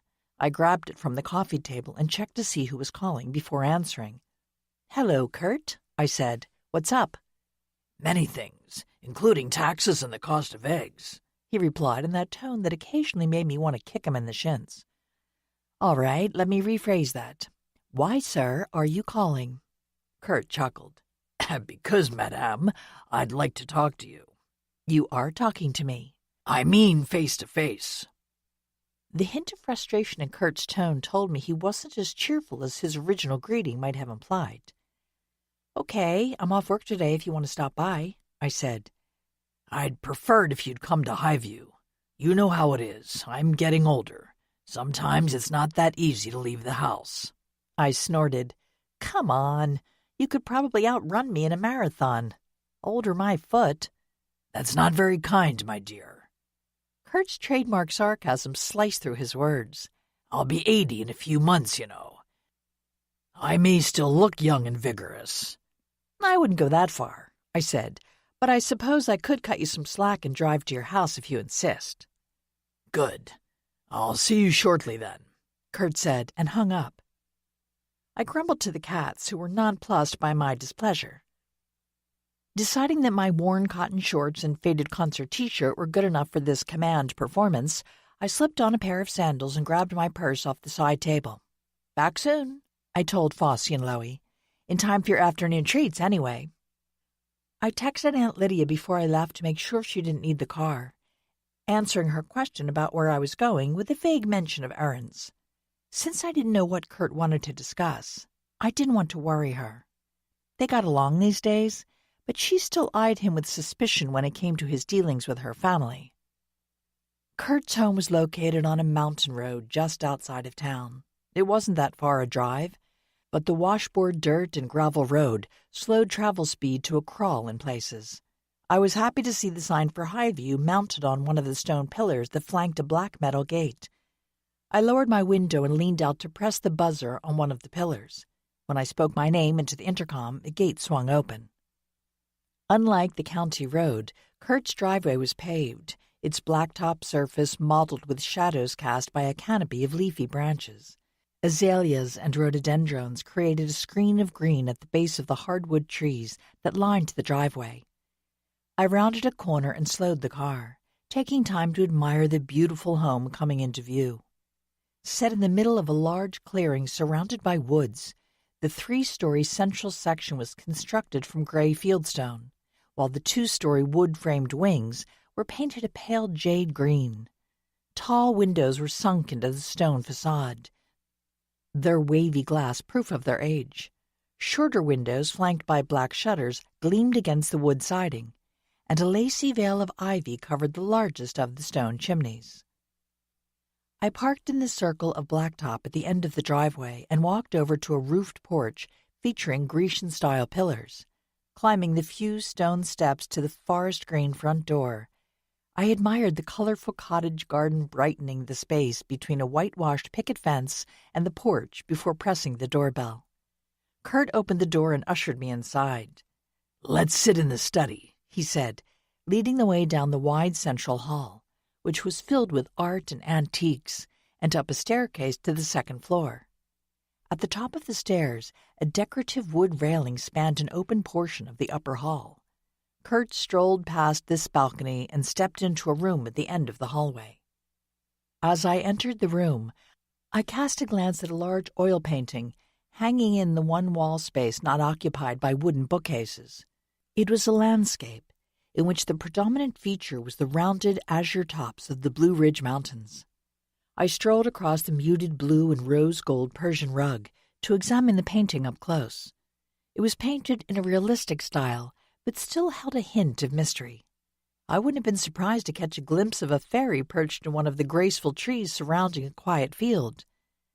It always makes me want to stop and study it more closely. I turned to face Kurt.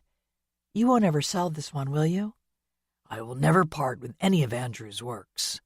Kurt's gaze lingered on the landscape. "I just wish Lydia would sell me some others." "Good luck with that." Sinking into the buttery leather cushions of a wing-back chair, I looked around the study, which I always thought would be better described as a library. Dark wood shelves filled almost every inch of wall space, from the top of built-in lower cabinets to the high coffered ceiling. Lining the shelves were books of every size and description. Grabbing the back of the wooden chair tucked under an oak roll-top desk, Kurt rolled the chair around so he could sit and face me. "All right. Now that we are comfortably situated, why don't you tell me what you called me here to discuss? I don't want to waste too much time. I don't have to worry about the twins since they're visiting my parents this week, but I do want to get home in time to prepare dinner. Richard's schedule allows him to be home in the evenings right now, and I want to take advantage of that." Kurt's piercing gaze swept over me. "Ella and Nikki are out of town?" "Richard and I thought it best," I said, studying his face to see if I could observe any reaction to this statement. "I see. That's probably a smart move." Kurt rested his elbows on the wide arms of the chair and clasped his hands in front of his chest. I met his hooded gaze without wavering. "Because my research and inquiries into the Eddie Jaffe case might incite retaliation?" Kurt's expression turned stony. "There are many things better left alone. Sometimes the wisest course is to leave the past in the past." I pressed my palms into the soft leather of my chair arms. Time to jump into the fire. "Does that mean you don't plan to tell me what you know about Eddie Jaffe's disappearance?" "How can I, when I don't really know anything?" Kurt lifted his hands before dropping them down onto his thighs. "I'm not sure I believe you," I said, sliding to the edge of my chair. "Maureen Dryden had some information that tied back to you. To your former name, at least. Why would she be so interested in that smoke if there was no fire?" Kurt leaned into the curved back of his chair and surveyed me with a look that could freeze Mercury. "I have no idea where Miss Dryden heard my old name, Perhaps you came across it while researching the drug trade in this area back when Jaffe was peddling a few ounces of this and that. I suppose I was rather well known for my own business dealings." Business dealings? I raised my eyebrows. Okay, let's call it that. The thing is, since both you and Eddie were in the same line of work— "Hardly the same, but go on." Crossing my arms over my chest, I held his imperious stare. "I have to say I find it odd that you didn't run into each other once or twice." "I never said I didn't see him here or there, simply that we weren't acquaintances, much less friends. In other words, he wasn't someone I would choose to hang out with," Kurt said. "Which means you weren't at the gathering in the woods the night Eddie Jaffe disappeared." "Why would I be there?" Kurt straightened in his chair. "As I said, I had no reason to pal around with him. My understanding is that he and his girlfriend and maybe a few others were having a rather raucous get-together that evening. Not something I'd want to get mixed up with." Raucous? Well, I guess that's true enough based on the girlfriend's recollections. By the way, she's still alive. She lives at a nursing home in Smithsburg. "Does she?" Kurt shook his head. "Rather surprising. I'd have expected her to die young, the way she looked when she was hanging out with Jaffe. Bit of a mess, if what I heard was true." "But you were never officially introduced to her," I said, not phrasing it as a question. "Not that I recall. Although it's true that there are a few blank spots in my memories around that time." Kurt flashed a sardonic grin. "So you could have been at that clearing in the woods that evening and simply forgotten it?" I asked, lowering my hands into my lap. "Possibly. Although I must reiterate, it would have been extremely odd for me to party with Jaffe or any of his pals, so I'm almost certain I wouldn't have been there." Kurt's lips curled back, exposing his large white teeth. There it is, he's morphed into the wolf, I thought. While I knew Kurt's nickname when he was younger was the Viking, I thought my name suited him better. "Did you ask me here to warn me off the Jaffe case or the Dryden investigation?" "How about both?" Kurt rose to his feet and crossed the room to stand over me. "Well, I'm glad you have enough sense to make sure Ella and Nicky are safe. It could still be dangerous for others in your family, your friends, or for that matter, you." "How do you know I've been threatened?" "Did you slip me that note?" I asked, standing up to face him. Of course, I still had to tilt my head and look up. "Note? What note?" Concern replaced the haughtiness in Kurt's expression. "The note someone shoved in my pocket after the dance performance on Friday night. It was a pretty blunt warning that I should stop helping the authorities with their investigations, or my family and I might be in danger." I poked Kurt's forearm. "You were there. I saw you." "I was there, but I didn't pass you any note. Do you really believe I'd threaten you, or Richard, or the children?" Kurt encircled my wrist with his strong fingers. "Is that what you really think, Amy?" Twisting my wrist free of his grip was impossible. "I thought you might send a warning, just to get me to back off. Not that you'd necessarily carry through." "But I didn't give you that note, which means there's someone else out there who could very well harm you and those you love." Kurt released my wrist and stepped back. "So why are you persisting in aiding these investigations? Leave it to the proper authorities." I rubbed my wrist. "I doubt it matters anymore. I've already shared quite a bit of information with Brad, so if someone is opposed to my interference, they're probably already angry with me." Kurt turned on his heel and crossed to stand in front of Andrew's painting. "I could have been that person, yet you came." "Like I said, I didn't believe you'd hurt me, even if you had warned me off." I gazed at his back, noting the tension lifting his shoulders. "Can you at least tell me why you don't want me researching the Eddie Jaffe case? That one's so old, and there's almost no concrete evidence, so I doubt anything you could reveal would matter, in terms of proving anyone's guilt or innocence." Keeping his back to me, Kurt continued to focus on the painted landscape. "Have you ever heard of an impossible choice, Amy? Like in that Stockton story about the Lady and the Tiger? Or in Styron's Sophie's Choice?" "Of course. Basically, there's no good option." "Have you ever dealt with such a thing?" When Kurt turned to face me, Pain was etched into every line on his face. "No, thank goodness." "It's a dreadful thing," Kurt said in a weary voice. "Knowing that whatever you do, it's the wrong choice. Realizing that picking any of the myriad options may bring pain and destruction." I stared at him, baffled. "Is that why you won't tell me the truth?" Kurt simply closed his eyes for a moment. "I think you should go now, Amy. You know the way out. Only—" He opened his eyes and fixed me with a steely stare. "Be careful and stay alert.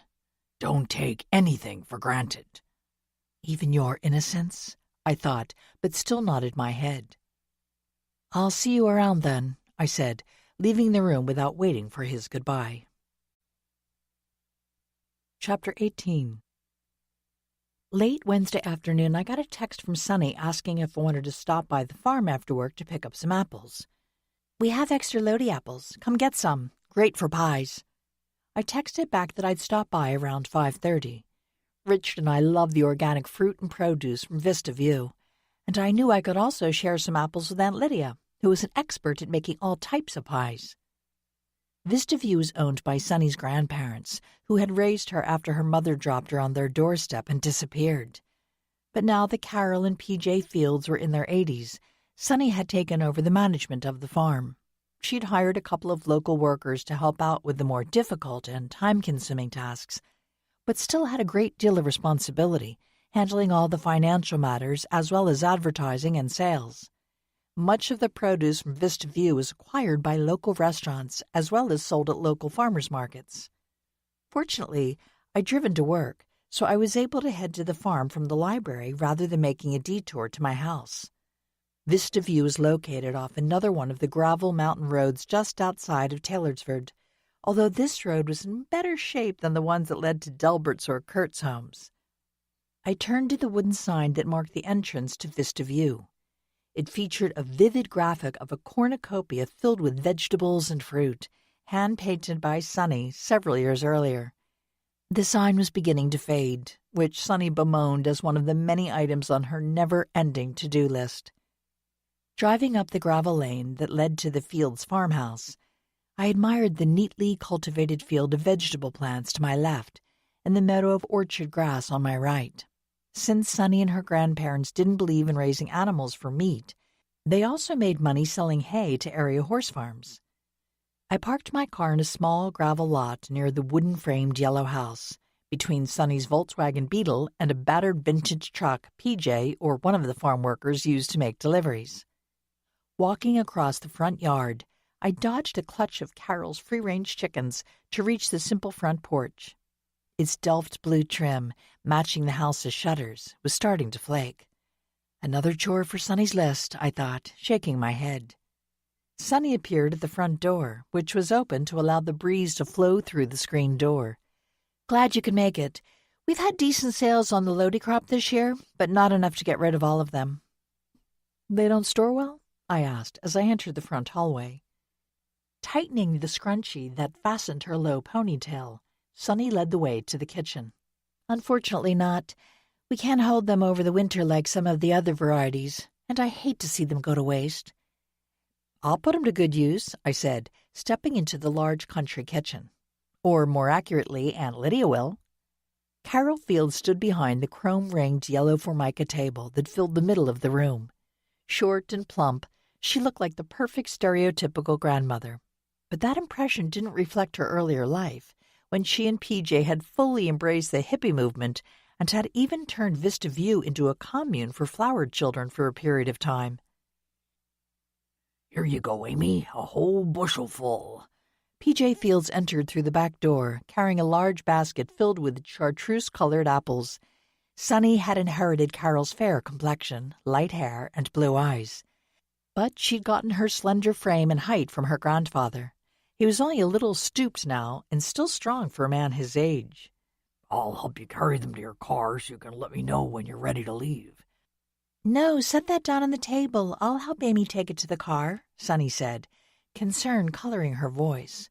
I knew she worried about her grandparents doing too much heavy lifting, but as she said, They were too stubborn to entirely give up a habit of manual labor. She sighed as she took a seat at the table. Carol shoved a short strand of white hair off her forehead before crossing to one of the kitchen's aqua blue counters. "I heard you were helping Brad and his team on this latest murder case," she said, grabbing a bright red metal tumbler from the dish rack before turning back to me. "Would you like tea or lemonade?" "Just water, thanks," I replied, sitting down across the table from Sonny. "I am, although it's mostly background research." I was looking for information on the Eddie Jaffe cold case, mainly to see if there could be any connection between that and Miss Dryden's murder.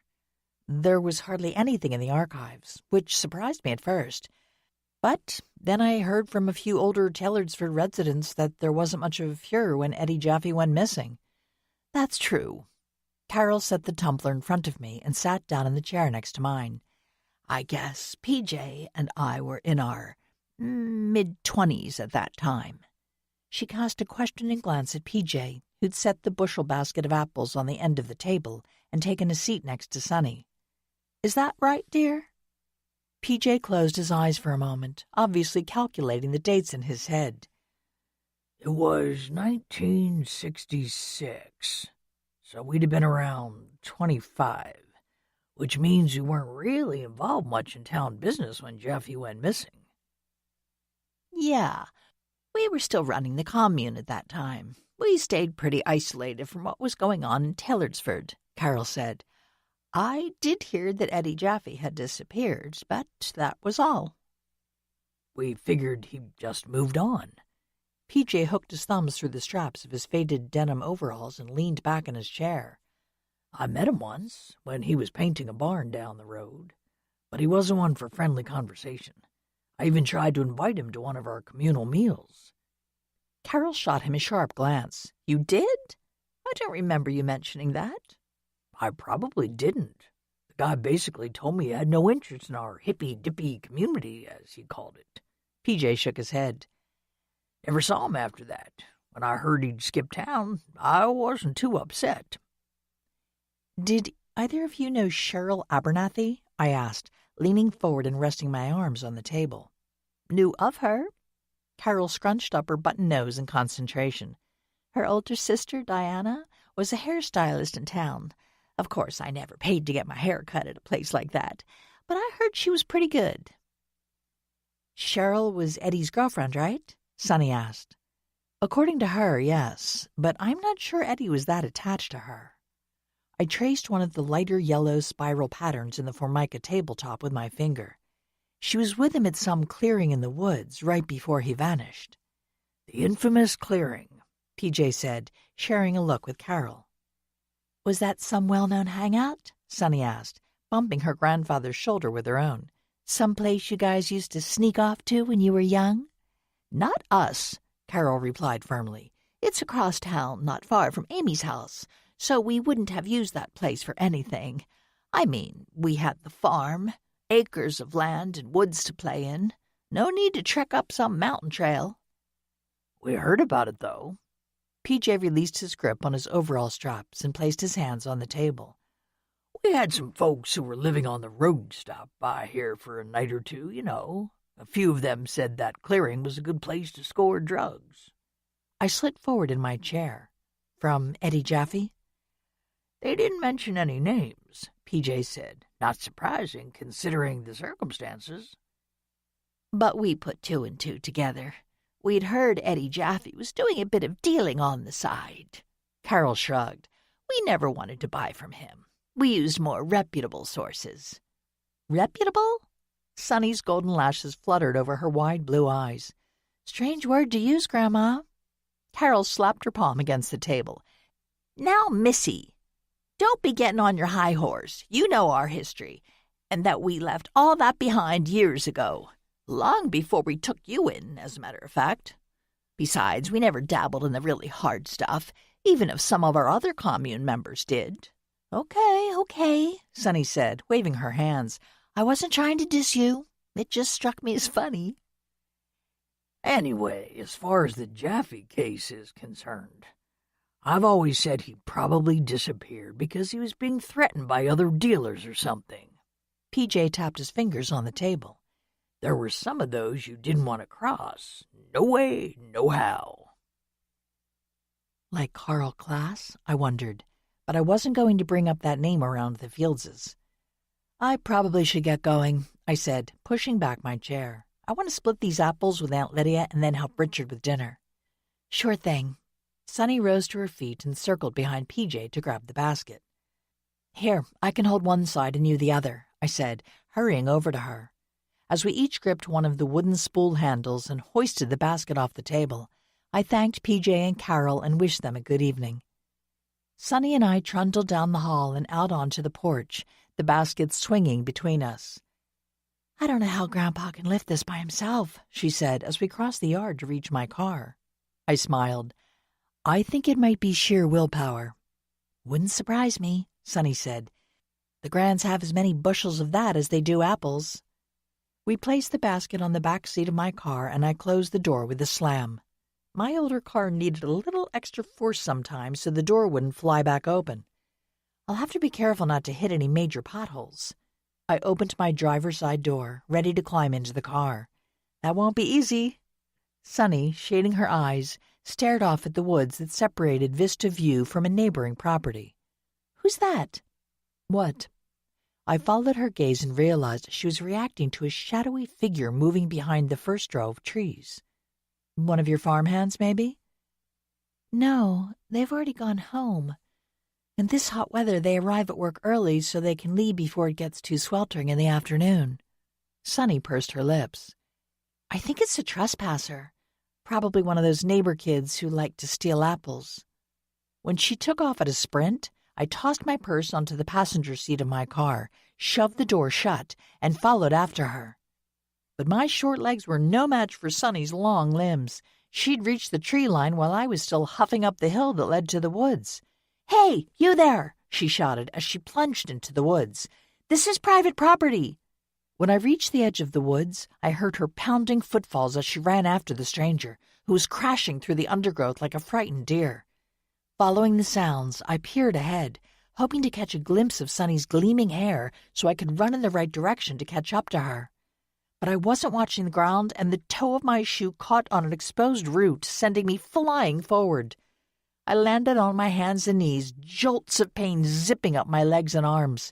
Sitting back with a thud, I took several deep breaths to calm my racing heart. After a few moments, I examined my hands, which were crisscrossed with scrapes, and then my knees. The cotton slacks I'd worn to work were ripped open at my right knee, and blood seeped out under the cloth flap. I let loose a string of swear words. As they echoed off the trees, I realized that the woods had gone quiet. I couldn't hear any footsteps or rustling of vegetation. Where did that trespasser go? I thought, grabbing a slender tree trunk to help pull myself upright. More importantly, where is Sunny? I trudged ahead, determined to find her. My knees were aching and my hands felt raw and gritty, but I knew I had to locate my friend. She'd probably chased the trespasser away, but what if she'd fallen too? There were rocks scattered amid the undergrowth, hidden stones that could cause serious damage if someone tripped and hit their head. Dampness spread down my right leg, letting me know that my knee was still bleeding profusely. I ignored it and walked on, batting aside arching branches of wild shrubs and vines.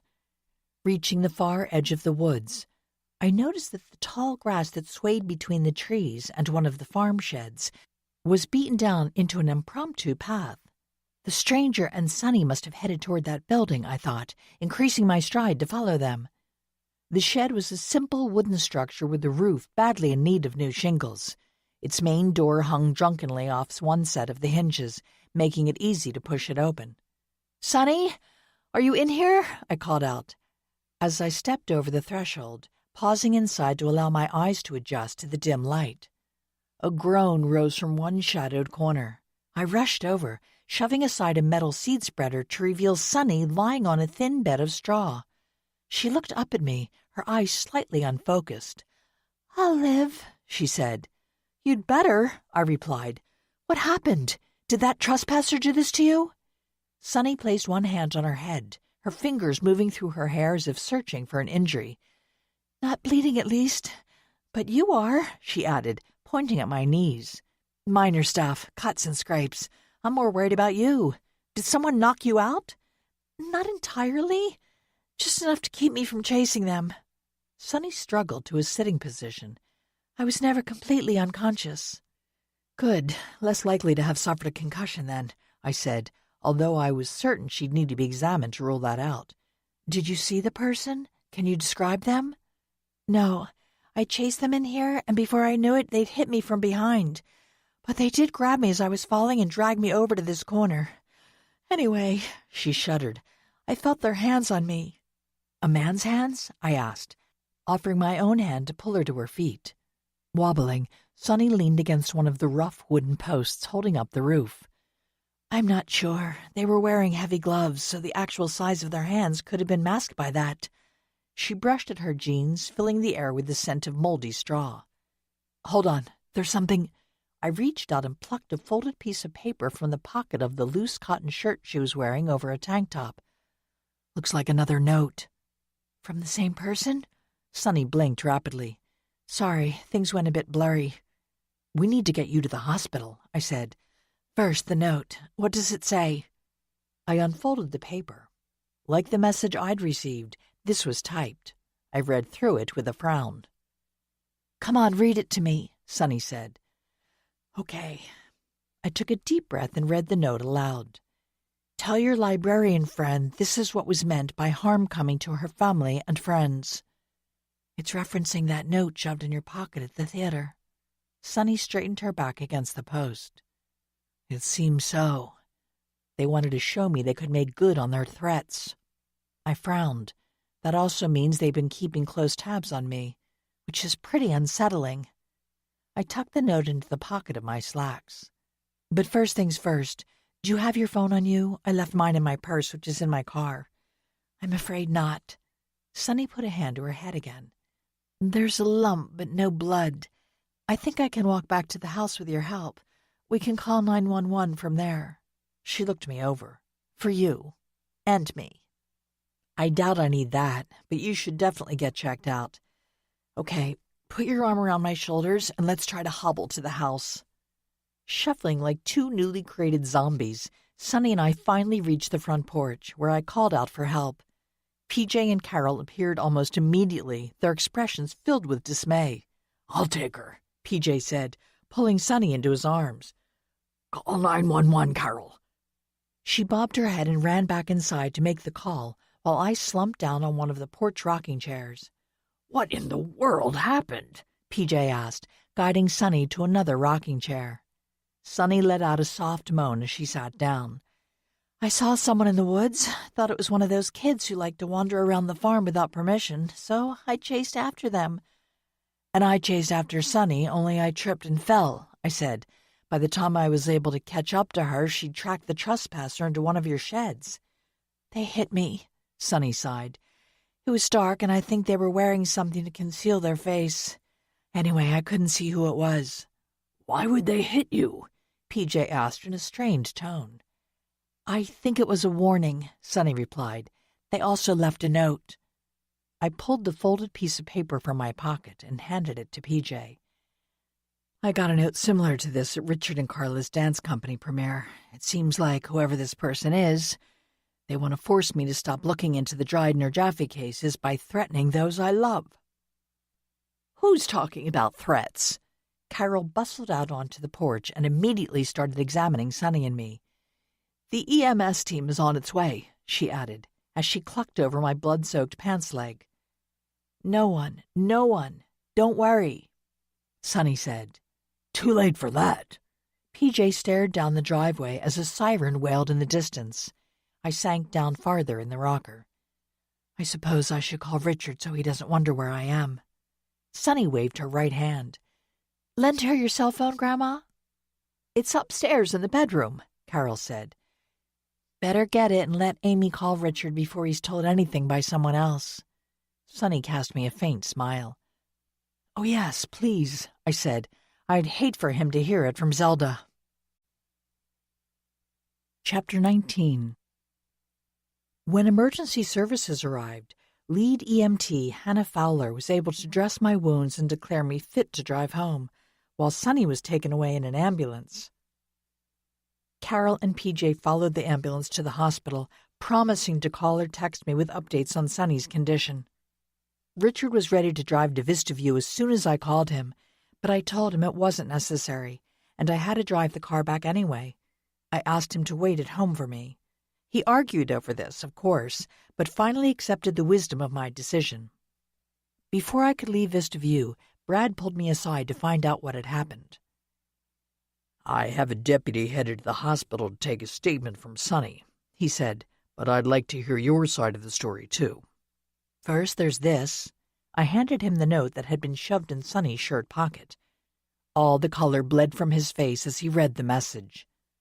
"It's like the first one you received, only more threatening." "And this time, they actually hurt someone," I said. "Apparently, whoever wrote the note wants to prove they're willing to do whatever it takes to dissuade me from helping either investigation." "It seems so." Brad slipped the note into a small evidence bag and tucked it in his pocket. "Which doesn't rule out any of our suspects." "I guess you haven't been able to track this last attacker yet?" Brad pulled his hat down lower on his forehead, shading his face.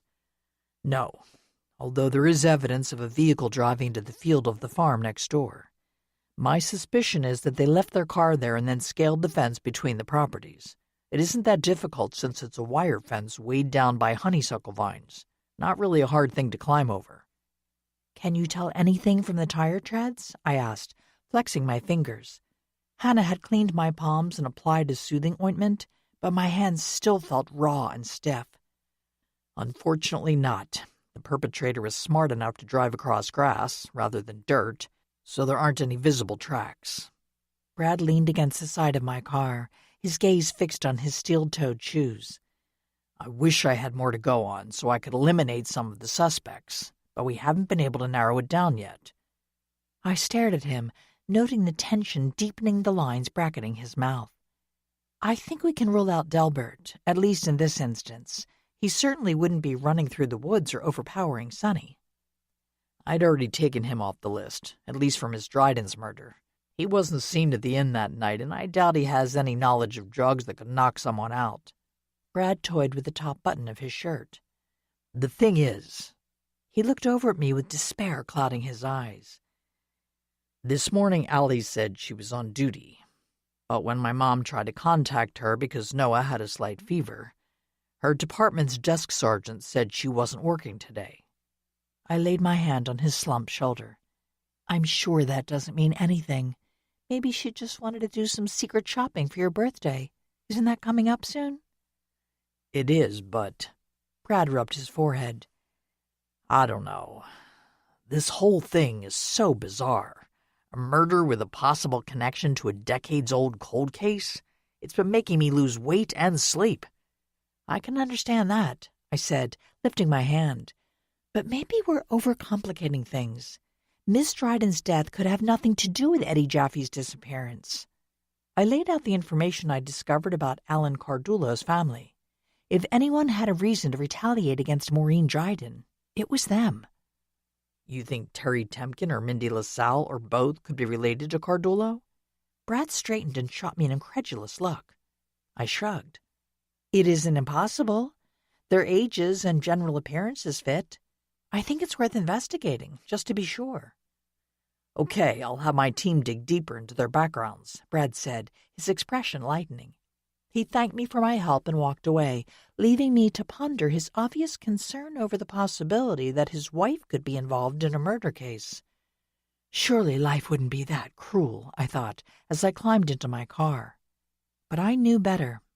Driving home, with the bandage on my knee crumpling slightly as I used my right foot on the pedals, I admitted that life could be more unapologetically cruel than I could possibly imagine. Once I got home, Richard insisted on me staying off my feet.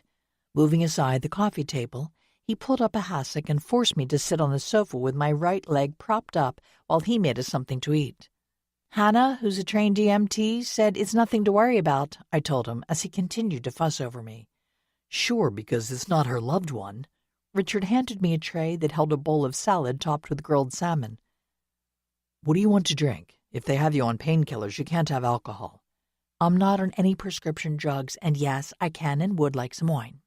I picked up my fork and poked at the salad. This looks good. Are you going to join me? In a minute. Let me grab that wine and I'll bring in my own tray. Richard hurried off into the kitchen. While he was out of the room, my cell phone buzzed. I picked it up from the side table. Good news, I said, as Richard returned with his tray, which included 2 glasses of wine as well as his salad. Carol says Sunny only has a very minor concussion. The doctors are keeping her overnight to monitor her, but she should be fine to go home in the morning. Richard sat down, balancing the tray on his lap. Glad to hear it, he said, handing me one of the wine glasses.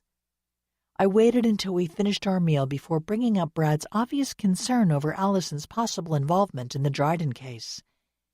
I find it hard to believe that Allison would do such a thing. But there are some suspicious circumstances, I said, like Allison being absent from her department today, even though she left Noah and Zoe with Jane Tucker as if she was headed to work. Still, drugging and smothering someone? That takes a certain mindset. I can't see Allison staying cool and collected in such a situation. Richard twirled his fork through the remains of his salad. She strikes me as someone who might attack an enemy in a fit of rage. But a planned murder? It seems unlikely. That's how I feel, too. Although you have to admit that she probably has access to confiscated drugs through her work as a deputy, which also gives her the training needed to handle dangerous situations. And I cleared my throat. I hadn't told you this yet, because I wasn't sure she was telling you the truth, but it seems Mindy and Terry claim to have seen Allison slipping out of the inn using an emergency exit. Mindy says Allison avoided any contact with the deputies on the scene and snuck off via the road behind the inn. Maybe. Richard stood up, tray in hand. I'll take this into the kitchen and come back for yours, so... He inclined his head as I started to rise to my feet. Stay right there.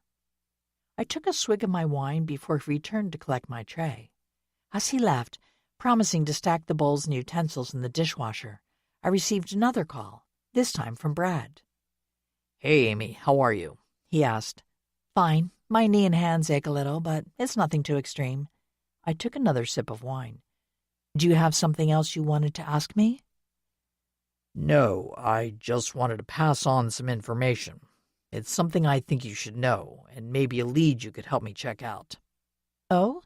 What's that? I asked, silently pointing to the phone as Richard returned and sat beside me. Gilbert called me this evening. I thought it was kind of strange since he doesn't talk to me that often. He's in contact with Allie a lot more. Anyway, Brad audibly exhaled. He said he'd remembered something else from that evening in the woods, the night Eddie Jaffe disappeared. Really? Did he actually catch a glimpse of anyone who was partying in the clearing, other than Cheryl Abernathy, I mean? I set my empty wine glass on the side table. More? Richard mouthed at me. I shook my head. I'd discovered as I'd gotten older that drinking too much in the evening disturbed my sleep.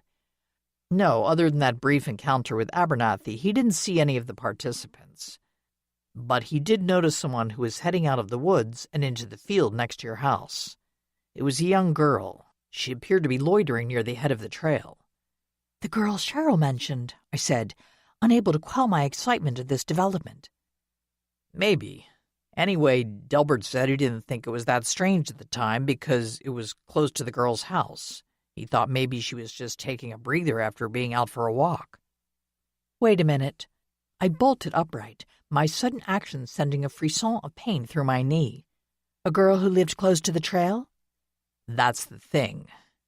It was your aunt, Lydia Talbert, or Lydia Litton as she was known then.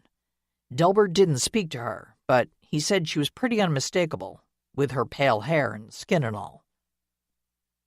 But what would Aunt Lydia have been doing wandering around at night? She was only 15 at the time, I said, before the memory of my mother's words drifted through my mind. What if she was following Andrew Talbot, as Mom claimed she did incessantly that summer? Does that mean Andrew was one of the partiers? Delbert didn't know the answer to that, Brad said. He just thought I should be told about another person seen in the general area that evening.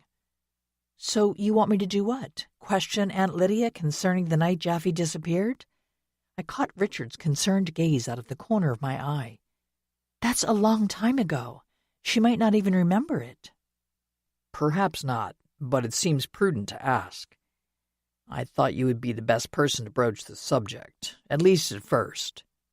The apologetic tone of Brad's words made me realize how unhappy he was to drag my aunt into the situation. All right, I'll see what I can find out. But I'm not going to interrogate her. If she doesn't want to discuss the matter, that's when my department will step in. Not in a contentious way, of course, Brad said, his voice softening. We simply need to know if she saw anyone or anything suspicious that evening.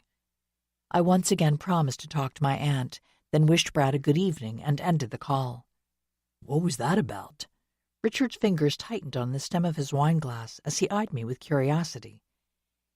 It's something about Aunt Lydia, I replied. I gathered that much, and that Brad wants you to talk to her. Richard finished off his wine and set the glass on the end of the askew coffee table. Yeah, which I'm not looking forward to. I swiveled on the cushions to face Richard. Apparently, Gilbert Fry now claims to have seen Aunt Lydia the night Eddie Jaffe went missing. He says she was standing near the head of the trail that leads up to the clearing. Of course, it was pretty close to her grandmother's house, so Gilbert suggested maybe she was simply out for a walk. But I don't know. Richard lifted his eyebrows. Is there any other reason she'd be in that area at night? Maybe one. I grimaced as a twinge of pain shot through my knee. According to my mom, and things I've heard from Zelda over the years, Aunt Lydia was obsessed with Andrew Talbot in the way only a young girl can be. She knew him even before he moved in with great-grandmother Rose, because he used to visit Kurt here. I mean, when it was Paul Dawson's house. She loved him all along? That doesn't really surprise me. Even though she's quite happy and devoted to Hugh now, I can still see the longing and loss in her eyes when she talks about your uncle. Richard laid his hands on my upper thigh. Do you think she was trying to follow Andrew that night? It's possible. Mom told me that Aunt Lydia used to trail after him the entire summer before he went to college. I gnawed on the inside of my cheek, and Cheryl Abernathy mentioned a girl when I spoke with her at the nursing home. She called her something like that horrible girl and said she ruined everything. Cheryl even intimated that maybe Eddie ran off with this girl. But of course that's not true. Not if it was Aunt Lydia she saw. From what I understand, Cheryl was pretty out of it that evening. Maybe she just caught a glimpse of Lydia on the trail and conflated that with Eddie's disappearance. That could be true. Cheryl also said something about telling the girl to head back down the trail. So it sounds like she chased her off. Richard absently rubbed his jaw. Lydia wouldn't have seen who was in the clearing if that's true. She may not even have known whether Andrew was there or not. True. Perhaps she simply heard some rumor about a gathering in the woods that evening and somehow connected it with Andrew. Or she overheard him talking to someone about using that spot as a meeting place. Richard sat back, leaning against a pillow propped against the sofa arm. Lydia is smart and determined. It wouldn't surprise me if she put two and two together from random conversations or gossip. I can see it. Making a face, I slumped against the sofa cushions. Brad wants me to talk to her, sort of a preliminary interview. If she admits being there, he'd have a deputy question her. But I think he wants to avoid jumping into that pit if there's nothing to Gilbert's story. Can you blame him? Richard gave an exaggerated shudder. I know I'd never want to get on Lydia's bad side. I knew you were a smart man, I said with a smile. Yeah, I'm not sure I want to bring this matter up with her, but I suppose I have to. Richard slid closer and put his arm around my shoulders. I've always known that you're brave, but this definitely proves it. Chapter 20. I took over Sunny's shifts at the library on Thursday and Friday, despite her protests. I'm perfectly fine, she told me in a phone call. Well, a couple of little birds whose names happen to be PJ and Carol told me that the doctor suggested you rest at home until next Monday. So just do that. The twins are still at my parents' house, and in fact, I'm going to ask them to keep them until the weekend after this one, which means I can take over your shifts without any problem. But Saturday, too? That's too much to ask, Sunny said, especially since you also got hurt. Don't worry, it's no worse than when we used to fall off our bikes as kids. No stitches or anything. Also, Samantha and some of the volunteers are going to work on Saturday, so I'll get that day off. As well as Sunday, of course, since we're closed. All right, at least I can mollify Fred. In our video chat last night, he was threatening to fly back here and guard the door to the house if I didn't take the doctor's advice. Good for Fred, I said, with a little chuckle. Do you know when he's actually coming back? He thinks it will be sometime next week, Sunny said, her voice brightening. You'd better get well before he gets back, or you won't be able to have a grand reunion. Oh, there are ways, Sunny said before I cut her off. Enough of that. You take care, okay? Love you, I told her before we ended the call. I waited until I got off work on Thursday to approach Aunt Lydia about Delbert's latest revelation. It took me that long to come up with a way to broach the subject without getting immediately shut down. Having sent a text earlier in the day about finally delivering the apples I'd gotten at Vista View, I knew Aunt Lydia planned to be working in her extensive flower, herb, and vegetable garden in the late afternoon. So I went to my house and changed clothes before grabbing the bucket that contained half of the apples I'd brought home. Allow the music to steady your thoughts and soften your emotions as we prepare to return to the narrative. Let me get away. Yeah, I'm running. Yeah, I'm running. So love me or leave me. I'm standing alone. Can't shake a feeling that lives in my bones.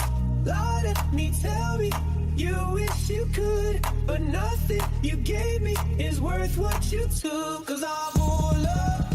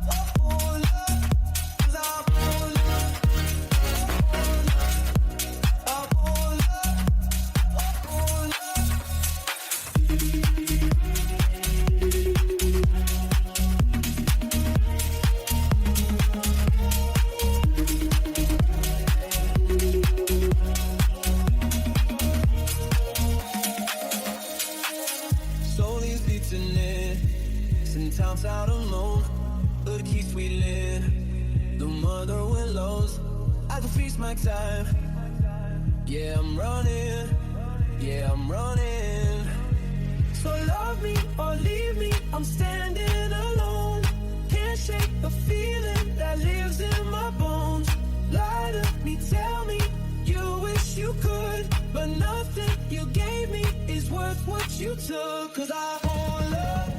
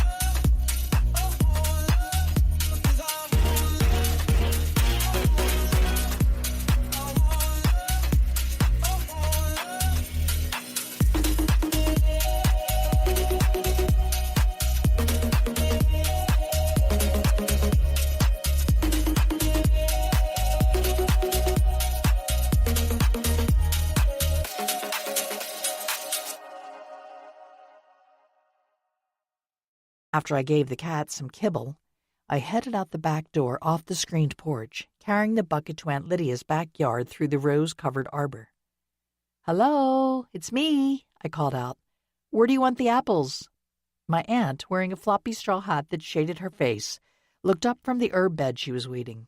"Just sit them by the back porch steps," she said, rising to her feet from the padded kneeling bench my mom had given her for her last birthday.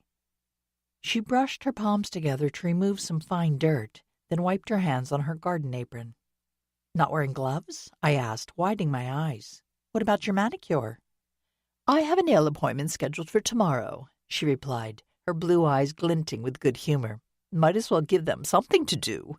"I'm sure they'll appreciate that," I said, not tempering the sarcasm in my voice. "How's your leg?" Aunt Lydia asked, gesturing toward one of the white benches scattered around her garden. "We can sit down if you'd like." "Sure, but honestly, my knee is fine.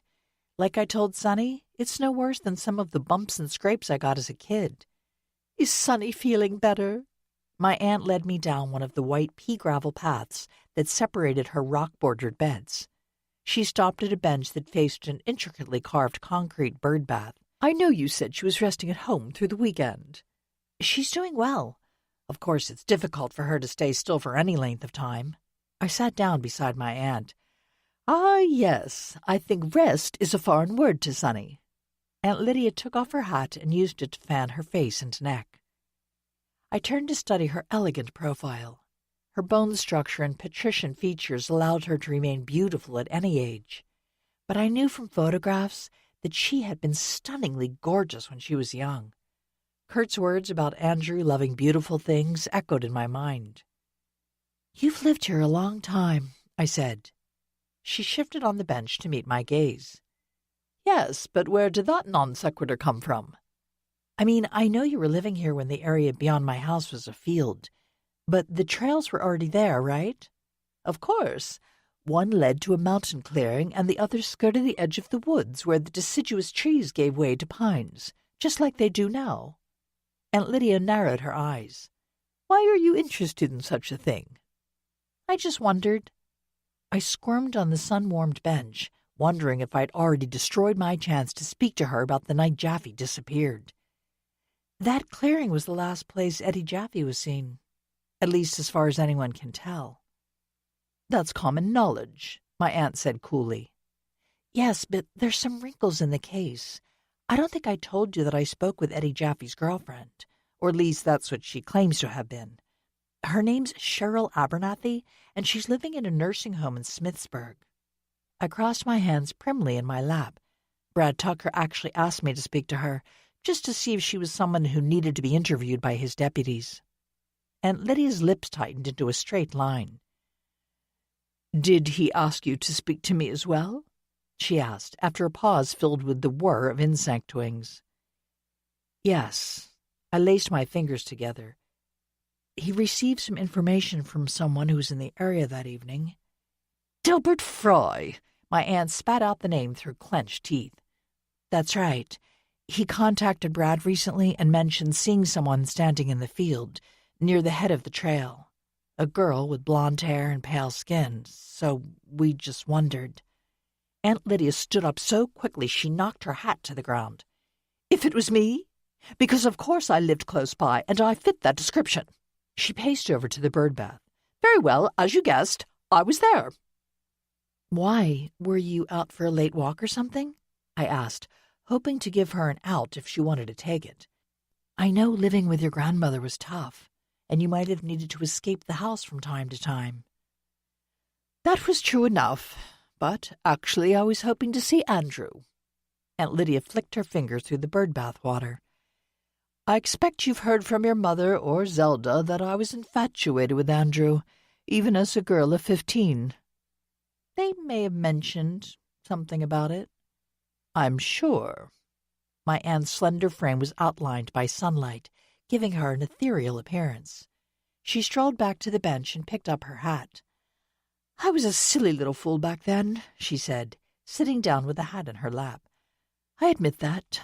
Andrew was all I thought about, partially because other things were too painful to contemplate." "How did you know Andrew would be at the clearing that night?" "I didn't. Not for sure." Aunt Lydia rolled the brim of the hat between her fingers. "I'd only heard rumors that he'd meet some people up there from time to time. So when I saw him earlier that day and he mentioned he planned to stay at Paul Dustin's house that night rather than head home—" "You decided to see if you could find him," I said, keeping my gaze focused on a monarch butterfly flitting amid the lavender blossoms of a butterfly bush. "Yes, I even walked up the trail a short distance, But then I ran into someone. It was a skinny young woman with a wild mane of black curls. She stopped me from going any farther." Aunt Lydia sighed. "I knew she'd been drinking because I could smell it on her. I think she'd done some drugs, too. Her eyes looked funny." She admitted to me that she was pretty messed up that evening. Aunt Lydia frowned. "Not surprised. Anyway, that intimidated me. I didn't want to walk into a group of people who'd lost all sense of reality, so I stayed where I was, even after she headed back up the trail." I brushed a sweat bee away from my face. Gilbert must have run across her not long after that. He said they met at the trail, but after their brief encounter he just walked off into the trees to collect more wood. "I suppose. I never saw Gilbert, at least not on the trail." Aunt Lydia rocked her upper body back and forth ever so slightly. "I waited, in case Andrew came by when he was leaving the gathering, even though I didn't actually know he was there." She laughed mirthlessly. "The stupidity of young love." I cast her a sidelong glance. "You never told the authorities you were there, did you?" "Of course not. My grandmother would have killed me." My aunt met my gaze with a wry smile. "I seriously believed that at the time. Anyway, I wasn't going to take any chances." "Did you see anyone else there, other than Cheryl and Gilbert?" "Maybe." Aunt Lydia sat back and stared up into the clear sky. "You have to understand that I was tired and more than a little scared, so my memories are fuzzy. But I think I saw a young man, older than me, but still a teenager. I looked up the trail at one point, and it seemed he was standing there in the distance watching me. But then I blinked and he was gone. I guess if he was there, he ran back to the clearing." "Was it Eddie Jaffe?" I asked quietly. "It could have been. He had longish fair hair. I'd never met Jaffe, so I had no point of reference. But when I saw his photograph after he vanished, I thought maybe that was him." Aunt Lydia closed her eyes and lowered her head. "Later I convinced myself that he was a figment of my imagination. I've been hoping to see Andrew and conjured up a vaguely similar figure." We sat in silence for a while, allowing the breeze to tickle the back of our necks as the mingled scents of flowers and herbs perfumed the air. A few bees buzzed somewhere close by. "He did love you, though, eventually," I said. "Andrew, I mean. When he returned to the area after college, he pursued you. At least that's what I've always heard from Mom." "Yes." Aunt Lydia's expression softened. "I had more sense then. I didn't follow him around any more." She smiled. "I forced him to chase me." "You should tell Brad that you were on the trail that night." I rose to my feet and stood in front of her. "You don't have to say why. Just mention leaving the house and taking a walk to get away from your grandmother. He'll understand that. He knows what Rose was like." "True. He joined the sheriff's department not long before she died and had some dealings with her as a newly minted deputy." Aunt Lydia looked up at me, determination hardening her features. "That was when she was really far gone. But I'm sure he'd believe me if I tell him there were times I had to get out of that house when I was a young girl." "There you go. You can tell him what he needs to know without sharing all your secrets." "A good compromise," my aunt said. "I will do that. Tomorrow." She took hold of one of my hands. "I'll fulfill my civic duty. But promise me that you'll keep my other secrets." "Of course." I squeezed her fingers. "Now I'd better head back to the house. I'm sure Richard's home by now and probably wondering where I am." "Nope," called a voice from the rose arbor. "I noticed the bucket of apples was gone, so I figured you'd popped over here." Richard smiled at us, bringing a sense of lightness I hadn't felt since I'd approached my aunt earlier. "Hello, Lydia. I hope you're doing well." "Quite well, thank you." My aunt stood up and placed her hat back on her head. "Good to see you, Richard, but I should get back to my weeding. Despite all my hopes and prayers, the weeds won't pull themselves. Thanks for the apples, dear, and everything." I smiled and offered to help with the garden maintenance soon. "Once I'm not working so many hours," I said, then wished her a good evening. "Come and pick up a pie tomorrow after work," she said, as I turned and walked toward my own yard. "I hope you didn't feed the cats," I said when I reached Richard, because I already did that before I left the house. Richard pressed a hand to his heart. You mean to tell me those pleading looks and pathetic voices were all a ruse? Absolutely, and you fall for it every time. I poked his chest with my forefinger. You're too easily duped by those little monsters, just because they're cute. It's true, but I confess there are 3 things I can't resist, he said, leaning in to give me a kiss. The cats, the kids, and you. Chapter 21. Friday morning, in the middle of processing the interlibrary loans that had been delivered the day before, I received a text from Sonny. Want to meet at the Heap and Plate for lunch? I have to get out of the house. I clucked my tongue over this request. She really couldn't sit still. But knowing she might attempt a more demanding physical activity if I refused, I agreed to meet her at noon. Leaving the library a little before 12, I headed to the Heap and Plate, which was only a block away. As expected, the restaurant was busy. I paused in the doorway, searching for Sonny. Located in a historic turn-of-the-century building that had once been a general store, the restaurant had retained its original pressed tin ceiling and marble-topped walnut counter, but was decorated in the vintage 1950 style. Sonny waved me over to one of the round, chrome-edged tables. I crossed the black and white tiled floor, weaving my way past other tables and their metal ladder-back chairs, all filled with patrons. I wasn't surprised by the crowd. The owner, Bethany Vertz, was an excellent cook, and the Heap and Plate was one of only a handful of restaurants one could walk to from the center of town. You look good, I told Sonny as I sat down across from her. Are you feeling back to normal now? Sonny pushed her long hair behind her shoulders with both hands. Pretty much. I still get headaches on and off, but my balance and vision are fine. Glad to hear it. You see, resting at home yesterday didn't do you any harm. I laid down my menu as a waitress appeared at our table. I'll have the summer salad with the house dressing, and I'll just stick with water, I told her, wrapping my fingers around a glass dappled with condensation. Same, Sonny said. After the waitress headed to the kitchen, Sonny added, For your information, I was incredibly bored yesterday. I couldn't read very much because my vision was still a little wonky. Then the Grands kept fussing over me like I was an invalid. Sonny rolled her eyes. That's why I had to get out today. Understood.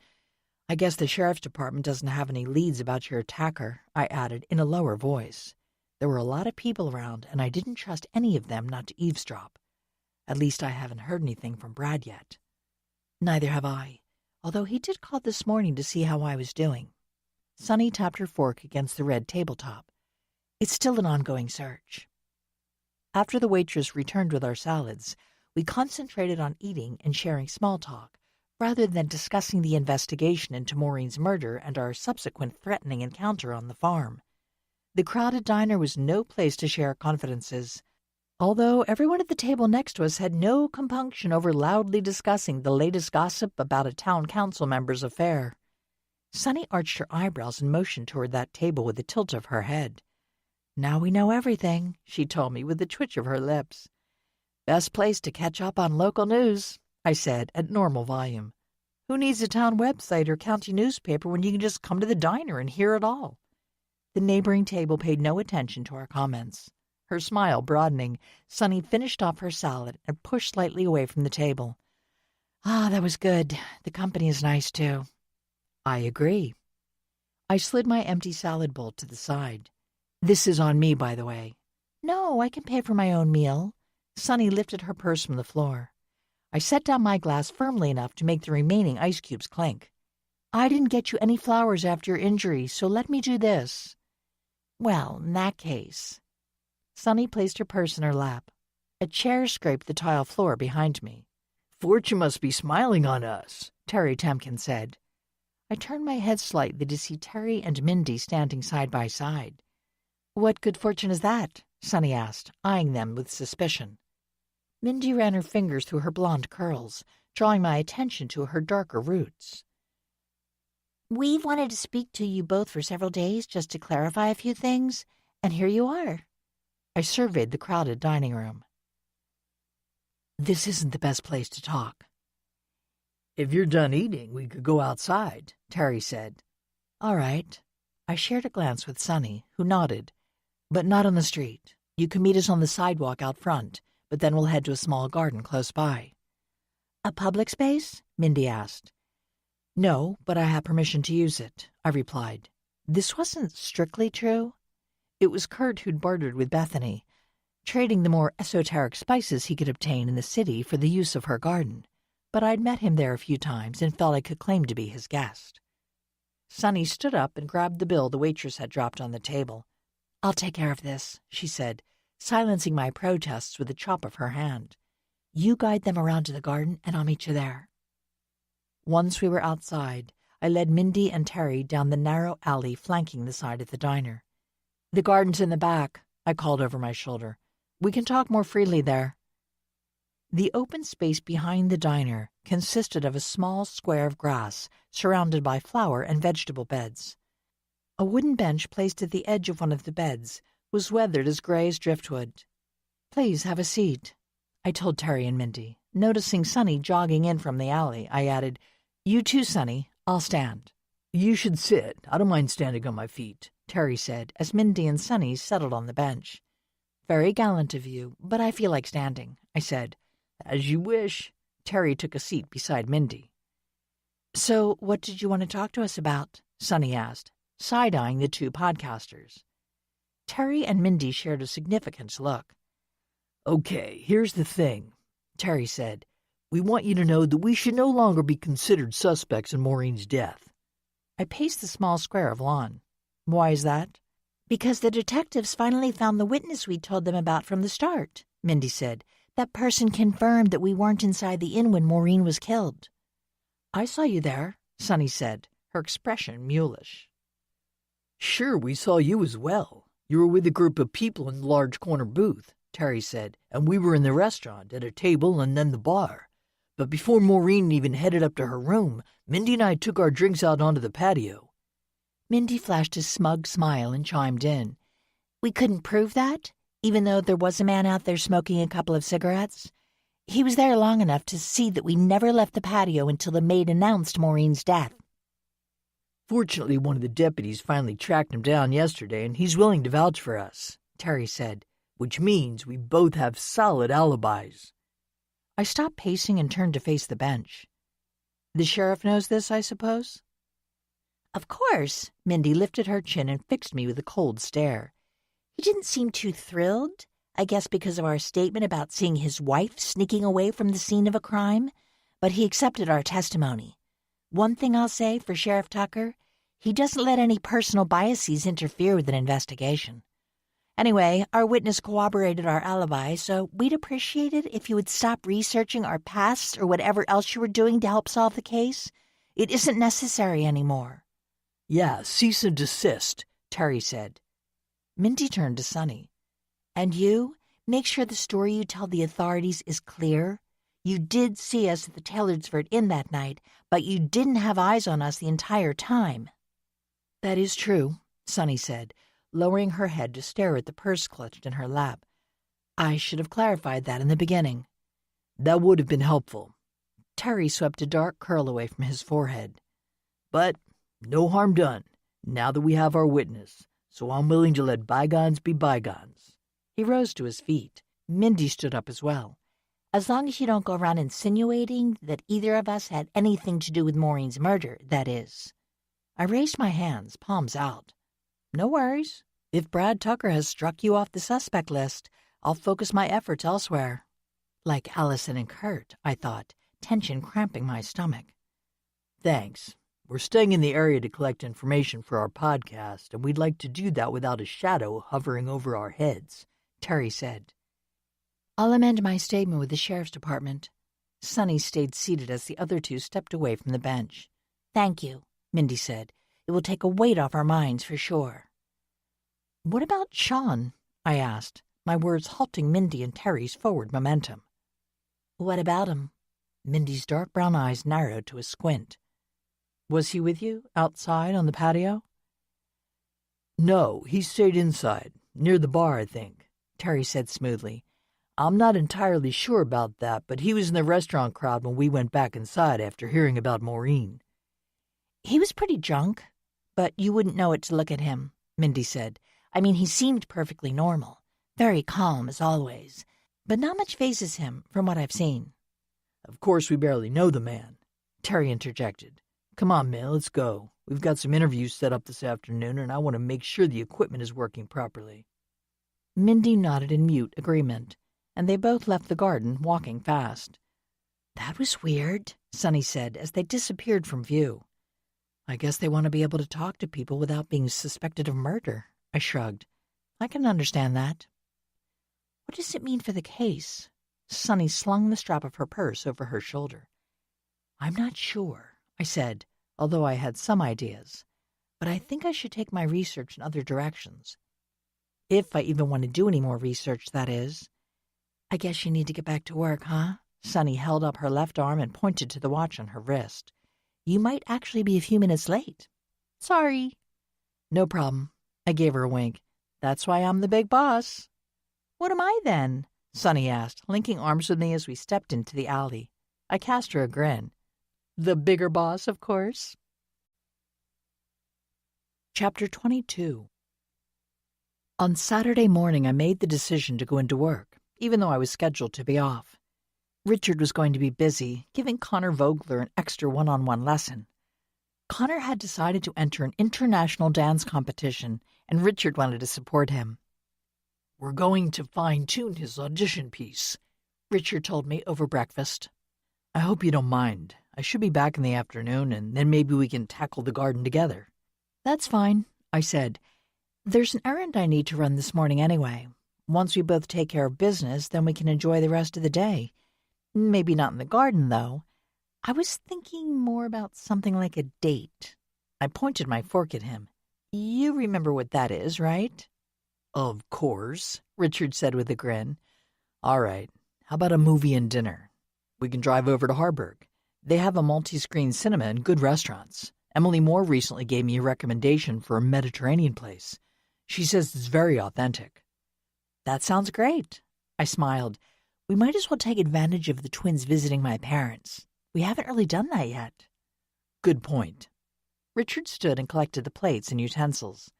Just set those in the sink. I'll deal with them since you probably need to leave sooner than I do, I said. I won't argue with that. Richard deposited the dishes, then turned and brushed a kiss against my forehead. Looking forward to our date. Me too, I said, giving him a quick hug. We can pretend to be young lovers. Richard's eyebrows shot up. What? We aren't? Oh, go on, you, I said indulgently. He blew me a kiss before leaving the room. After Richard left, I gave the kitchen a brief cleaning, or what my mom would call a lick and a promise. Then I showered and changed into a lightweight pair of linen pants and a copper-colored short-sleeved silk blouse. As I dressed, I pondered the thought that had popped into my mind in the middle of the night. I'd made a stupid research mistake. I'd searched for information on Maureen and her colleagues, as well as the Eddie Jaffe case, without checking one of the databases we'd subscribed to for many years. The service provided digital access to older newspapers from all over the country. It was a resource that wasn't used that often, but it could be invaluable in certain circumstances. Like when you need to check the background of individuals who may not be that active on social media, I reminded myself as I walked to the library. Or if they or their families had ever done something noteworthy, or, more sadly, had been involved in some type of tragedy. It might have been covered by a newspaper from their local city or town. It was worth a try anyway. Samantha was surprised to see me enter through the staff workroom. "I thought you were off today," she said. "We're really fine. Zelda and Bill are here, and a few more volunteers will be in this afternoon." I pressed one finger to my lips. "I'm not really here. I just need to do a little research on one of our licensed databases and thought it would be easier to access here than at home. I'm going to use the workroom computer, if that's okay with you." "Sure. I don't need it for anything." Samantha looked me over. "Are you still helping the sheriff with the Maureen Dryden investigation?" "Sort of. It's also to satisfy my own curiosity," I said.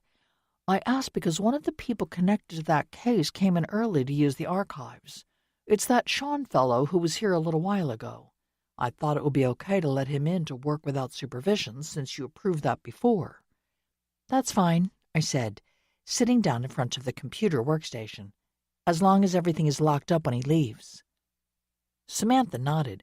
I told him to just close the archives door and come around the building to enter through the front doors when he was done. Then one of us can go out and check things over and lock up. Sounds like a plan. I gave Samantha a smile before turning back to my computer. The newspaper database wasn't the easiest resource to search, but I'd mastered all of its eccentricities over the years. Despite their proclamation of possessing an airtight alibi, I started with Terry and Mindy, searching for any connection to Alan Cardullo. I didn't find anything, but did note one peculiarity. Neither of them was mentioned in any articles until their college years. First, when Terry became a local DJ, and then when he and Mindy started their podcast. But of course, they were still young, so it was possible that they hadn't done anything newsworthy before that time. Switching my focus to Sean, I discovered nothing until one short article caught my eye. It included a photo of 3 young men in uniform who were receiving an award for valor for rescuing a shipmate who'd fallen overboard during a storm. One of the men was identified as Sean Gordon. I peered at the grainy photo, further degraded by being digitized from a print copy. The young man listed as Sean Gordon bore some resemblance to the man I'd met, although in the photo he had a beefier build and his hair, cropped short, was basically hidden by his dress uniform hat. If he lost weight and let his hair grow... I shook my head. It was impossible to tell. I rolled my task chair away from the desk and closed my eyes for a moment. Alan Cardullo had a half-brother in the military, which might also fit in with Mindy's comment about Sean remaining unfazed by critical situations. But is that enough to link the 2 men? I printed the article and shut down the computer. Even if it was a long shot, I knew I had to tell Brad. He should have his detectives dig a little deeper into Sean Gordon's background. I sent a text to Brad asking for time to talk face-to-face. I wanted to share the article and photograph and knew it would be practically unreadable if I tried to email it to him. In addition, I believed I could express my admittedly confused thoughts on the situation better if I could talk to Brad in person. I stood and wandered out of the workroom to stand next to Samantha at the circulation desk. "All done?" she asked. "For today." I fiddled with the pen stuffed in a wire holder next to the desk computer. We always kept inexpensive pens and pencils, as well as paper scraps, on hand for patrons who inevitably forgot to bring them to the library. "I heard about some trespasser on the Fields farm. Did he or she really knock Sonny out?" Samantha's deep brown eyes radiated concern. "Not entirely. She only had a mild concussion, thank goodness. It was scary, though." I bit back a comment about the threatening note, aware it was something I shouldn't share too widely. Samantha sighed. "I don't know what the world is coming to. People killed in hotel rooms and some stranger invading personal property and attacking one of the owners. You don't think of those sorts of things happening in a town like Tellardsford. They happen everywhere, it seems." My cell phone buzzed in my pocket. "Sorry, I need to check this." I immediately recognized Brad's number. Turning my back to the desk, I answered. "Oh, hi. I guess you got my message?" Yes, and while I'd like to talk to you as soon as possible, I can't possibly manage it today," Brad said. "Can you give me a hint as to what this is all about?" "It has to do with looking a little more closely at one of Maureen Dryden's associates," I said. "I found an interesting article and photo from our national newspaper database. It might mean nothing, but I thought you'd want to check it out." I could hear Brad tapping something against his desk. "Which one was it?" "Sean Gordon," I said. "I'm not sure if it's even a match, but there are some interesting connections." "Okay, let's meet at the Taylorsford Inn tomorrow night around 5, Brad said. "I'm sorry it's so late on a Sunday, but I need to re-interview some staff members to double-check their statements. Also, the bartender who was on duty the night Miss Dryden was killed has been out of town, but she promised she'd be working the night shift tomorrow." "That's fine. Tomorrow night at 5 at the inn." I repeated to make sure I'd gotten it right. "Okay, Brad, thanks. I'll be there." "Good. Talk to you then," Brad said, ending the call after a quick goodbye. I tucked my phone back in my pocket and turned just in time to see a tall man with shoulder-length hair walk out of the stacks and hurry toward the main doors. "How long has he been there?" I asked Samantha. "I'm not sure. He finished his work in the archives a little while ago, and Zelda locked up behind him, but she said he was going to browse the shelves before he left." She gave me a quizzical look. "Why?" "Oh, nothing," I said, silently cursing my carelessness. I didn't know how much Sean had heard, but I was afraid any portion of my conversation with Brad was too much. As it turned out, we didn't have a date night after all. Richard had just walked in the door when he received a call from Susanna, one of his company dancers. "There's been a car accident," he told me with a stricken expression. "She says she isn't badly injured, but I could tell she was simply trying to put up a brave front. Sorry, sweetheart, but I think I should go to the hospital and figure out the real situation." "Of course," I said. "Did Susanna call Carla too, or should I do that?" "She already sent her a text, so I imagine Carla's on her way to the hospital now." He glanced down at his phone. "And there's a text from Carla confirming that." "Go, go, go," I said, ushering him toward the door. "You won't be able to relax until you know Susanna's actually okay." "It's true," he replied ruefully, "especially considering how even minor accidents can ruin a dancer's career." He leaned in to give me a peck on the cheek. "Sorry again for ruining our plans."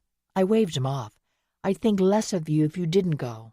Don't worry, I'm going to make some popcorn and watch a cheesy movie on TV. You know, basically being a slob, lying around in my pajamas and drinking too much wine." "Not too much," Richard said with a faint smile. "I don't want you to be comatose by the time I get home." He opened the front door. "All right, I'm off. I'll call or text from the hospital once I know more." "Okay, take care, and give Susanna my best wishes for a quick recovery," I said, before closing and locking the door behind him. Flossie and Loie followed me into the kitchen. "It's just you and me, kids," I said, opening the pantry door to grab a bag of cat snacks. I dropped a few treats on the floor in front of each of them. "Here, have a blast." While the cats gobbled up the treats, I wandered over to the refrigerator, opened the door, and stared at the contents before closing the door again. I grabbed an open bottle of red wine from one of the counters and carried it and a stemless wine glass over to the kitchen island. After pouring a full glass, I pulled my phone from my pocket and called my mother's number. "Hello, Amy. What's up?" she asked. Her tone was cheerful, which was heartening. Apparently the twins hadn't caused too much trouble recently. "Nothing much. I just wanted to talk to the kids. Can you switch to video?" "Sure." The screen flared and opened on Mom standing in front of her own kitchen island. She turned her phone to show me Ella and Nikki, who were perched on stools on the other side of the island. "Mommy!" Ella shouted, leaning over the island so far that the flour dusting a large piece of parchment paper floated up like dust. "We're making a pizza!" "Wow, I wish I was there," I said, swallowing back a sob as I looked at my children's bright faces. "We want you here too," Nikki said. "Can you come and visit?" "Not right now. There's things Daddy and I have to take care of." I cleared my throat. "Are you having fun with Grandma and Granddad?"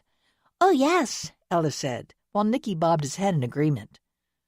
"We've been swimming every day and we're turning into dolphins, right, Grandma?" "It's true. They've both come a long way. I think they'll be ready for more advanced lessons soon," my mom said, pride radiating from her voice. "Grandma says she'll take us scuba diving when we get older." Nikki's conflicted expression matched my own trepidation over this news. I'd always worried over my mom's numerous dives, especially when they involved cold and dark water. Despite being an excellent swimmer myself, I'd never wanted to dive. My claustrophobia made even the idea of it nerve-wracking. "We'll see," I said. "You have to get better with your regular swimming before that." "I want to be a lifeguard," Ella announced, leaving white streaks as she wiped her hands on her navy blue tank top. "I bet you've been doing a lot more laundry than usual," I told Mom dryly. "Oh my, yes." Mom flipped the phone around so she and I could look at each other. "I think it's great that Ella and Nikki are so active, but they go through clothes like a hot knife through butter." "Trust me, I know." I forced a bright smile. "Listen, Mom, would you mind keeping the kids until next weekend? Then when you bring them back, you can spend a few days here again." My mother's searching expression told me she wasn't entirely convinced by my smile. "Is something wrong there, Amy?" she asked in a low voice. No, it's just that there's been a lot of stuff happening with the recent murder and all. I don't think Ella and Nikki need to be around that sort of thing. Because you're mixed up in the investigation again? Mom's gusty sigh filled my ears. For goodness sake, Amy, when are you going to steer clear of such activities? I almost said something about her diving in dangerous waters as part of her former occupation as a marine and environmental scientist, but common sense silenced me. It's mostly research on my end, but it does make my schedule a little unpredictable. So I really do appreciate you and Dad taking care of the kids right now. It's not like we mind. We've been having fun, haven't we? Mom turned the phone back on the twins. Lots, Ella said, before adding, We do miss you and Daddy, though. Yeah, we both miss you, Nikki said fervently. We love Grandma and Granddad, but we wish we were all together. I miss you both too. Lots and lots, I said, blinking the tears from my eyes. So does Daddy. And Aunt Lydia and Sonny and Chloe and Flossie too. We all miss you bunches and bunches. Sorry, Mommy. We'll send you kisses. Ella blew a noisy kiss toward the phone. Nikki followed suit. All right, you guys, I'd better go so you can finish your pizza. Love you, I said, determined to finish the call before I started crying in earnest. Love you too, Mom. Richard or I will call again soon. Okay, dear, be careful and don't worry. We'll take care of the twins. My mom gave a little wave. Lots of love to you and Richard, and we'll see you soon. After the call ended, I dashed to the hall bathroom for a handful of tissues. Don't look at me like that, I told Loie, who was staring at me with slitted eyes. You don't have any kittens. You don't know what it's like. Loie flicked her tail and gave me another sphinx-like stare before stalking off, while Flossie pressed his body against my leg and offered a comforting purr. At least someone understands me, I said, reaching for my wine glass. Chapter 23. Fortunately, Susanna's injuries would not affect her dancing career. Richard made sure of that, consulting with her doctors to ensure nothing was done that might cause her problems in the future. So now you're a consultant, I said, when he explained how some of the procedures had to be adapted to allow Susanna the chance for a recovery that included the full range of motion needed by a dancer. It would require a longer recovery time, but Susanna was okay with that, as long as she could dance again. Definitely not, Richard said, drying his damp, just-washed hair with a towel. I have too many jobs as it is. That's true. I think you should look out for your dancers and not go into anything medical, at least not professionally. I leaned in closer to the bathroom mirror to apply some lip gloss. So how about we have that date today? I do have to meet Brad at 5, but we could catch an early movie and then enjoy a late lunch. I won't argue with that. Richard draped the towel over the pewter-colored bar that matched the other fixtures in our bathroom. But listen, Amy, shouldn't I accompany you to the inn? I'm not sure I like you going out alone in the evenings these days. Don't be silly. I'm meeting Brad. What could possibly happen? Besides, you were up so late last night, you should rest today. Well, after our date. I stepped back and brushed my silver-streaked, deep brown hair. It seems like I have more gray strands every day. Should I color it? Sonny and Zelda say yes, but I'm afraid it would be one more thing to keep up with. You should do what you want. I'll love you with brown hair, white hair, or even no hair. Richard leaned over and kissed my shoulder. I studied our reflections in the mirror. Richard, standing behind me, was tall and lean, while I was short and curvaceous. But at that moment, we looked good together. Maybe it was simply because we were comfortable with each other, but we projected the aura of a perfect match. I know it took both of us a while to find one another, but I'm glad we did. It was worth the wait. Absolutely. Richard wrapped his arms around me. I don't really believe in fate, except where you're concerned. Meeting you is one of the few things I'd call destiny. I raised my eyebrows. Wow, you are waxing poetic this morning. And what's wrong with that? Richard slid his hands up my arms and took hold of my shoulders. Turning me around to face him, he kissed my lips. Poetry shouldn't be restricted to any specific time or place, he added when he released me, just like any art form. You've always been such a romantic, I said with a smile. Richard's lips curved upward. Are you complaining? Not at all. I appreciate my good fortune and applaud your romantic nature, even when your other love draws you away from me. Richard's eyes widened. Other love? What other love? Dance, of course. I pressed my hand to his chest. She's the demanding mistress. True. Richard tucked a lock of my hair behind my ear. Does that bother you? I shook my head. No, it's who you are. You'd lose a part of yourself if you ever gave it up. I don't want that to happen. I hope you'll be choreographing from your walker if it comes to that. If it comes to that, I will, Richard said, before kissing me again. We had a lovely afternoon, acting like teenagers snuggling close in the movie theater and then enjoying a delicious Mediterranean meal at the restaurant Emily Moore had recommended. It was so nice that I hated the fact that I had to leave the house to meet Brad at the Taylorsford Inn. I promised, I said, as I changed into jeans and a black t-shirt, feeling my brightly colored sundress wasn't appropriate for a clandestine meeting. Besides, it shouldn't take much time. I only have to tell Brad a couple of things and share that article with him. All right, I'll stay here and keep the cats company, Richard said. I gazed at the bed, where he'd stretched out on his back.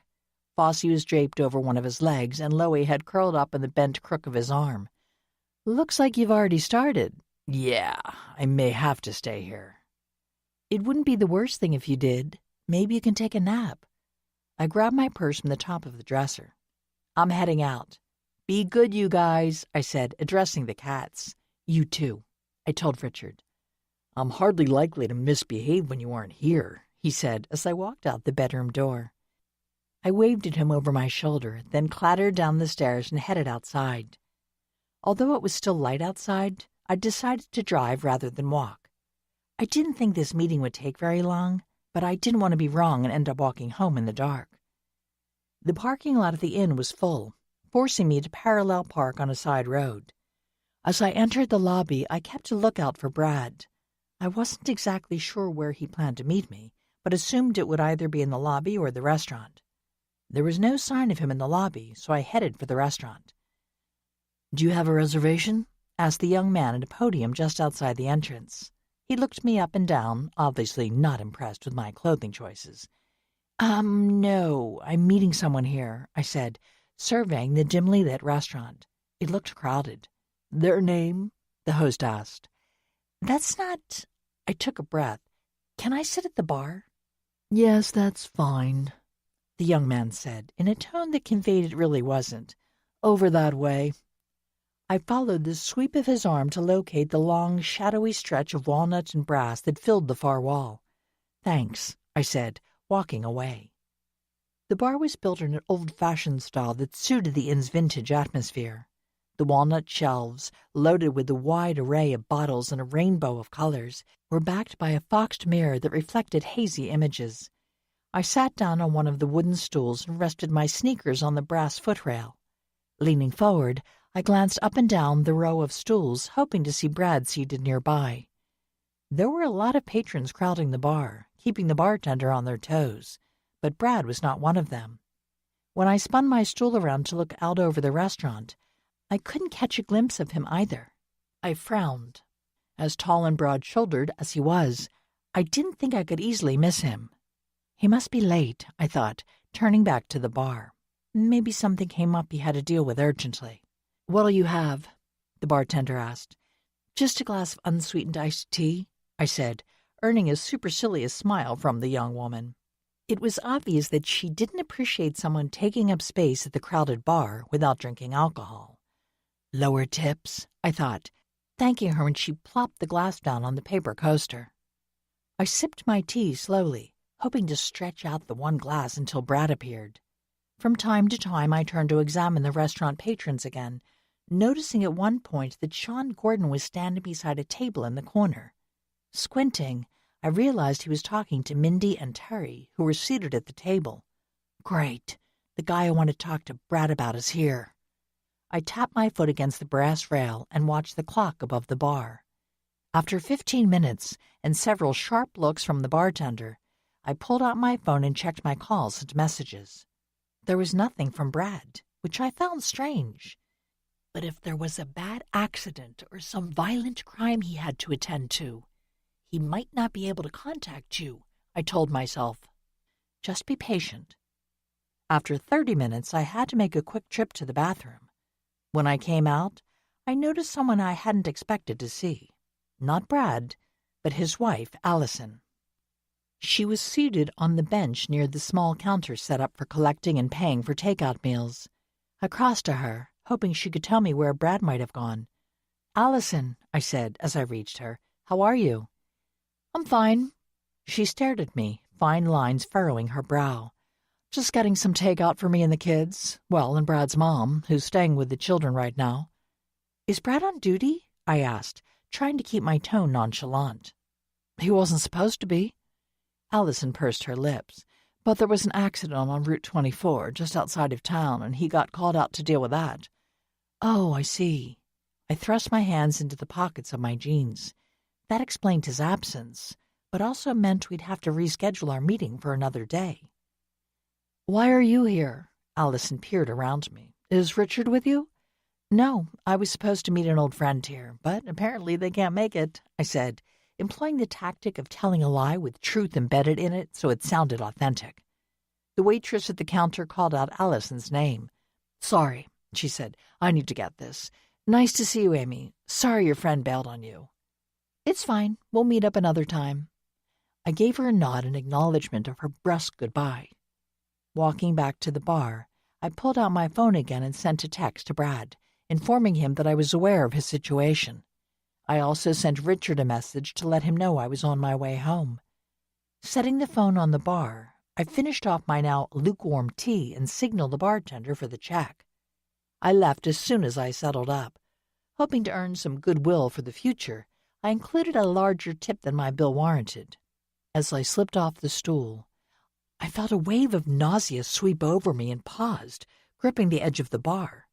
"You okay?" the bartender asked. "Sure, just a little lightheaded," I replied, blinking and squaring my shoulders. "I mean, it was tea, so I can't be drunk." I flashed her a brief smile and walked away, fighting the sensation that my toes and fingers were tingling. "I must be more exhausted than I realized," I mused as I crossed the lobby and pushed open the entry doors. The warm summer night air felt like a heavy blanket thrown over my shoulders. Must be the humidity, I thought, as I slowly made my way to my car. Although it wasn't that hot, sweat beaded up on my forehead and the back of my neck. I hoped I wasn't getting sick. This would be the worst possible time for something like that to happen. Turning the corner to enter the side street, I stumbled and almost fell forward, barely catching myself in time. My car was only a few yards away, but it felt as if I was fighting a strong headwind to reach it. My steps slowed to a shuffle. "I'm afraid you're in no shape to drive," said a voice behind me. I fell against the side of my car, fumbling in my purse for my keys. I looked up into a blurred face. The man looked somewhat familiar, but my brain couldn't make the proper connection to identify him.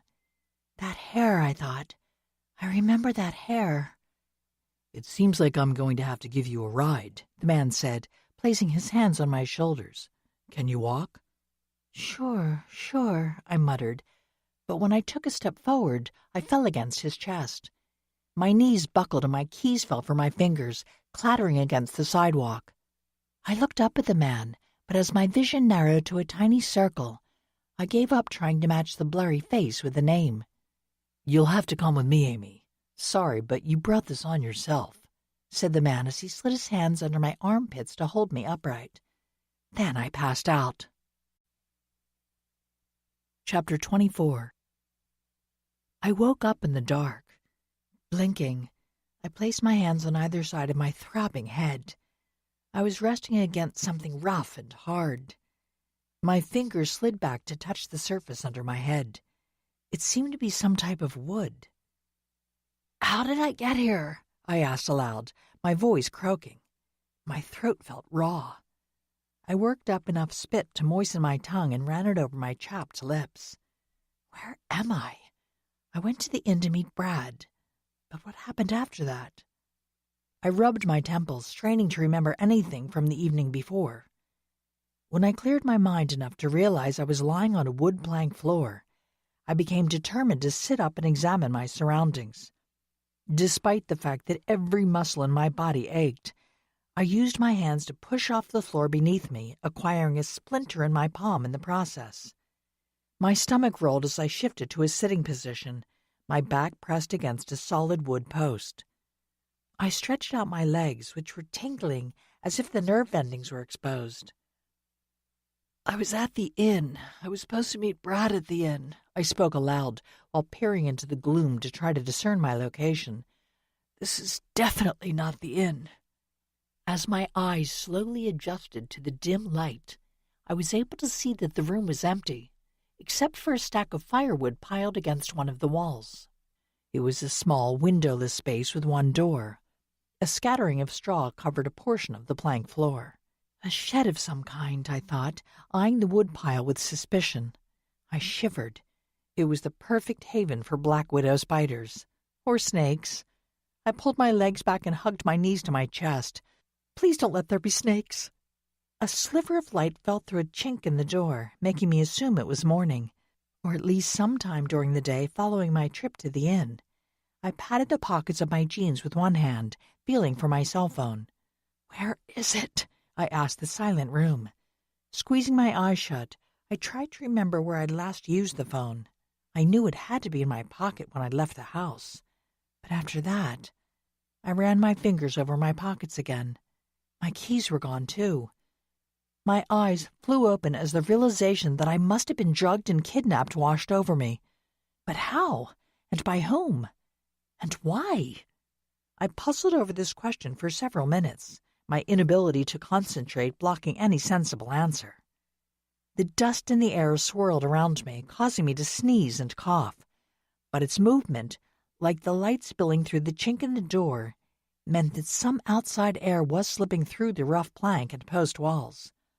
At least I won't suffocate, I thought with a grimace. It was little enough good news, but it did lift my spirits. I stared at the door. I'd probably have to crawl across the room, but it was worth the splinters if I could reach it and force it open.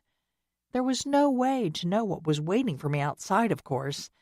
My kidnapper could be there, keeping watch, but I'd deal with that problem once I was free. Fighting this swimming sensation in my head, I dropped onto all fours and crept forward. I'd only made it halfway to the door when exhaustion forced me to pause and rest for a moment. This is ridiculous, I thought. Why am I so weak? It had to be the drug my kidnapper had used on me. As I gathered my strength to continue my crawl, the memory of a question posed by a library patron flitted through my mind. They'd been researching date rape drugs for an article meant to warn women against such things. Rohypnol, I said, just like what was used to incapacitate Maureen Dryden. While I couldn't remember anything, it was clear that my clothing hadn't been disturbed, which reassured me that I hadn't suffered a sexual attack. But then again, neither had Maureen. The so-called date rape drug had simply knocked her out long enough for her killer to smother her without resistance. Same person, I thought, resuming my crawl to the door. It has to be the same person. Maybe they thought I was getting too close to revealing their identity. But I'm not convinced I was, so how were they? Reaching the other side of the room, I wriggled my fingers into the crack between the door jamb and the edge of the door and pulled. There was immediate resistance and the sound of metal banging against the wood. A padlock, I thought, with dismay. I sank back into a sitting position and stared blankly at the door for several minutes.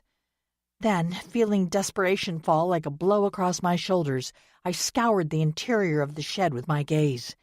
There was nothing I could use as a tool to loosen or break the lock, except for a few larger branches in the woodpile. It probably wouldn't work, but I had to try something. I refused to sit back and wait for my kidnapper to return, knowing if he or she was following precedent, their next step would be to kill me. Gritting my teeth, I reached for the door again to help me stand. I did make it to my feet, but had to lean against the door to steady my wobbly legs. The woodpile seemed to have moved farther away. That's not true, I told myself. That's just your blurry vision playing tricks on you. I turned so I could use the planks and posts to support me as I staggered along the shed walls. When I reached the pile of firewood, I hesitated, once again fearing the likelihood of spiders or snakes lying in wait. But I had to do something, whatever the risk. I couldn't leave my children without a mother or abandon Richard and my family and friends. I couldn't give up, no matter how poor the odds. I gingerly reached into the pile to pull out the sturdiest piece of timber. Yanking it free caused a landslide of lumber. Small logs rolled onto the floor with a rumble. I had to fall back against the wall to avoid them smashing my toes. Using my thick tree branch as a cane, I slowly made my way back to the door. As I studied the situation, determining my next step, I heard the rattling of the padlock and stumbled back. The door swung open, revealing a tall figure outlined by light. I shaded my eyes with one arm and blinked against the sudden brightness. "And what do you think you're going to do with that?" Sean Gordon stepped into the shed. "I doubt you have the strength to bring me down." Sean? My thoughts whirled, trying to make sense of this revelation. It was Sean who drugged and kidnapped me? But why? Images from another day, long before the drug had wiped my memory, floated to the surface. I'd been behind the library desk on the phone with Brad when I'd seen Sean stroll out of the stacks. I wondered then if Sean had overheard my conversation, setting up a place and time to meet to discuss him. Obviously he had. "Why?" I asked, my voice crackling like breaking glass. Sean pressed his palms against the door jambs on either side of the door, effectively blocking any exit. "Because you kept digging into the past," he said, "and you were just about to share something with Sheriff Tucker that I really didn't want him to know." I leaned heavily on my makeshift cane. "You're Alan Cardullo's older brother, aren't you?" "Half-brother, to be exact. Hence the different name and appearance. But he was truly my brother, no halves about it. My mother, who divorced my father when I was just a toddler, married my stepdad when I was 3. So when Alan was born a year later, I always saw him as my brother. He was my family, just like the twins." "You were in the Navy when something happened. Beverly Barron's death and the suspicions about him and Maureen's book." "A book that drove him to suicide." Sean's expression hardened. "That's right. I wasn't able to help him then. I couldn't get leave to go home, so he was left to deal with everything without me."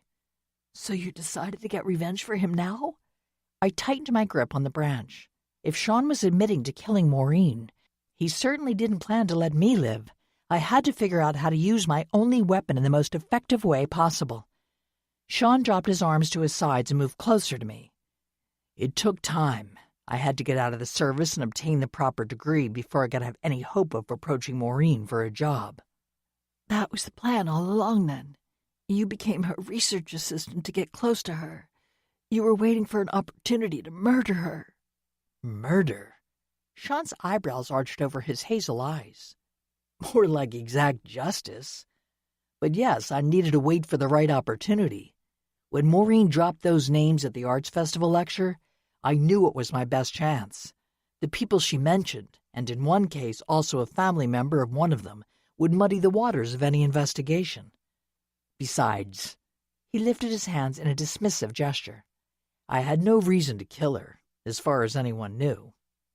I thought I could easily leave town while the investigation went cold." "Your family's civil suit was settled out of court. Wasn't that enough?"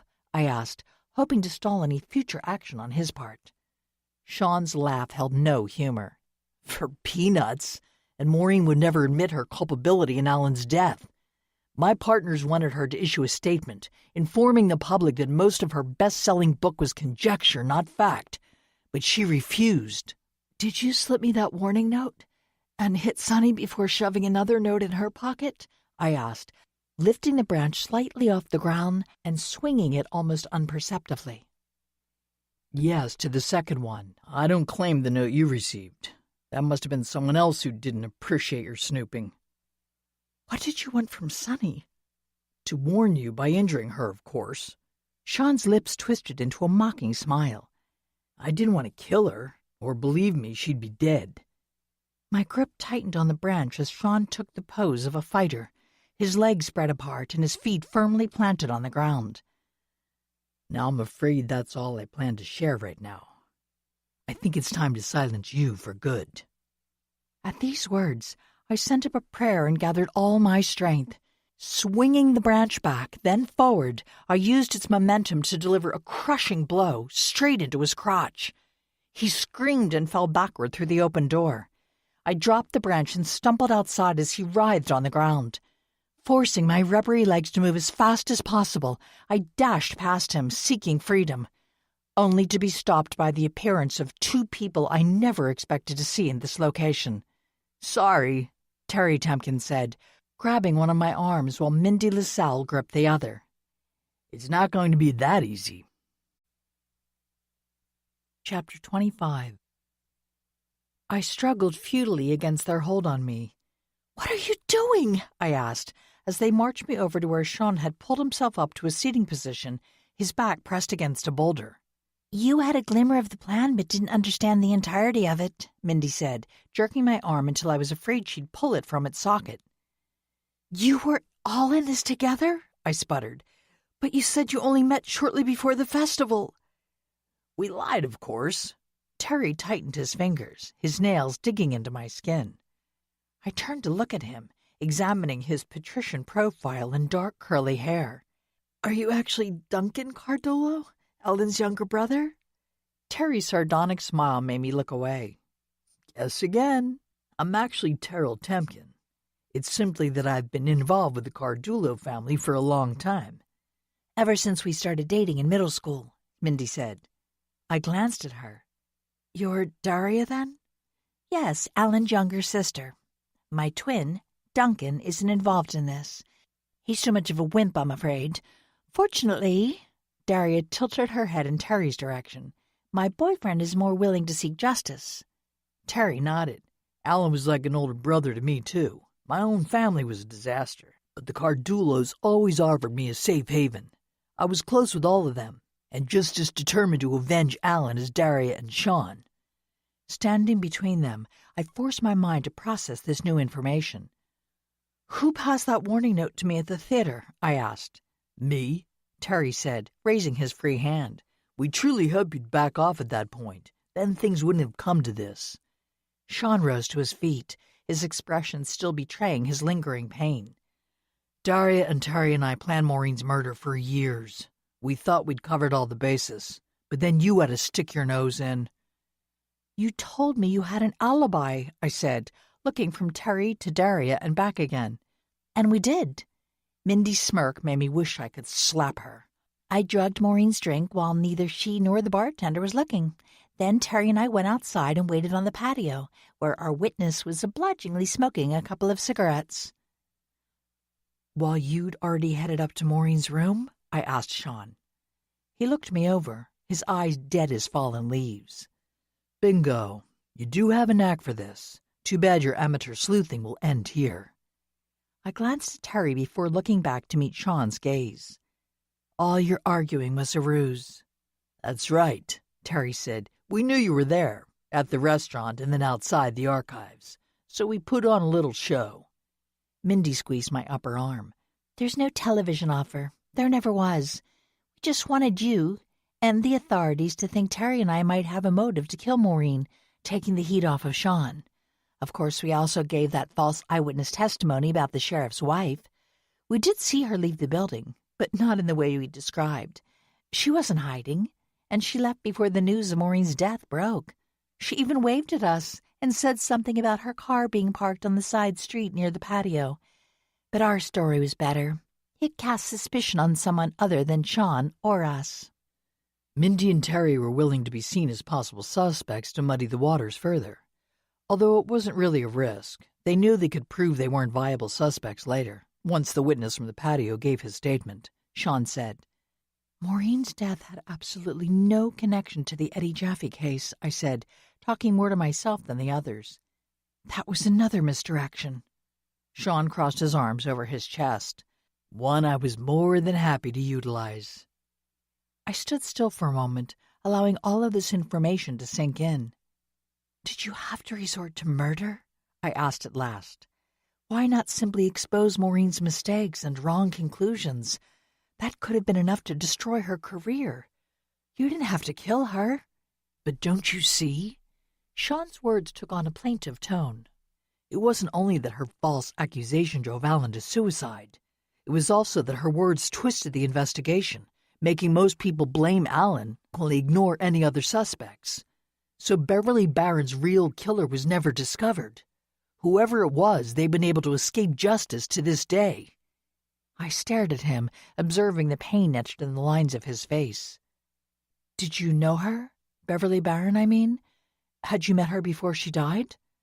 Once, Sean said, eliciting a gasp of surprise from Daria. I met up with Alan in Los Angeles while I was on a short shore leave. It was a party thrown by a cast member from Beverly's last film. Sean's eyes grew misty, as if recalling the scene. She was the most beautiful woman I'd ever seen. But she was also sweet and kind. We talked briefly, and then she asked if she could contact me when I went back to my ship. I shared my info, thinking she'd never follow through. But she did. He rubbed a hand across his eyes, as if wiping away the sweetness of that memory. We corresponded by text and video chat for several months before she died. I never knew that, Daria said, anger replacing the plaintive note in her voice. Why didn't you tell us that? Need to know, Sean said. You didn't. And anyway, avenging Alan should have been enough for you. The fact that I had 2 reasons to hate Maureen was irrelevant. Not exactly, man, Terry said peevishly. I could sense that Terry and Daria had been distracted by this revelation. Their grip on my arms had lessened. I considered my next action. It would be difficult to escape all 3 of them, but I needed to try. The first thing was to get some sense of my location. I lowered my head slightly and surreptitiously examined the area outside the shed. Behind the small building, a thick grove of trees rose up the mountain slope, but off to one side I noticed the roof of a log cabin. It looks familiar, I thought, casting a sidelong glance to my left. Sure enough, another larger shed sat at the end of a narrow lane. I swallowed back a shriek as I realized I was standing on part of Gilbert Fry's property. Sean must have found this remote location when he was attempting to interview Gilbert. He saw this abandoned shed and brought me here, along with a padlock, certain no one, not even Gilbert, would find me. It doesn't matter, Sean said, after concluding some conversation with Terry and Daria that I'd ignored. The important thing now is to decide what to do with our overly curious little librarian. Just give her a super strong dose of the knockout drug and leave her in the shed. By the time anyone finds her, she'll be long gone, Daria said, and so will we. I suppose that's best, Sean said, examining me in a way that chilled my bones despite the humid summer heat. There was no time to consider alternatives. I had to act soon. Fortunately, fate was on my side. The rest of the Rohypnol's in the car, Sean said. Hold her here while I go get it. He loped off in the direction of the other shed, where he must have parked his rental vehicle. I waited until Sean was some distance away, then gave Daria a swift kick in the shin. She squeaked and dropped my arm. Taking the opportunity, I swung my other arm upward, driving my elbow into Terry's Adam's apple. Choking, he stumbled backward. Free from their grip, I spun around and sprinted across the field to reach the edge of Gilbert's property.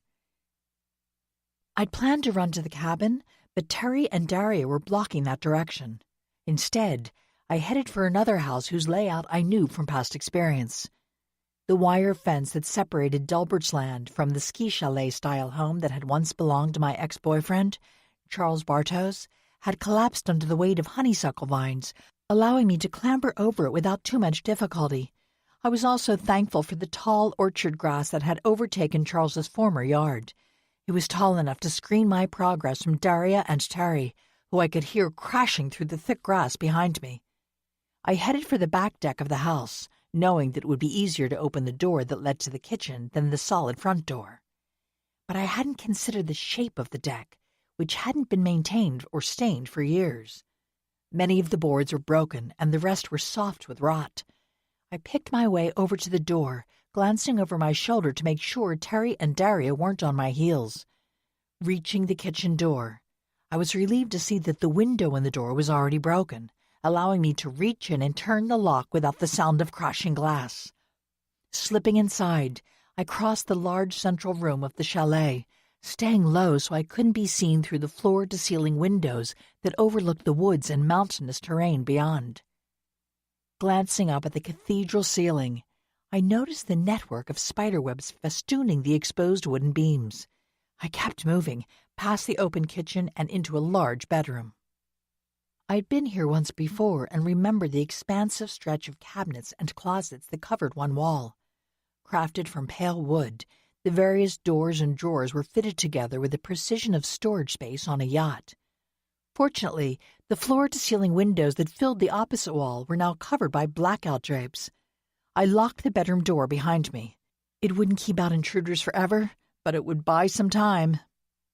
Slipping inside one of the empty closets, I left a tiny crack of the sliding door open so I could keep watch and listen for anyone attempting to break open the bedroom door.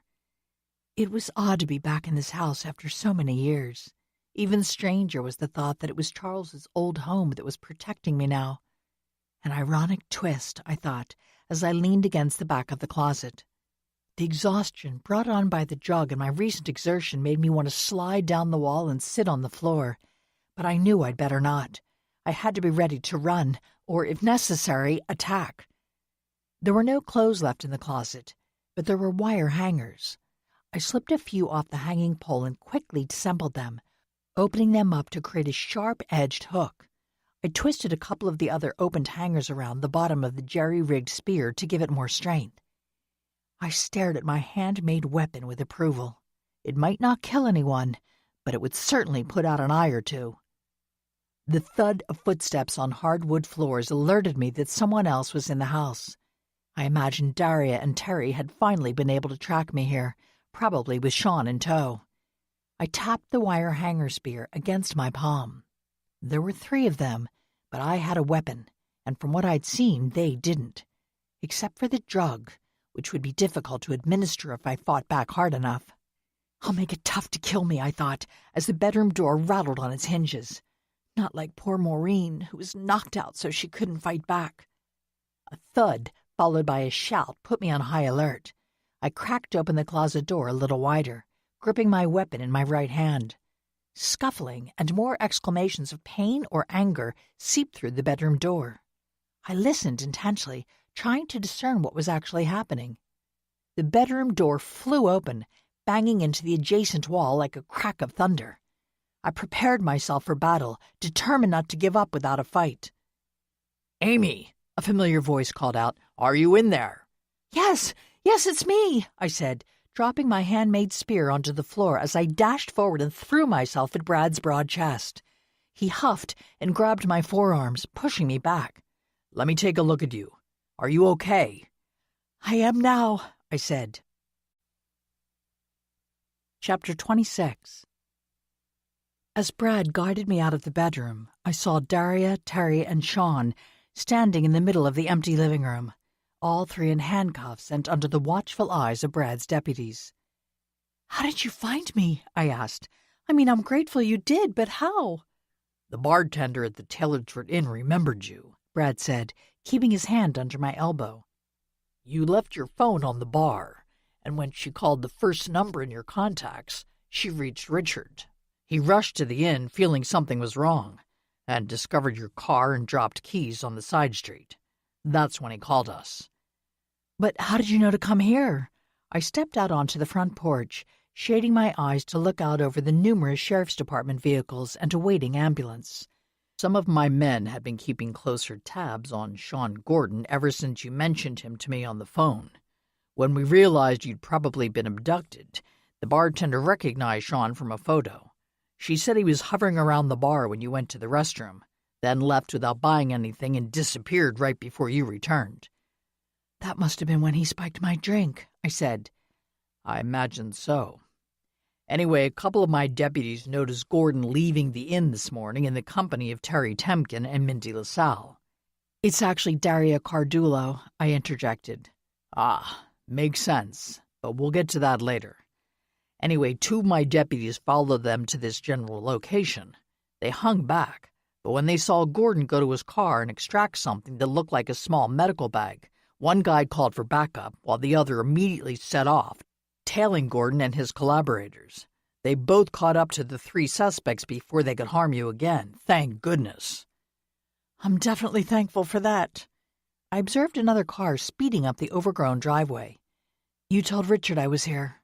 Of course. He'd never forgive me if I didn't, Brad said, stepping aside as Richard came running toward us. He flew up the stairs and threw his arms around me, hugging me tight to his chest. You're okay, he repeated several times. I am, I said, lifting my head to look up into his face. He appeared haggard, and I knew it was probably because he hadn't slept since he discovered my car and keys. I'm still a little loopy from being drugged, but it's getting better. Unfortunately, I glanced over at Brad. I can't remember anything about last night, other than going to the inn to meet you. And I drank iced tea. I remember that now because the bartender seemed peeved with me. I think I gave her a decent tip anyway, but since she really helped you figure out what was going on, I wish I'd given her a bigger one. Don't worry, I did, Richard said before kissing me. After I gave my preliminary statement, promising Brad to stop by the station to fill in any details the following day, Richard and I left in his car. Hannah Fowler, who'd encouraged me to take the ambulance to the hospital for a checkup, relented when I said I'd have my regular doctor examine me in the next few days. I allowed her to draw blood, though, as evidence of the rohypnol in my system. We arrived home to Aunt Lydia and Sonny waiting on our porch. I received hugs from both of them, as well as a mini lecture from my aunt about once again falling into danger due to my relentless curiosity and determined search for the truth. All's well that ends well, I said, which earned me a sharp look and a few more words of advice. I'm going to take her inside now, Richard said, placing his arm around my shoulders. I think she needs some real sleep, and so do I. Thanks for your concern. We'll call you tomorrow. He ushered me into the house, ignoring Sonny's questions and Aunt Lydia's protests. I didn't call your parents yet, and now that you're home, I wonder if we even should, Richard said, guiding me up the stairs while Loie and Fossey dashed ahead of us. I'd say let's not. They don't need to worry. I'm sure they'll eventually hear something from Aunt Lydia or others. But let's leave it alone for now. They're enjoying their time with Ella and Nicky. We don't want to ruin that. Agreed. Richard and I entered the bedroom, where the cats had already laid claim to the bed. I bet you want a shower. Yes, please. I feel like I've been rolling around in a barn, I said. Richard leaned in and sniffed. Sorry to say, you smell like it too. Gee, thanks for your compassion. I stepped back and yanked off my sneakers and socks. I'll have you know I was quite brave and inventive, orchestrating my own escape and then preparing to fight to the death. Richard smiled. I'm not surprised. You're a little tiger when necessary. Thank goodness, he added, his expression sobering. I didn't want to leave the kids, or you for that matter. I mean, how would you get along without me? Badly, he said. Now get your shower. I think we should both take a nap and worry about figuring out something for dinner later. Delivery, I called out as I headed into the bathroom. After a long shower, I threw on a well-worn sleep shirt and took some acetaminophen to combat my continuing headache. Richard had drawn the blinds and was already in bed by the time I walked back into the room. Loie and Fossey remained curled up at the foot of the bed, requiring some maneuvering as I slipped in beside Richard. Are you asleep? I asked. I was, he replied groggily. Sorry. I rolled over and snuggled up against his back. Tired as I am, I may miss dinner altogether. Although, come to think of it, I haven't eaten in a while. Neither have I, he muttered.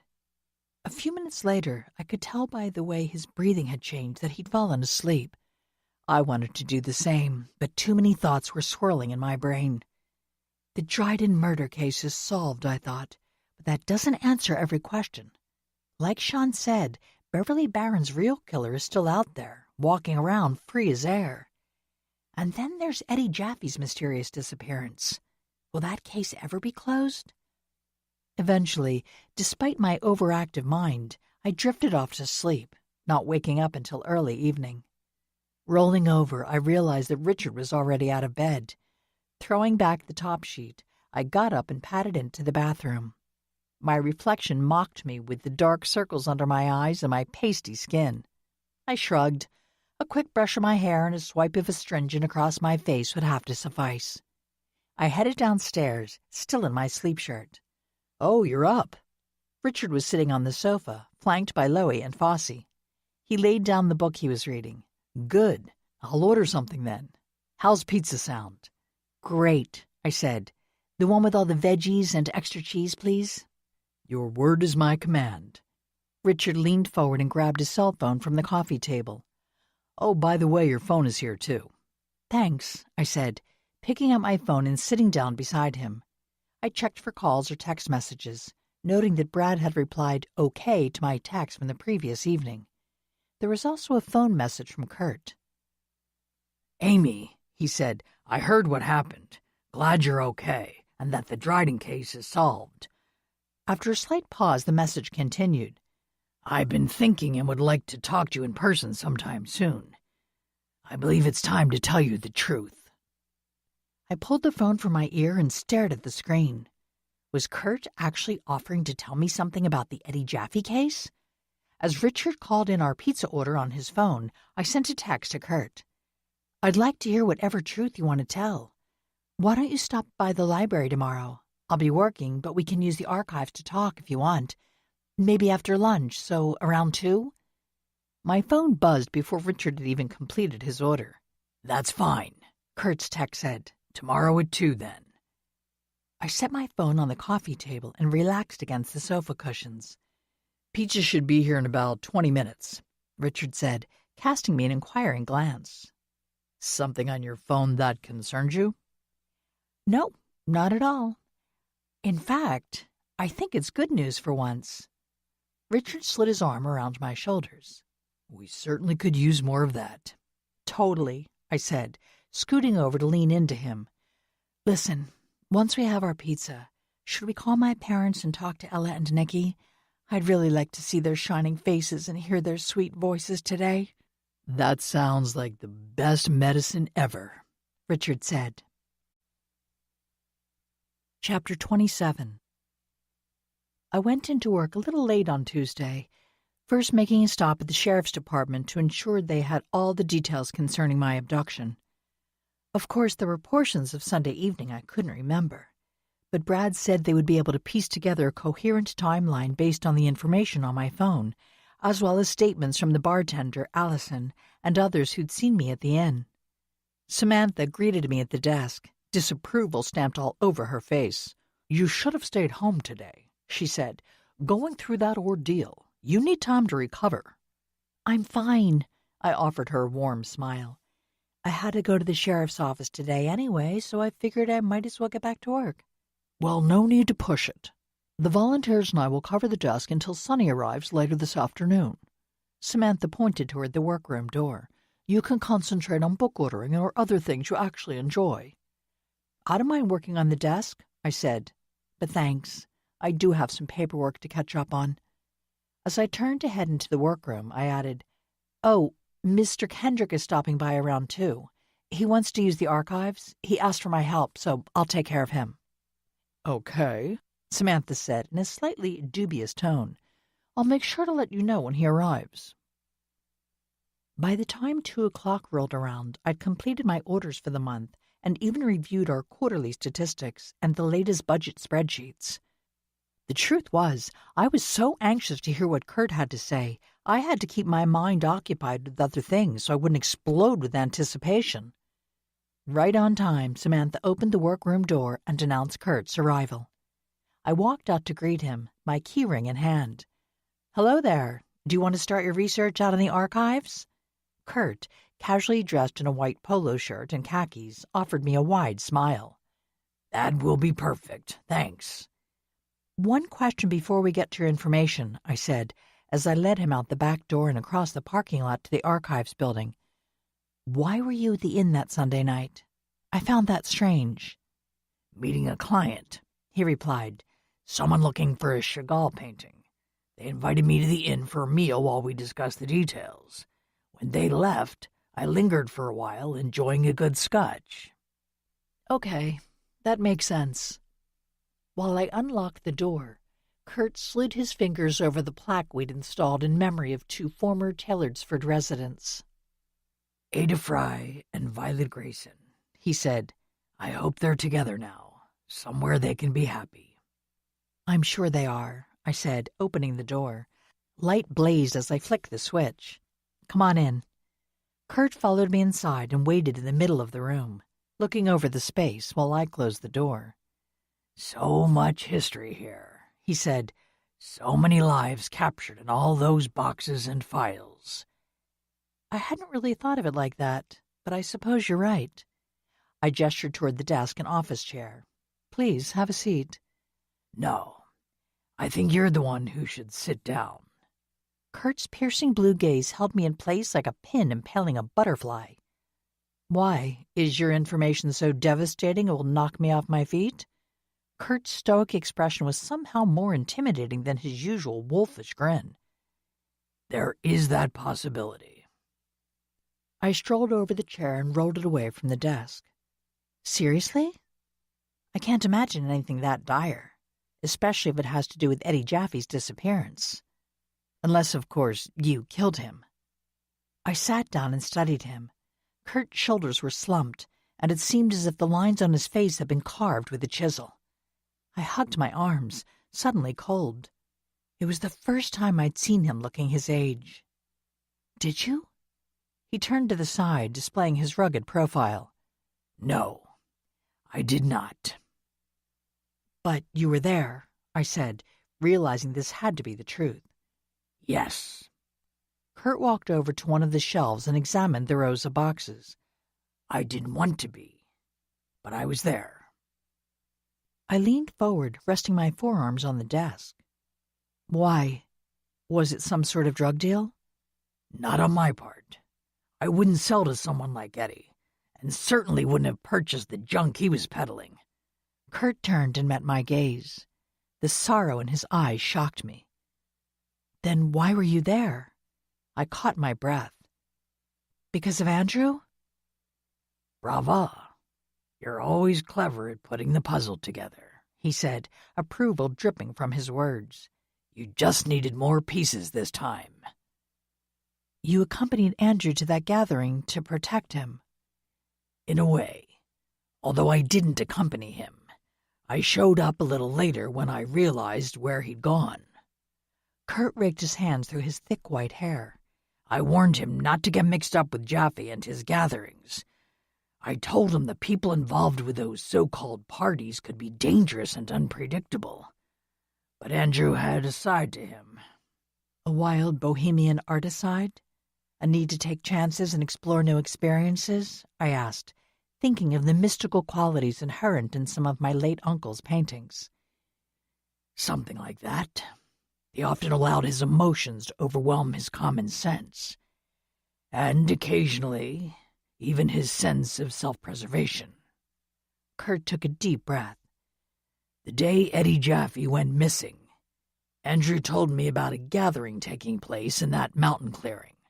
He wanted me to go with him, but I refused. I said it was a bad idea. We don't know who will be there, I said. It could be infiltrated by narcs, or some of the parties could be carrying weapons.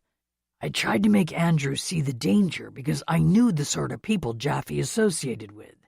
They weren't to be trusted. But Andrew decided to go anyway. I didn't pose this as a question. He was determined. Jaffe had promised some special experience, a new drug he'd acquired. When I heard that from one of my customers who'd been invited and declined, I knew I had to go. If I was there, I could make sure Andrew didn't ingest something that could have deadly consequences. The raw emotion in Kurt's voice reminded me how much he'd loved Andrew. And still does, I reminded myself. You followed him up the trail to the clearing that evening. Yes.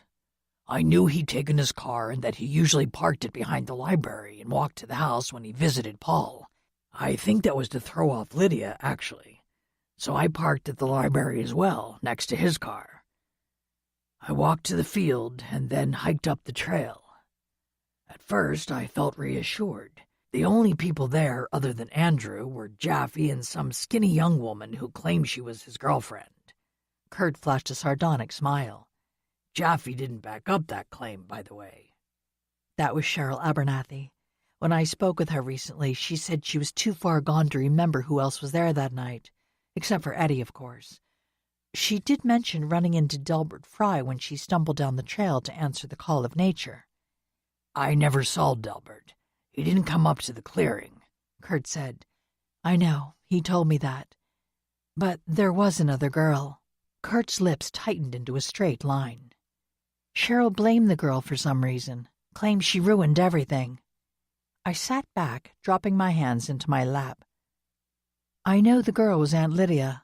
She's admitted as much, although she said she only saw Cheryl briefly on the trail. No, wait. I drummed my fingers against the arm of my chair. She also caught a glimpse of someone farther up the trail staring at her, or thought she did. She wasn't sure. That was Eddie Jaffe. Kurt's chest rose and fell with his deep sigh.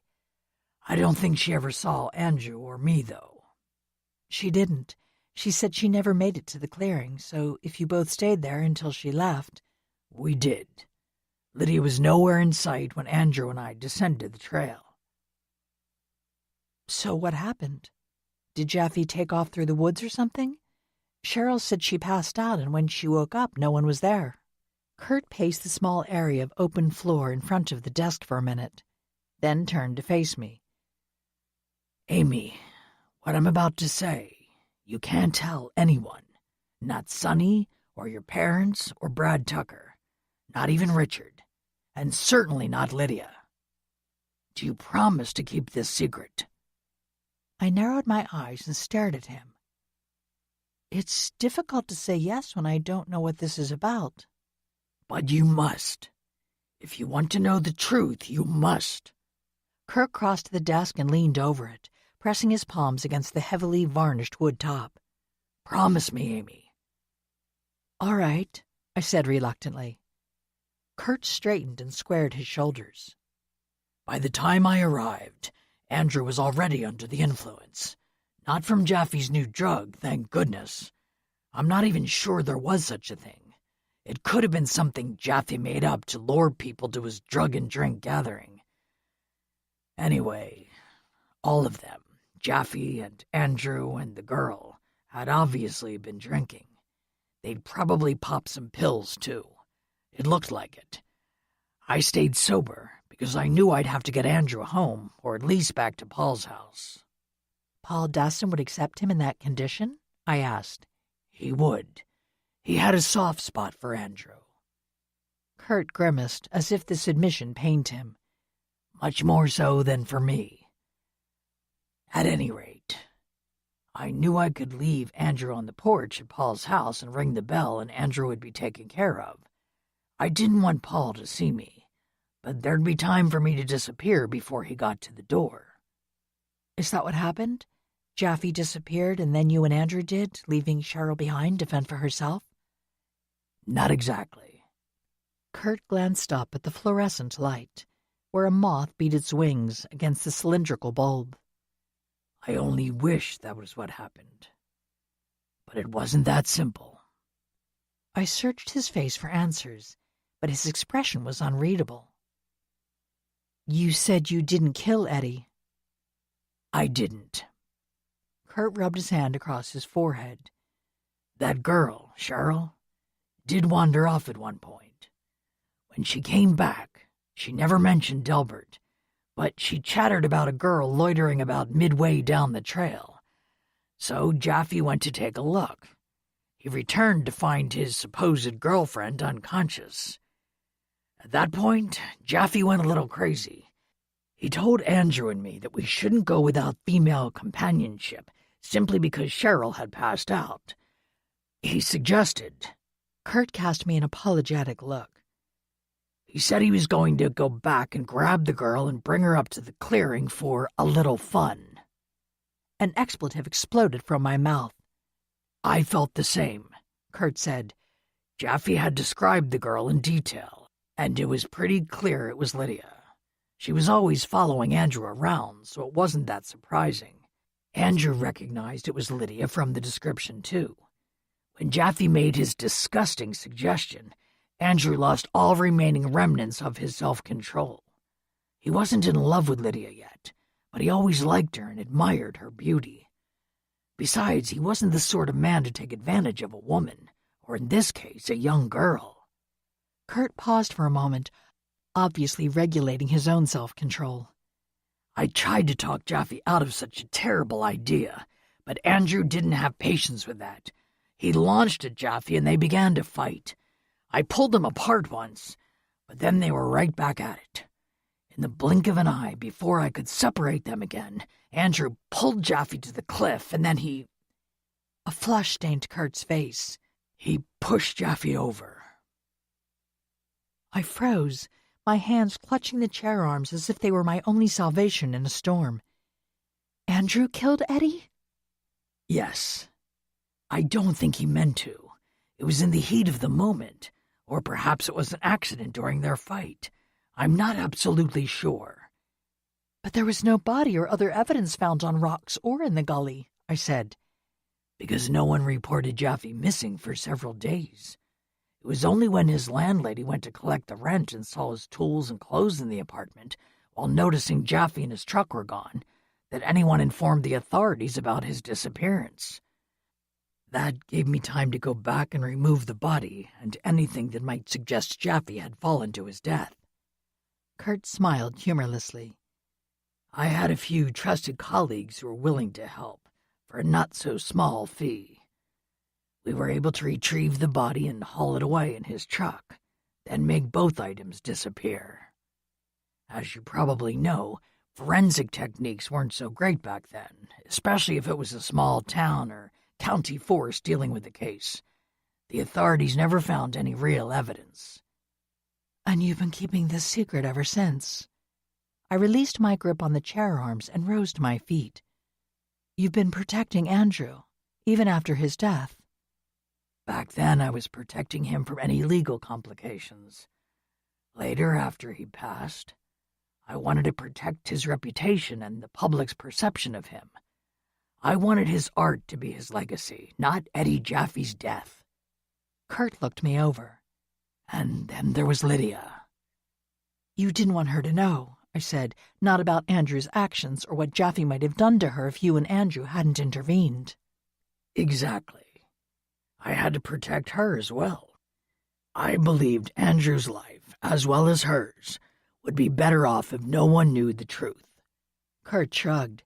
Eddie Jaffe's death was no great loss, not compared to the possible ruin of Andrew's life, or the pain Lydia, who was only 15, would have to bear for the rest of hers. Did Andrew remember what he'd done? I asked, after a moment of silence. I don't know. He recalled blacking out from the drugs and alcohol. He even had a vague recollection of me carrying him down the trail on my back, loading him into my car and driving him to my place. But whether he remembered all of the events of that night... Kurt balled his fingers into fists.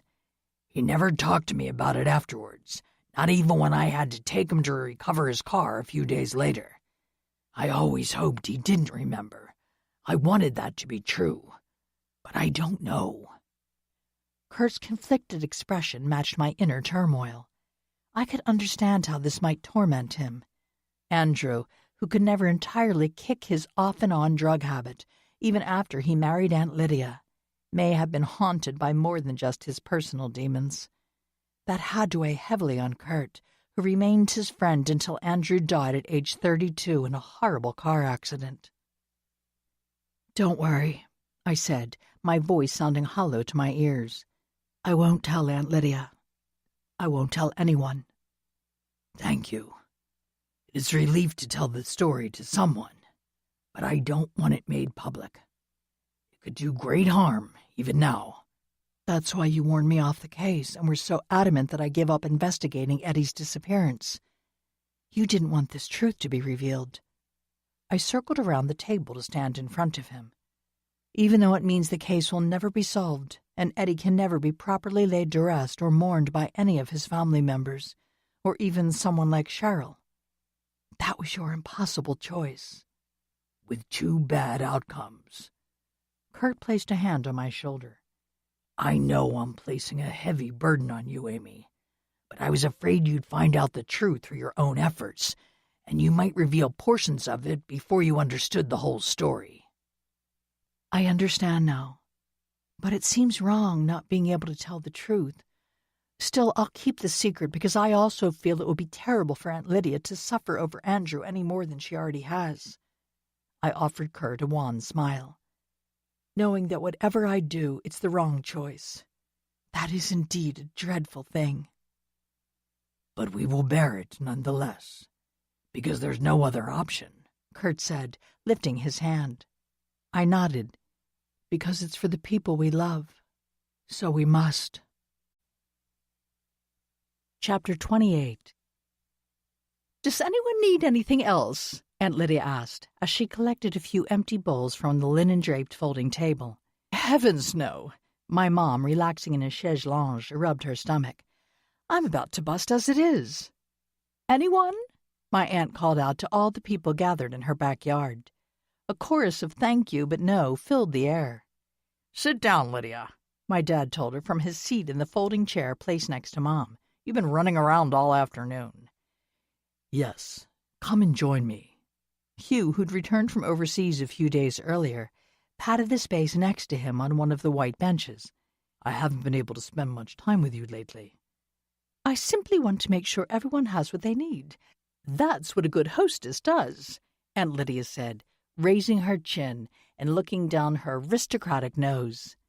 But she handed the stacked towels to Zelda and walked over to join Hugh nevertheless. That's one thing no one would ever question, Richard said, strolling out of the garden. He'd been playing hide-and-seek with Carla, the twins, and Brad and Allison's son, Noah. Did you find all of them? Allison asked. 3-year-old Zoe, who was in her lap, started wiggling and repeating, down. Not yet, but Carla's still in the game. I just need to grab a drink before I jump back into the fray. Richard crossed to the table and pulled a bottle of water from a galvanized metal tub filled with ice and a variety of other drinks. They probably disappeared into the woods, even though you and Carla said they should stay in the garden. Brad held out his arm so Allison could pass Zoe over to him. Zelda, who'd returned from the kitchen, looked over the gathering of family and friends. I'm surprised Sonny and Fred aren't here. I'm sure they were invited. They were, I said, piling some silverware on the serving platter that had been set out to collect used utensils. But they wanted to share Sunday dinner with PJ and Carol and then catch up on things, as Sonny put it. They may stop by later. Zelda cast me a mischievous look as she walked past to join Walt at another bench moved out of the garden for extra seating. Catch up on things? No doubt. It seems this woman will never learn to behave, Walt said as Zelda sat next to him. He threw his arm around her shoulders and pulled her close. Not that I'm complaining. Zelda playfully swatted his upper leg. You'd better not. Not to bring up business, but how's the Dryden case going, Brad? Walt asked. Are you going to be able to wrap it up soon? It's in the attorney's hands now. Brad bounced Zoe on his knee. Of course we'll be providing any new evidence and working with the prosecution. But since all 3 of the culprits have basically confessed, it's a pretty open and shut case. I guess Amy will have to be called as a witness, poor lamb, Zelda said. That's what she gets for continuing to put herself in dangerous situations, Aunt Lydia said with a huff. Now, dear, that isn't entirely true. Hugh took hold of my aunt's hand. Amy started out simply conducting some research. Right, Brad? True. We didn't think it would lead where it did. Brad set Zoe on her feet. She strolled over to Walt and Zelda, who slid apart and lifted her up onto the bench between them. You two are like the quintessential grandparents, Richard said, tossing his empty water bottle into the bin we'd put out for recyclables. What are we, chopped liver? My mom's cheerful tone took the sting out of her words. Richard grinned. No, you are the epitome. That's another top spot. Good save, Dad said. It's too bad Eddie Jaffe's disappearance couldn't be solved as well, Zelda said. I guess that's going to remain a cold case. I shot a swift glance at Kurt, who was sitting in an Adirondack chair Richard had dragged over from our back porch. His stylish straw boater was pulled down low on his forehead, and his stillness gave the impression that he'd fallen asleep. But I knew better. His hands were lying loosely on his thighs, but I spied his fingers curling into his palms. I guess we can't expect all cases to be solved, I said. Sad but true, Brad said. Sometimes you just have to accept not knowing. That's hard for a librarian. I glanced at Aunt Lydia, who was resting her head on Hugh's shoulder. She's definitely better off not knowing, I thought, while sneaking another look at Kurt. He sat up, taking off his hat to fan his face. Another excellent meal, Lydia. So good and so filling that I grew sleepy and drifted off for a few minutes. I thought we needed a little celebration. The recent murder has been solved, and Amy and Sonny and probably a few others are now out of danger. Speaking of celebrations, she released Hughes's hand and stood up. I should go and bring out the cake you brought, Kurt. Thanks again for that. He waved this aside. My chef made it, not me, but you're welcome. I'll go get it, I said, motioning for my aunt to sit back down. Kurt stood up. I'll help, he said. Then I'd better go alert Carla and the kids, Richard said. They'll need to wash their hands before eating cake, and you know they'll want to dive into it as soon as they realize it's on the table. He walked back into the garden, calling out for Carla, Ella, Nikki, and Noah. I picked up the used utensil platter to carry it in with me. Anything else need to go inside? Kurt asked as he joined me at the table. The condiment tray, I said, tilting my head in that direction since my hands were full. We carried the trays onto the sun porch. Then Kurt balanced his on one hand so he could open the back door to the house for me. I assume you want this in the kitchen, he said, as we stepped into the hallway that ran from the front to the back of the house. On the kitchen table is fine, I said, as I set my platter on the counter next to the sink. I turned, resting my lower back against the edge of the countertop. Thanks. No problem, Kurt said, examining me carefully. How are you feeling? We haven't talked since Tuesday. I'm fine. How are you? Same as always, he replied. I've been carrying the burden much longer, and with many more regrets, of course. I toyed with the neckline of my lemonade yellow sundress. He did really love her, didn't he? Andrew, I mean. He truly loved Lydia, right? Oh, yes. There was no doubt about that. When he met her again after college, he fell like a ton of bricks. Kurt's smile turned rueful. I never stood a chance, you know. But you loved him anyway. Kurt lifted his hands. What can you do? Love doesn't always evoke love in return. But that doesn't make it any less real in terms of the unrequited lover. It still exists outside the gift of reciprocity. Silence hung between us for a moment. He must have cared deeply for you, or he wouldn't have maintained the friendship, I said at last. Kurt's troubled expression brightened. Of course. I think in his way Andrew loved me very much, and that's something I've always kept locked in my heart. He swept his hair away from his broad forehead. It's been enough. That's admirable. I'm not sure I could have remained as devoted as you, I said. A twinkle sparked in Kurt's eyes. That's not to say I haven't indulged in numerous love affairs over the years. I'm loyal, but not a saint. No one would ever call you that, I said with a smile. Not if they've met me. Now, Kurt strode over to the refrigerator. Let's deal with this cake. I can carry the box if you grab the extra small plates and forks. I collected the plates and utensils and followed him back outside, where 4 children were eagerly waiting. Cake! Zoe squealed when Kurt removed the lid on the box. I want a big piece, Ella said, her eyes as wide as saucers at the sight of the chocolate-on-chocolate confection. Like this big. She spread her hands apart.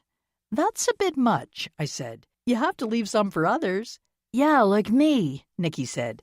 And me, Noah, who was the perfect mini-me of his father, raised a hand and waved it wildly through the air. "Everyone will get some," Richard said. "Just be patient." I laughed, amused by the obvious impatience displayed by the children. Might as well ask them to build a pyramid. Brad and Allison hurried to the table to take charge of Noah and Zoe, while Carla looked over at me and winked. Aunt Lydia rose gracefully to her feet and marched over. She picked up the cake knife and swiped through the air. "I'm in charge of this," she said. "Everyone else, please back off." All the guests, even the children, obeyed this command. I still want a really big piece, Ella muttered, loud enough for everyone to hear. "You'll get the piece I give you," Aunt Lydia said as she deftly wielded the knife. "And you'll like it." Richard, who'd strolled over to stand beside me, whispered in my ear, "Now that's how you handle things." "I'm taking notes," I said, slipping my arm around his waist. "Maybe someday I can become just as intimidating." Kurt, who was standing behind us, laughed. Not likely, my dear. Only 1 in a million can command that kind of unwavering respect. "Besides," Richard said, pulling me close to his side, "I prefer you just as you are. Props to you. But much as I love her, I don't think I could deal with Lydia for extended periods of time." "She is unique," I said, watching my aunt cut perfectly symmetrical slices of cake and dole them out. "Aren't we all, in our own way?" Kurt said. I glanced over my shoulder and smiled at him. "Some more than others." This concludes Death and the Librarian by Victoria Gilbert. Narrated by Colleen Marlowe. Copyright 2025 by Vicki L. Weevil. This unabridged audiobook is published by arrangement with Crooked Lane Books and was produced in the year 2025 by Tantor Media Incorporated, a division of Recorded Books, which holds the copyright thereto. Please visit tantor.com for more information on our growing library of unabridged audiobooks.